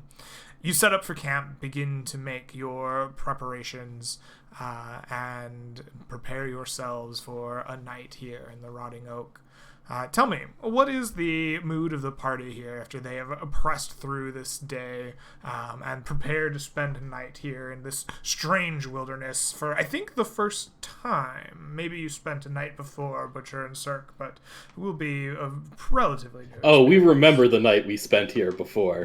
Tentacles coming from the sky to nearly abscond with our watchmen. Yeah, we remember that night. Mm-hmm. Okay. But I think Butcher's happy. We got to find out more information about this this ritual circle that's happened here, which is one of the main goals for coming out here was to get more information about that. Even if it was just a little bit more information, it'll help us in the future figure out what we need to do with it, how that connects to whatever else is happening here in the woods. Is there any... Have we heard any rumors about, libraries in this place that we could read about this damn thing? I do have the researcher feat. I know you told me that probably wouldn't come up, and it's totally okay if it doesn't. But if it is at all helpful in that, We did bring back some books from just this region, so it's possible if it was a in that library that there would be something when we get back. Yeah, that we could read about. can give Saria the books. That'd be so fucking great. Yes. If you think that there may be an answer, the books returned from the mausoleum or crypt that you previously found would be the laboratory beneath it specifically. They would be the most likely place to find potential answers, though. Without having them with you and around, you do not have access to these answers here and now. We'll have to make sure Saria gets back. She doesn't die. Just gotta survive to get back to read that. Oh no, the ritual is actually very easy. Just pull out a skull, put it back in. It's all fine. I had one job. So at night, I'm going to have each of you make for me a luck saving throw. I just want to know. Unmodified D20. None of you are proficient in being lucky. Actually, one of you has the lucky trait. Nephihito, I think having the lucky trait makes you proficient in being lucky. You may add your proficiency. No one else may add their proficiency. I want to see who rolls the lowest. Who amongst you is most unlucky? I don't suppose my +2 on death saving throws works for this. Oh no, death saving throws are far from a lucky thing. So we're just rolling a D20. Cool. Unless you're Nephihito. What would I roll out of curiosity then? Yeah, D20 modified by your proficiency. My proficiency. So that would be... 2. 2. All right, a 16. Butcher, a 2. Butcher, you are the least lucky. Butcher, you are visited in the night as you lay awake keeping watch. You see... at first what appears to just be shimmers, nothing, just sleepy, foggy eyes. You kind of wipe your eyes away, and slowly those shimmers begin to form and take shape in front of you. There, standing before you eventually forms like boots and then greaves. A big torso with a blazing insignia, a burning tree, full and ablaze, colored in blue and gold. You get slowly. As yes. As this thing is appearing, I want to try to kick my friends awake. Okay.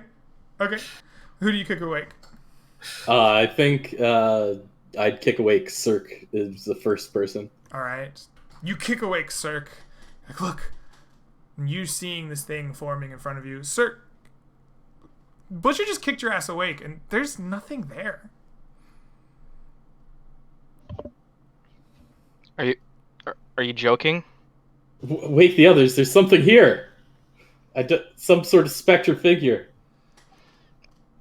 Butcher, I don't see anything.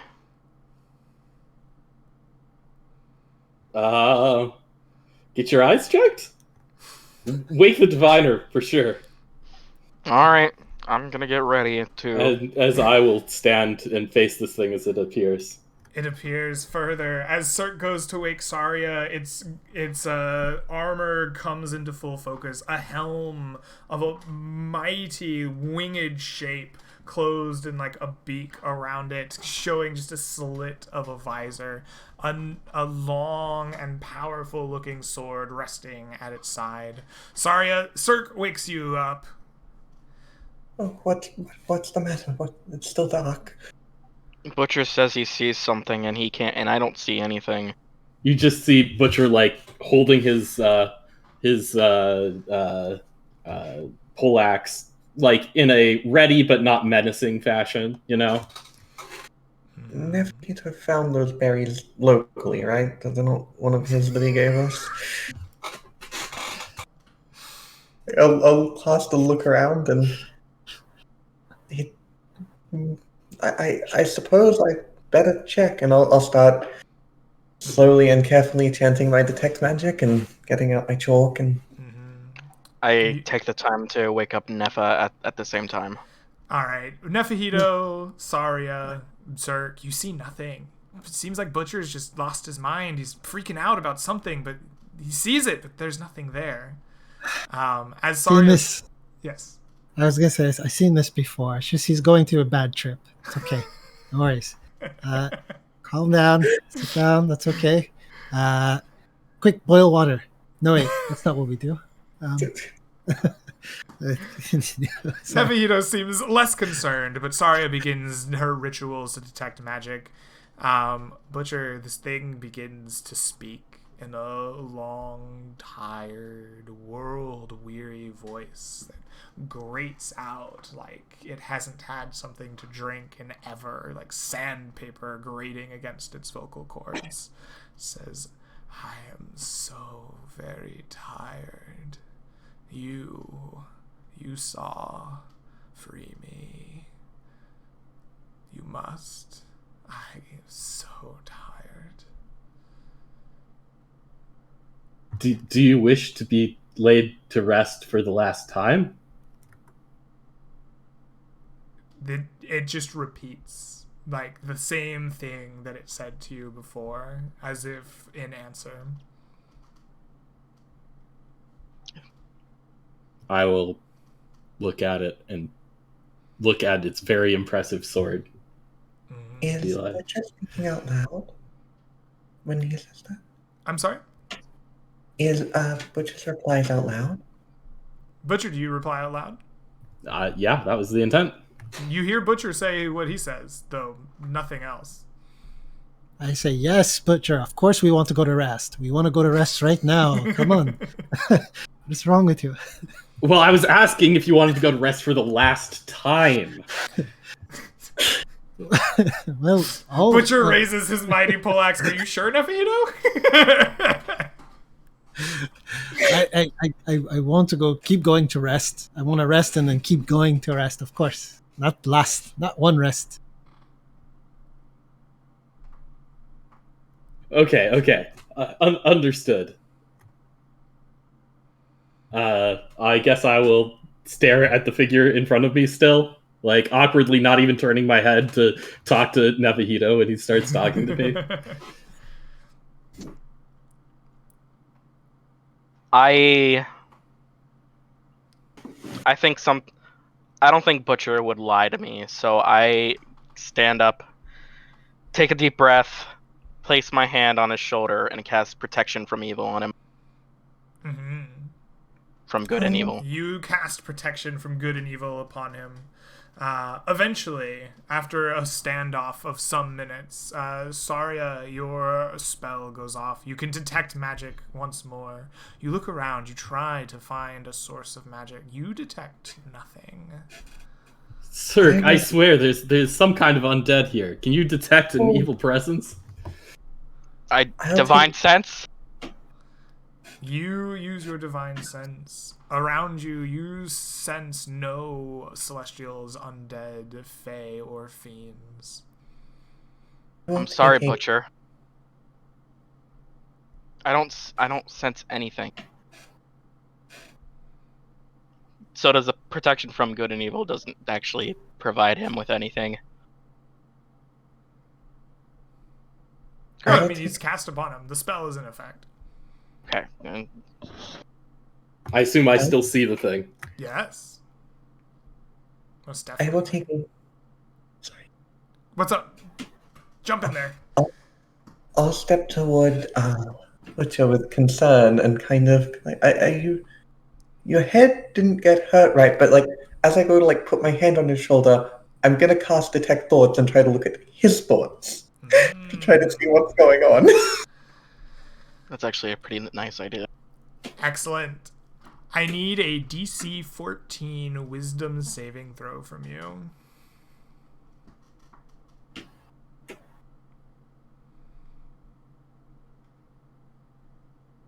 From who? From Saria. As she casts her from me. Detect Thoughts. Yes. Sorry. I should have been more clear. My apologies. That means you just fucked up.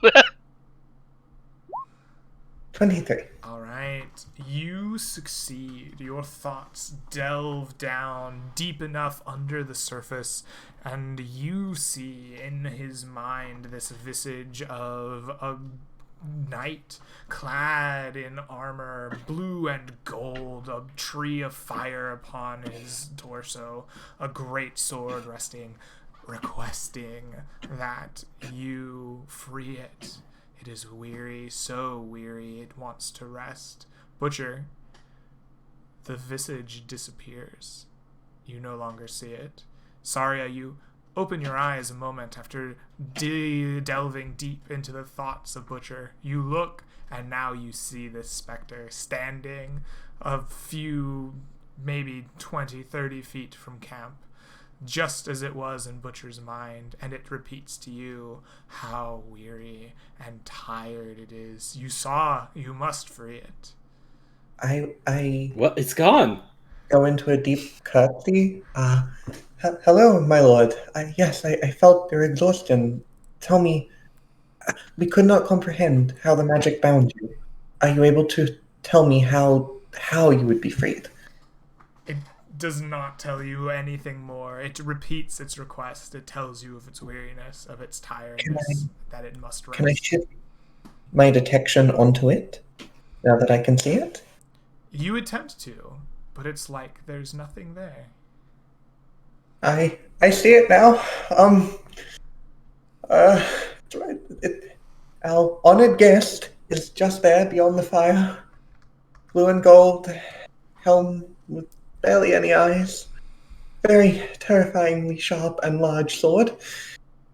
Well, we should try to get some sleep. I think. I don't know. Is it? Try closing your eyes. Does it go away? No, yes. Disbelief illusions, maybe? I don't know. Yeah, I will try to apply my training and see if this is some illusion I can pierce. You attempt to disbelieve the illusion in front of you. Despite your best efforts, it does not disappear. Either this is no illusion, or it is a very strong one indeed. Is it possible to turn my detect thoughts upon myself? That seems very possible. I will try to detect my own thoughts. Excellent. As you delve into your own thoughts, you can feel the thoughts of the same words that were spoken to you. You feel a weariness, a restlessness, a vague amount of eons of tiredness, a need to be free and walk with your own legs again. It has been too long since you walked. You can't remember the last time you walked.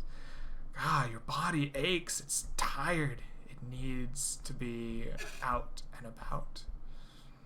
I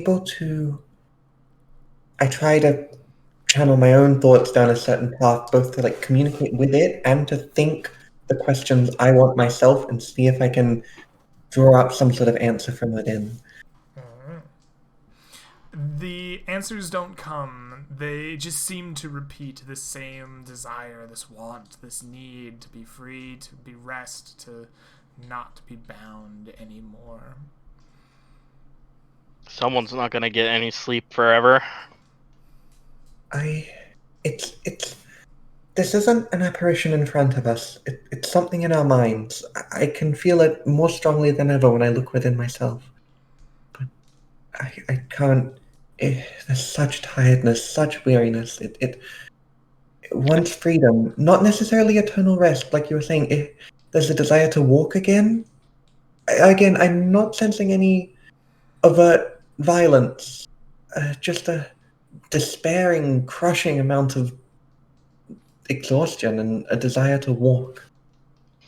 I think we need to get home. Well, because... What? I mean, I think the best thing to do for exhaustion is try to sleep. I don't know if she's going to be able to sleep. Might as well try. Can you cast sleep on yourself? Would that work? That's how you do. I don't think that would give a restful sleep, but that's a great idea. Am I able to get a clear enough mental image now as I focus on myself to pick out anything more specific about the iconography? Oh, Of it? the iconography itself is a great tree, like a big oak that is ablaze, burns like as if the leaves itself were flames, etched in gold upon a blue plate. And the greaves and the I don't remember what this part of the armor is called, but like its arms and shoulders are worked in that same kind of gold coloring as the blazing tree upon its chest. And the sword you said was very fancy. It doesn't happen to have engravings, does it? The hilt of the sword would have the same blazing tree wrapped around it, and there are like curled flames, like a single spirit of flame around the kind of guard of the sword itself. The blade is clean of anything other than the blade itself. So there's no, Maybe a blade, maybe like a blood gutter running through the middle of it, but nothing so there's less than functional blade. no writing of any kind? No. I will ask Cirque, you're probably a lot more familiar than, well, certainly a lot more familiar than I would be. Religious aspects of this world. Flaming trees, there's flames. Those are things that I'd normally associate with more benevolent powers. Do you think, is there anything you can infer on if we can tell if this is some dark spirit or something we might want to help? Because I've really felt no ill intent, only a desire for rest and freedom. Quite human thing. I'll roll, if you let me, Greg, a history and a religion check, both. You rack your brain to try to find some knowledge of this iconography. Sure. Why don't you give me a history check? Your DC will be 18 to identify this insignia. Oh, that's gonna be a very hard roll. Yeah. Now, despite your learnings upon the ways of warriors and the insignia they bear, you have not come across this one. I say to her, I understand how it must be coming off to you. However, it is an undead creature, and it is very rare when a creature of undeath is of a positive viewpoint anymore.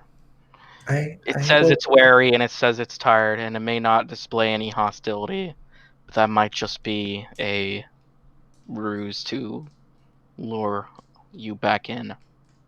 you're certainly more familiar than I. I will defer to your judgment. I just figured I should report what I found. I'm afraid I don't know anything about the symbol, by the way. I can't.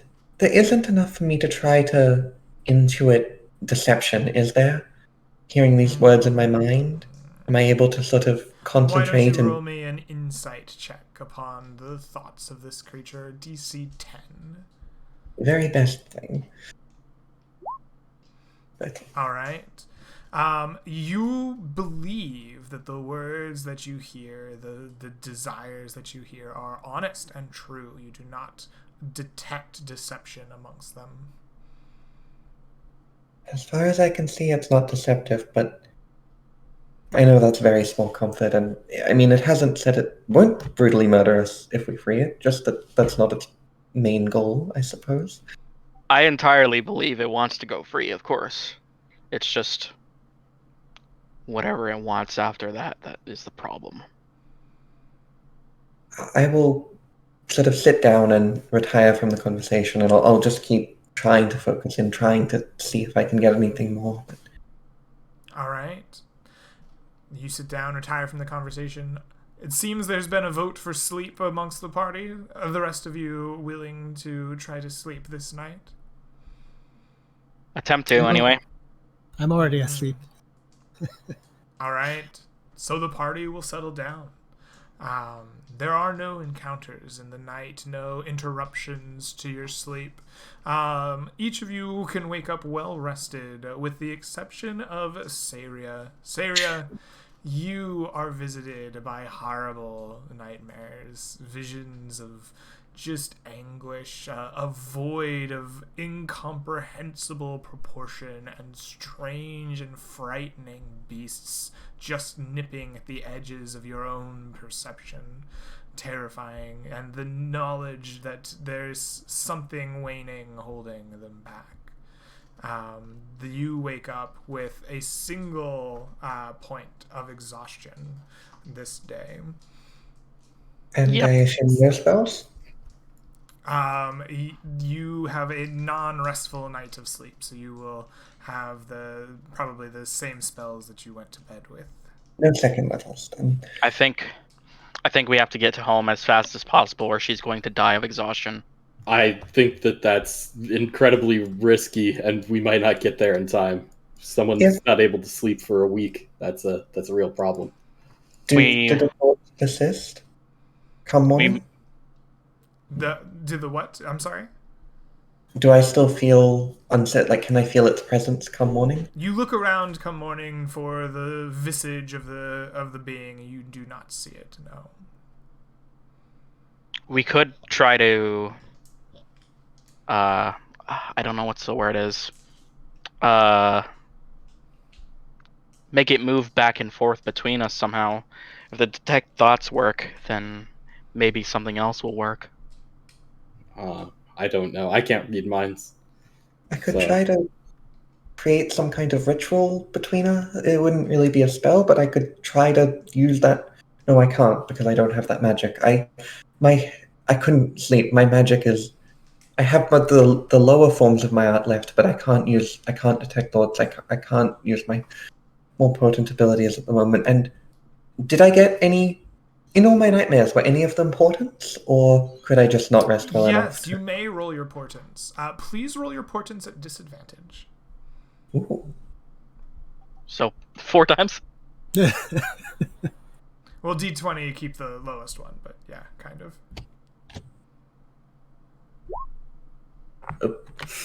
D0s are very impressive portents. Alright, you have portents of doom. You have portents of a 1 and an 11.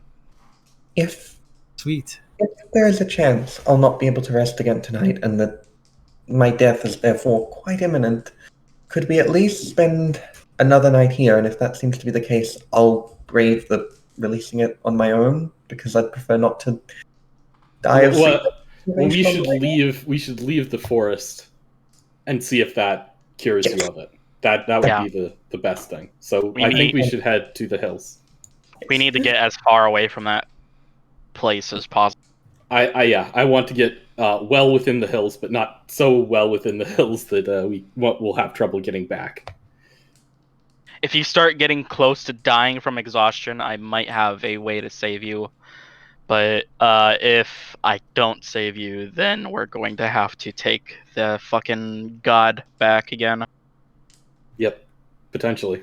Okay, well, I guess Butcher will take the helm today and head us back west, trying to get out of this forest. Mm-hmm. Excellent.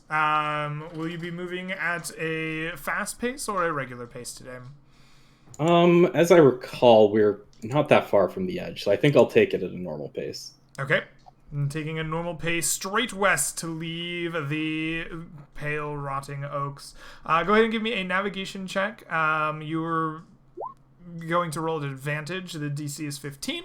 You succeed in being familiar with this kind of pale sameness of this forest. You manage to find your way directly west, pushing through as fast as you... Well, not as fast as you can, but quickly to try to leave this accursed place. Oh man, the dice are just really nice to you right now. You have no encounters during your time in the forest this day. You push on through a long and interminable morning, through the noonday kind of apex of the light in this forest, and sometime in the afternoon you see the edge of it, the hills beginning to rise up in front of you, the long pale trees thinning and then dispersing. Eventually you find yourself in the cold afternoon but a clear sun of the Gold Hills once more, the great rotting oaks behind you. Then I would like to turn us back north to try to head where we entered the oaks to begin with. Okay. If we rest an hour, I might be able to regain enough of my power to see if it still is with me. You want to rest an hour? I'm asking the party if they'd be willing to, because then I could use arcane recovery and detect thoughts on myself again. Sure. I think normally Greg rules that as 10 minutes for a short rest. That's what really my question was. I guess I didn't frame it clearly. Do you want to take a short rest? Yeah, if that's all right. So you can stop for 10 minutes and drink some water, do some, just recovery. A nice 10-minute rest, and you can have the effects of a short rest. So yeah, your arcane recovery can happen then. Syria will very nervously, like a little more awake, like having regained a little bit of her composure, cast detect thoughts again and delve into her own mind and try to root out any lingering nightmare beasties. You attempt to find the voice or the thoughts of that visage from the night before, but here in the Gold Hills this afternoon, you find nothing but your own racing thoughts inside your mind. Whatever was once there seems to be gone, at least for now. Unless it would only return with the night, I think freeing ourselves of those awful woods has helped. Okay, well, let's stay here fairly close tonight and then move on tomorrow back to home, and if everything is good. Okay. So you have an afternoon, and you have like a post noon and like a late afternoon kind of travel time left for the day. Am I hearing that you intend to stay close to the rotting oaks before moving on? Yeah, so I intend to maybe get a mile away from the oaks and then head north to about where we entered the oaks before. Okay. Not moving any further along. So you're essentially mostly staying in one spot. Let's see if you get encounters these times. Nope. All right, well, it is a relatively peaceful day. You get back to approximately where you think you entered the oaks before, and you begin resting yourself to the best of your abilities, waiting for the afternoon day to come and end. Night begins to fall. Nefahito begins casting Lesser Restoration. Yes, ignore that, please. It's excellent. Eventually, night will begin to fall. What does the party do during their kind of like afternoon of resting and not really marching through the Gold Hills? You've got some hours to yourselves here. Yeah, Butcher is restless and very worried about this. Like, not being able to sleep properly is a very big problem. I think Cirque is entreating his goddess for advice. For now. I think Saria she's trying to sit and refine her sketch from before and write down everything she can before she forgets, but she's not slept, she's very stressed, she's worried about herself, and so I think she's doing a lot of agitated pacing, and kinda feels like, I think if she were alone, she would take the risk of releasing it, but she doesn't want to try to force the point, especially not with some holy companions and nature-loving companions. might object to her releasing of the undead on the lands, so I think she's sort of just trying to settle herself mainly. All right. Nefido does basically looks for calming herbs, stuff like that. Just to make something to calm his companions' nerves. All right. So with an agitated afternoon and a lot of Nefahito's specialty, you pass away the hours, and eventually the night falls. You probably passed a restless night waiting for some horrible shiny blue knight to come and visit you and whisk you off back to the horrible woods, but none come. There is, in fact, no encounter at all in the night. It seems no matter how many times I roll these dice, I can't find anything to go kill you all. The night will pass uneventfully, and you will awake the next morning. Nefahito, I have a question. Did you cast Goodberry and create water? Yes, I did. All right. You have enough of the required components? Oh yeah. All right, Got good. plenty left. Then, with a full body and a full belly and a full water skin, you all will wake up refreshed the next day. Each of you getting a good night's sleep and visited by just your regular dreams, nothing more. Saria, your one level of exhaustion will pass after your night's rest out here in the woods. Well, Butcher just has his regular nightmares. Don't worry about it. just normal nightmares for everyone. I love nightmares. Excellent. So, it is morning once more. Butcher, you kind of took over navigation duties there. Are you still navigating here? Yeah, I believe we're making our way back towards Farfield Keep at this point. All right, making your way back home. Are you traveling at a fast, normal, or medium, or slow pace? Fast pace. A fast pace. Excellent. Please make me a survival wisdom check. Your DC for navigating the Gold Hills will be 15. You are going to be a little bit slower than normal as you fail to navigate your way through the mountains properly. I haven't been through these parts of the mountains this direction because we prayed to the god to get back last time. So like the look of everything coming this way is just different, Absolutely. We end up back at the Willows, It looks different. It takes you some time. You end up climbing some elevations that you didn't need to climb. It's just slower going work, and you lose a bit of your day as you make your way through.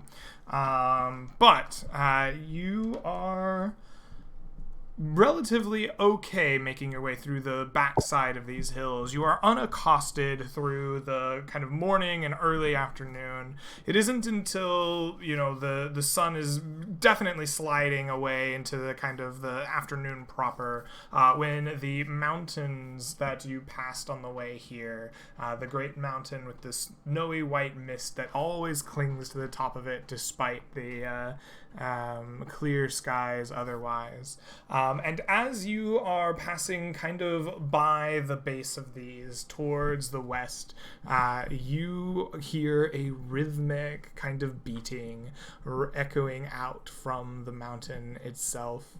You just at first don't really even notice it, but you slowly begin pacing in step with each. Sorry, get the wax. Get the wax. Did you take the light on? All right. You did prepare wax earlier. Are you all shoving wax into your ears as you pass by the mountain? Yes, sir. Yep. All right. This would be hot wax now. We wouldn't have time to cool it. We'd be like, get in there. All right. You shove your candle wax into your ears, plugging away the sounds of the beating mountain. Eventually, you pass by it in the afternoon, unaccosted and unabsorbed by the magics that you face. Excellent. Towards the late afternoon, let's see. You do find an encounter. Let's see. Who is it? It is Nefihito. Nefihito, you spy something as you're kind of arranging out, looking for your special herbs for the tea that kept everybody so calm.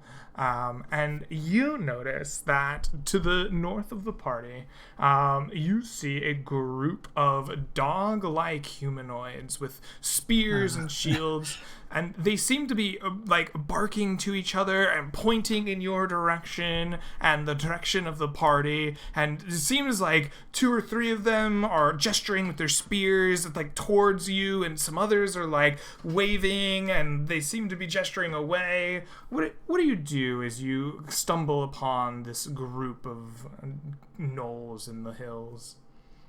Insight check. I do I know where they're going, or they're pointing to me, right? They're pointing to my camp. Yeah, there's a group of them. There are a grand total of 6 gnolls. And they are northward ahead of your party some distance, maybe a little bit off to the east or west. And you just happen to see them because you're picking up these herbs. You can see over or around the rise that your party is currently working through. And on the other side of it are these 6 gnolls. And some of them are pointing and jabbing spears in your direction, growling and barking. And others are like, "Rah!" and waving them back the other way as if no, shaking their heads. Okay, I notify my party that we've been spotted by some of these gnolls. You know, they're usually nothing. If we want, we can take care of them. I will shut my eyes and start reciting the words of my ritual for comprehend languages. Mm-hmm. Excellent. Do you take 10 minutes to let this whole ritual happen? No, Yeah, I guess I'll try to watch off towards where they are and see what sort of actions they're taking. Excellent. Well, it seems that their argument will last for longer than 10 minutes, and so the ritual will go off. Nefihito, you lead Saria over to where you could get a good view and see them. You hear, Saria, the language of the gnolls and their kind of barking dog-like cadence. There's an argument brewing. 3 warlike gnolls are jabbing their spears towards you. Like, I know there's 4 of them walking over there. We could get them, steal their food, stab them, take their valuables. And the other one's like, have you seen these guys? Hold on. We've lost like 20 good gnolls to these random people walking the hills. I'm telling you, it's a bad idea. They sling balls of fire. They have this giant sword that'll cleave you in half. They're worse than the ogres. They're the absolute menace of these hills. We should go back, go around them, maybe alert the packs, right? If we got 30, 40 of us, I think we could take them. But no, I'm telling you, 6 of us, it's not going to happen. It's a bad idea. One of them has our dagger. I don't know which one, but like, you don't want this. And the other one's like, no, I'm telling you, I am a strong warrior. I'll stick them like pigs. I will fall back to the party and say, well, I was hoping that maybe if they were more angry about our trespass, perhaps we could have offered them some of those jewels we found, but those 3 over there seem very confident. They're great gnolls. Such fantastic gnolls. They're going to clobber our skulls. The rest of them know how very doomed they are. So I don't know if we just keep going. I think if all of you strong folks stand and look menacing, they might... Most of them don't seem to have heart for a fight. Otherwise, maybe you could challenge the loud gnoll over there who thinks he's so great and cut his head off in one fell swoop, and that'll probably send the rest of them scattering. You know how you deal with creatures such as that? You walk right through them and ignore them like they were nothing. Yeah, I agree. We should try to be a little bit stealthy as we move on in case they bring more, right? Yeah. They did mention the possibility of gathering 30 or 40 of themselves. Yeah, let's do a threat display, and just, and then once we're out of sight, we'll hide and see if we can't, avoid any bigger threats. All right, so you decide to display force to the gnolls. The party crests the hills, their swords drawn, they're up atop their war horses, making a threatening display. Yes. I'll prestidigitate little balls of fire to float around. Ooh, magical balls of fire floating around the great warriors. Excellent. I want who among you has the best strength intimidation check? I roll intimidation at advantage. Let me see. Go I ahead. have a +5. Yeah, you're gonna be it. All right, I go also ahead have and a give +5, me a but- strength intimidation there, Cirque.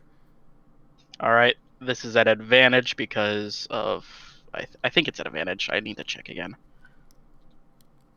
Oh, it's just proficiency. Okay, well, fuck me, I guess.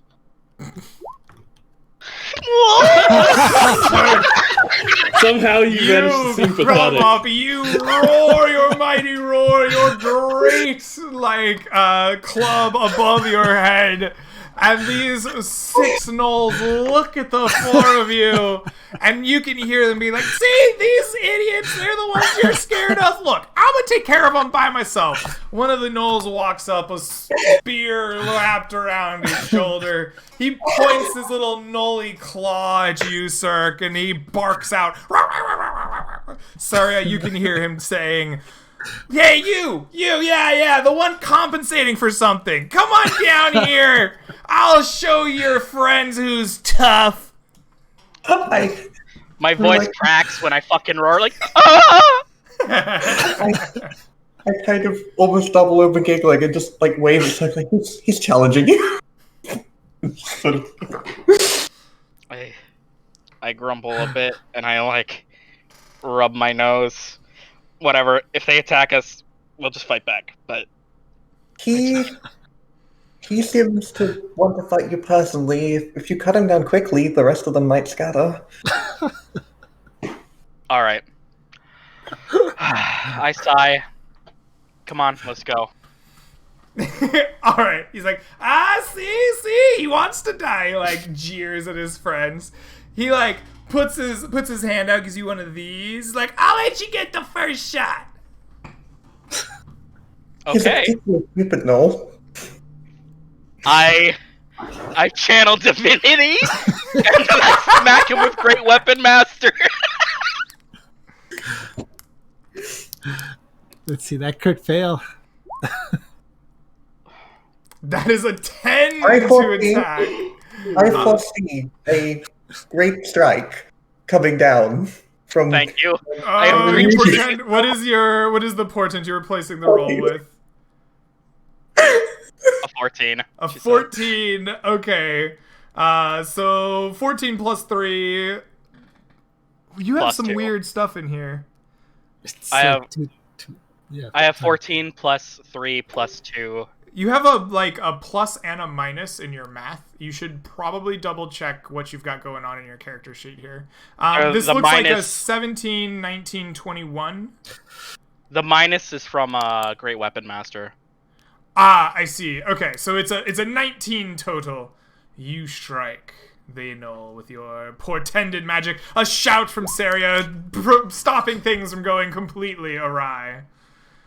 28 For damage. 28 bludgeoning damage, does the gnoll survive? I don't actually remember what gnolls have for HP. The gnoll... well, hold on. This is a strong gnoll. He's in the range where he could live. This gnoll thought he could challenge you, so let's see if he can live.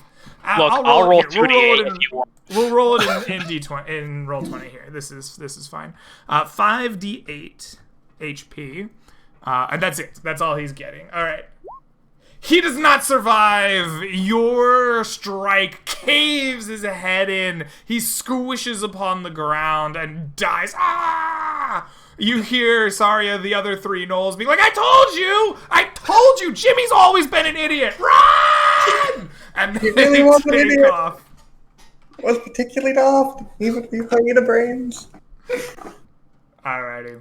And the other 5 gnolls begin dashing off into the Gold Hills, unless you want to murder them all. Thank you for saving my ego, Sarah. No problem. Alright. The gnolls dealt with appropriately. you continue on, pushing your way westward.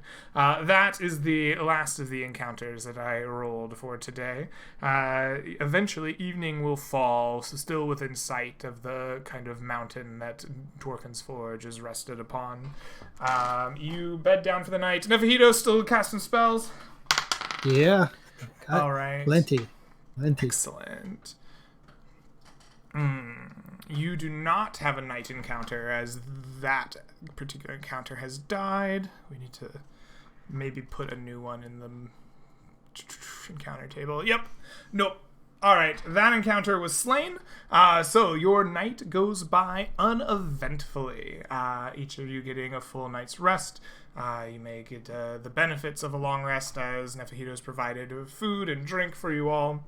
And you wake up the next morning ready to adventure once more. Butcher, still heading back home? Yep, back Still home, going fast at a pace. fast pace? Excellent.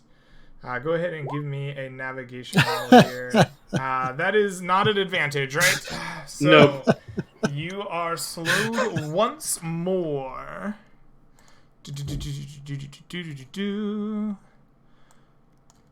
Man, when I came through the hills back this direction, it was down to the south, down where that what was it, the gold bowl at the top of the stairs, where that's where those are the hills that you're I remember. familiar with. Yeah. All right. No encounter.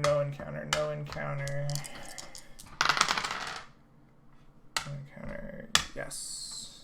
All right. So most of your day goes by uneventfully. You retrace your steps. It's slow going. You're relearning this part of the Gold Hills. You're used to the other side of it.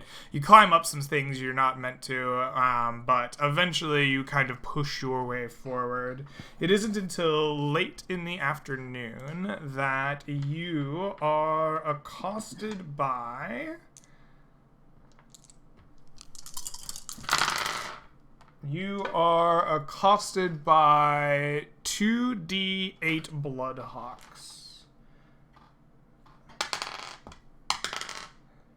Excellent. In the afternoon, the party is... Oh, hold on. Guys, you get attacked by 2 Bloodhawks. Explain to me... All right, party. How do you piss off 2 hawks? And only 2 hawks. I think what happens is we're like down at the bottom of a hill, and Butcher is like lost, like trying to figure out where we are, and like there's like this sheer cliff face, and he's just like, oh yeah, it's like 20 feet. I can jump up there and like hook my fingers on because I have my boots of spring and striding, get a good look. But those hawks they're up there already on that perch. And so I just like piss them off by jumping up here. Excellent. That is exactly what happens. You piss off these hawks. There's 2 of them just chilling up there, having a good time. And these hawks are angry enough that they attack Butcher. You are being accosted by 2 Bloodhawks in the top of the Golden Hills. What do? Do you fight these Bloodhawks off with your great poleaxe? Like, they're dive bombing you and attacking you with their little sharp teeth. Yeah, these aren't creatures worthy of my my mercy. When you jump up there, Butcher, they attack you twice. They actually hit you. Amazing. Yep. They hit you for 3 points of piercing damage. Like, when you jump up there, the beak just like jabs into like your arm. You get a little blood. You're like, what the heck? They're flying around. They're mad. How do you drive off these hawks? I'm just going to, make a quick swing at them with my poleaxe, try to take them down, try to, I'm just going to try to kill them. Okay. You do. Go ahead and give me a roll to hit here, Butcher, as these hawks attack you then. Were they 12? I will use a precision. Alright. These things... 13. Will hit. So you did triple the Bloodhawk's HP with your axe. It explodes in feathers and blood. Its companion sees this. And the companion is incensed. The companion wants blood. It continues its attack upon you, Butcher. the rest of the party. You see Butcher, like, blowing up a hawk and, like, getting attacked by another one. Like, what do you make of this strange turn of events? Frickin' birds! Like, well, they seem so cool in the gulch, you know? The Bloodhawks. We had fun dive bombing. This So- is almost as embarrassing as that fucking null encounter.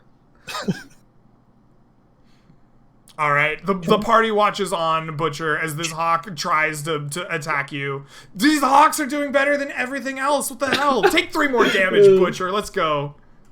All right, I gave it a chance. I could have used my bonus action. I could have used my action. I gave it a chance. And I will swing my pole axe at this thing. You hit it. For another 17. For more than triple its HP. The 2 hawks explode. Enjoy your 25 experience.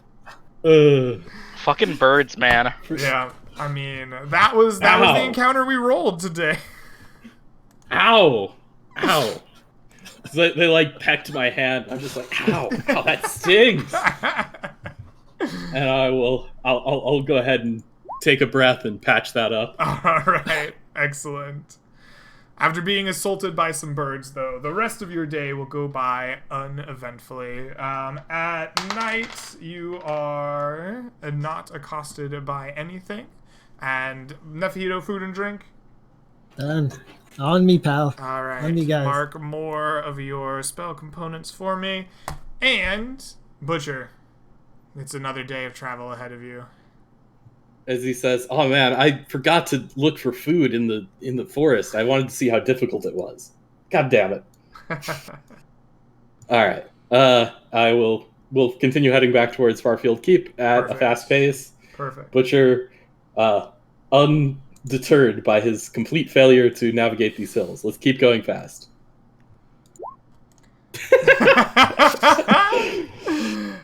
Butcher, you are slowed down yet again. These hills are just so confusing going from the other direction. Like, what is this? It's reversed? I have to go west? I only travel east. It slows you down. You go through a ravine you don't want to go through. There are 2 potential encounters today. We have encounters in both parts of the phases that you are traveling through. All right, what will we encounter?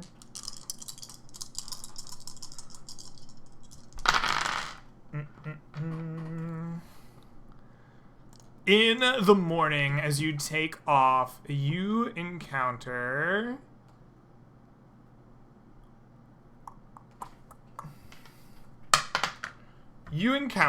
one giant badger. It is 5. 1, 2, 3, 4, 5. Oh, I guess we're gonna TPK here, guys. The giant badger is carrying treasure. The giant badger. Nice. You come across a giant badger that has somehow found itself a necklace.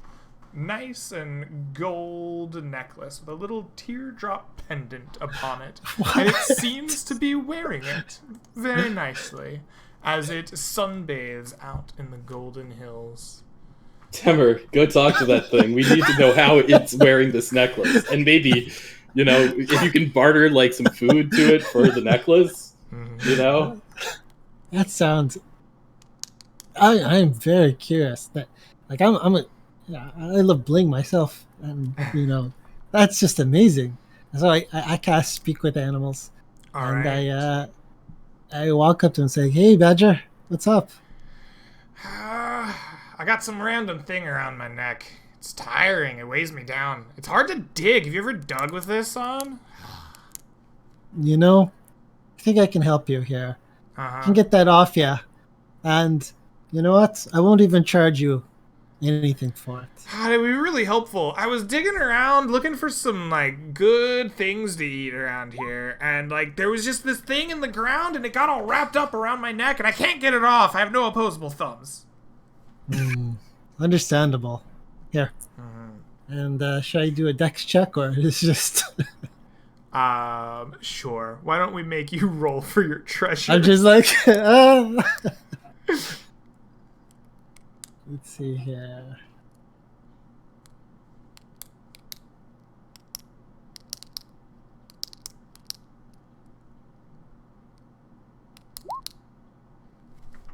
How badly did he fuck up this thing?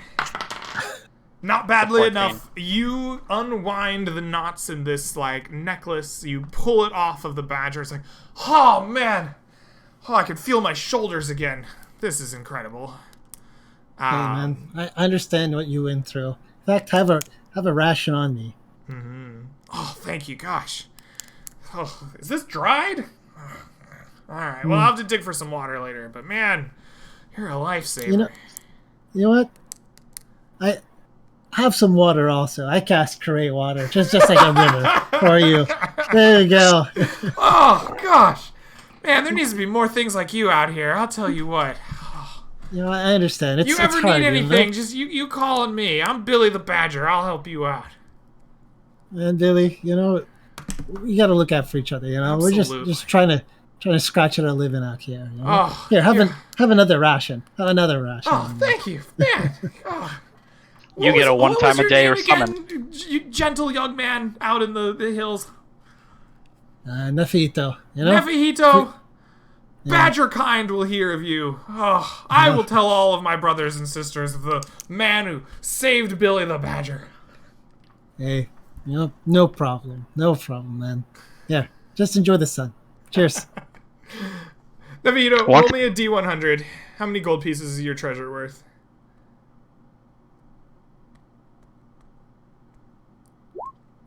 It is a 91 GP golden necklace. Sweet. Excellent. You also Alright. get the ability to once a day summon Billy the Badger. Back me up, you know. Badger kind. All right. The second and last encounter of your day and your adventure is 16. No. You rolled the other giant badgers on the other side of the table. How many giant badgers do you find? You find 6 giant badgers, and they are wounded and or trapped.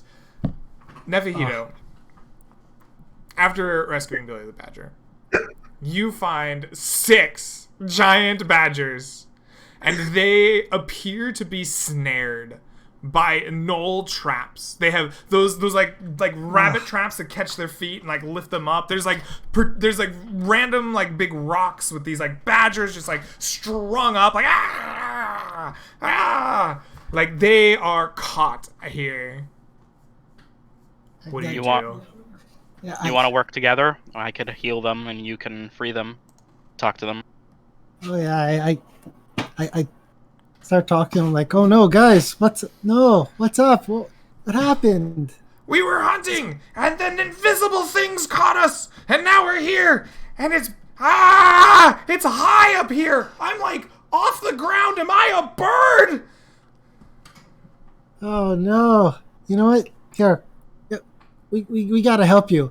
I got my crew here. We were caught by these things a while ago. You know, it sucks. There, and guys, let's start helping them out. I say that in Badger, and I'm like, oh wait, and I changed to English. Guys, you know these guys are caught. Let's help these poor guys out. All right, I guess we can start cutting them down. You start cutting down giant badgers. There are 6 of them. You know, I was just talking to Billy back there, and he was caught up in a trap too. It wasn't invisible, but you know. Billy's a good guy. A little bit lazy. A little weird in the head. Unlike us, we're awesome badgers. But you know what? Turns out you're a pretty good guy. I didn't expect anybody to speak badger over here. Oh. Yeah, no worries. I had a Badger girlfriend way back, you know. Oh, did you? Oh. Yeah. My condolences. Anyway, generally we try to eat people, but you helped us out. You talked to Billy. I think we'll let you slide. You know, we appreciate you helping us out here. You want some nuts? We can we found some nuts. We're storing them for winter, but we could pay you. Well, you know, that's okay. I saved quite a quite a big stash myself for the winter. Smart. Good to store them up. All right, well, apparently giant badgers are a lot like squirrels, but we're going to head out now. You know what, guys, you know what? Let this campaign come to an end. Have a few rations on me. And I man, yeah. filled them with, 4 rations. Here you go, guys. You, in fact, have 5 rations. 5 rations. Nafahito, the leader of badger kind, saves the badgers. And with that incredible encounter out of the way, your afternoon comes with leaving the Gold Hills behind, and you eventually find yourselves back in the nice, comforting confines of Farfield Keep. Or at least the lands and villages and farming area around it. And you are nice and safe. With that, our adventure can mercifully come to an end. Excellent. So I'm going to add up some XP for all of the things that you kind of accomplished along the way, as well as split up some treasure here. I guess you didn't find any magic items today, but we will split up some gold. If you guys want to give any shout-outs or say anything to chat before the stream ends, while I'm doing this is a perfect time for you to jump in and, shout yourself out or whatever you got going on. Yo. We have a fucking badger barbarian, and this guy just comes in and becomes leader of badger kind. Yeah, shout out to Greg. He's awesome, DMing for us and putting all this work into it, making a whole bunch of interesting encounters.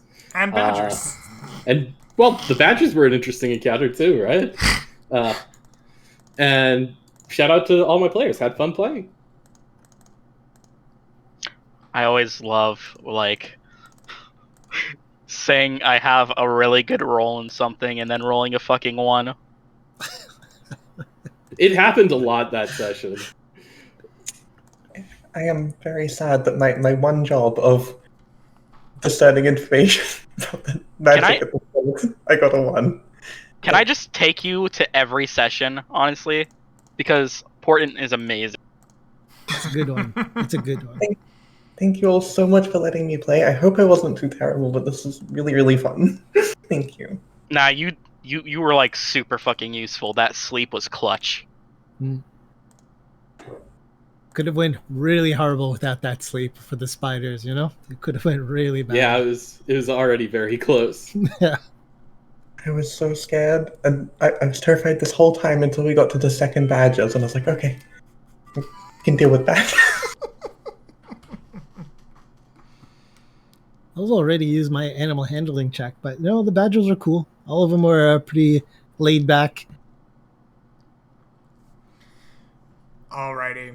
I have finished calculating XP and gold. Anybody have any last shout-outs, or shall I jump in and get this session wrapped up?